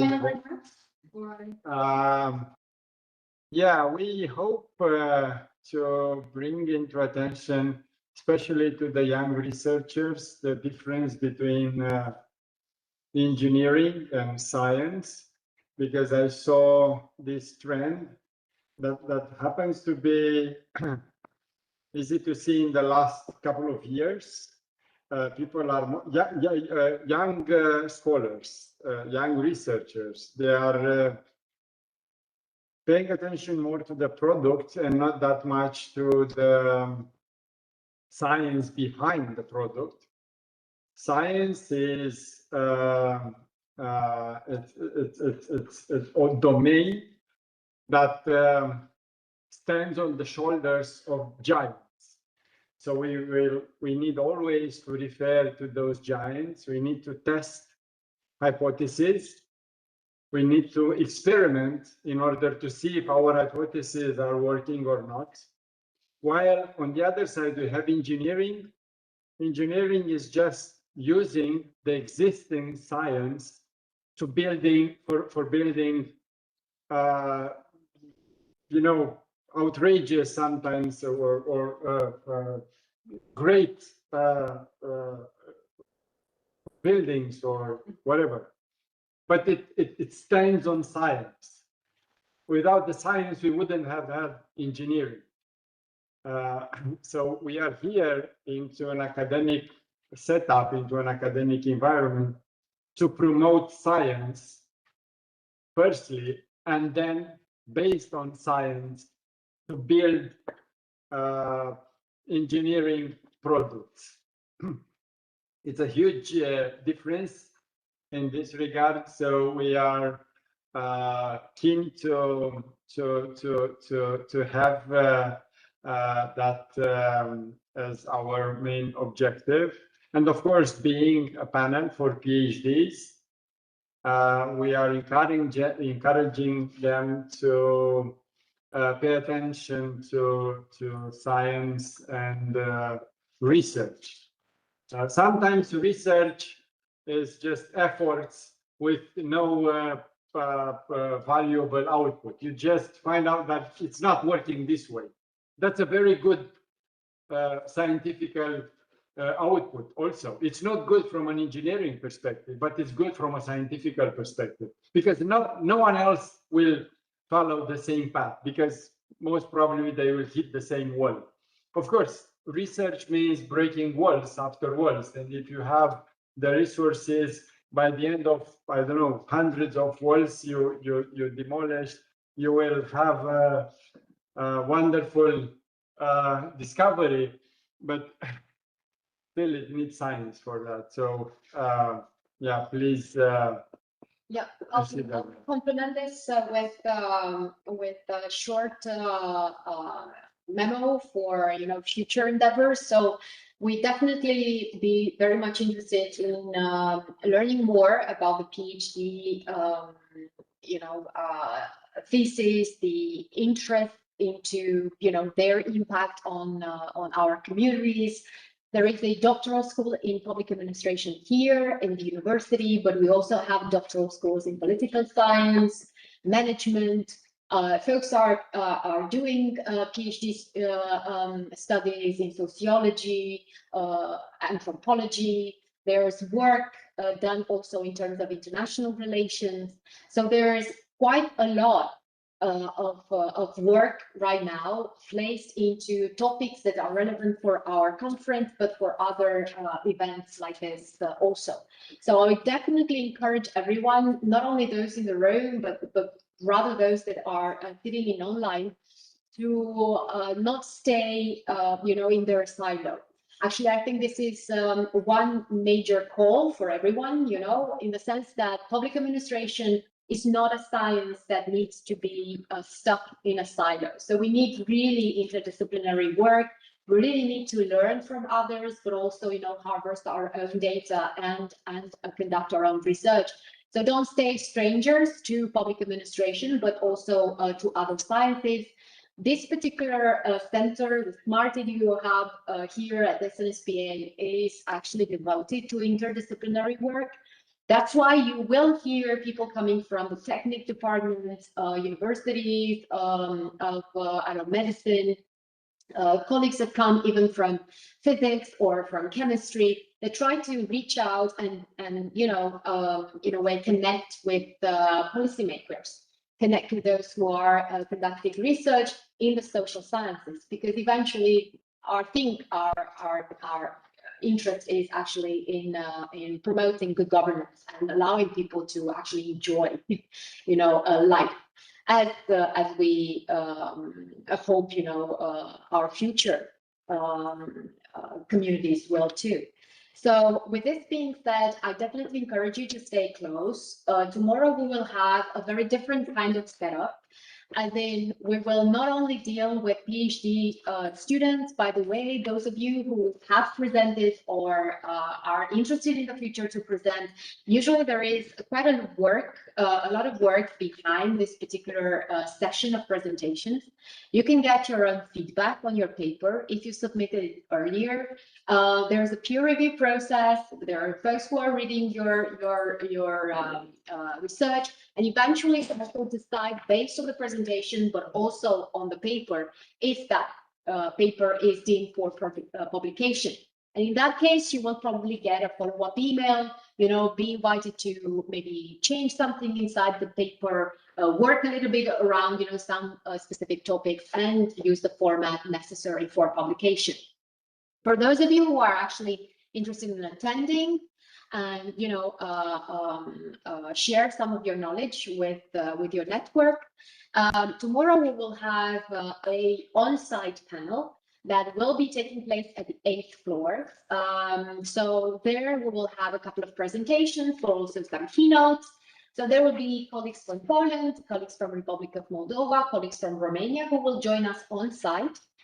We will also have 2 additional panels that are to be organized online solely. So we will have there, colleagues coming from different countries with different, stages of their research. So in case you're interested, just follow up on the agenda for the program. You will have there the website, so you can click and just log in at your leisure. Everything will eventually, come up to ending at around 1:30 or 2 p.m. So in case you're interested and you want to join us tomorrow, it's going to be a morning session. So it's 9:30 to 1:30, something like that, and we will be at the 8th floor. Very happy to welcome you back to the Faculty of Public Administration and to the university. So with this being said, I think, we're ready. We're ready for you if you want to have another coffee or maybe a cup of tea, or maybe just, take an apple, the old saying, an apple a day keeps the doctor away. Don't be a stranger. And for those of you who are online, thank you so much for being with us. And we look forward to welcoming you also online tomorrow. We hope you had a good time. And for those who will be presenting, just try and prepare your presentation. It'll be indeed, again, about 10 to 15 minutes presentation. And thank you so much. And we'll see all of you tomorrow. Thank you. And thank you also for coming. I think you were very, it's less exciting when it's part online, but still I hope it was a good experience. It's definitely not as fantastic as the Romanian parliament is. Ready for our conference in December. So in case you would like to join, and then December is also very. And I think the call for paper is not yet open, but it will be very soon, just after this one. That will be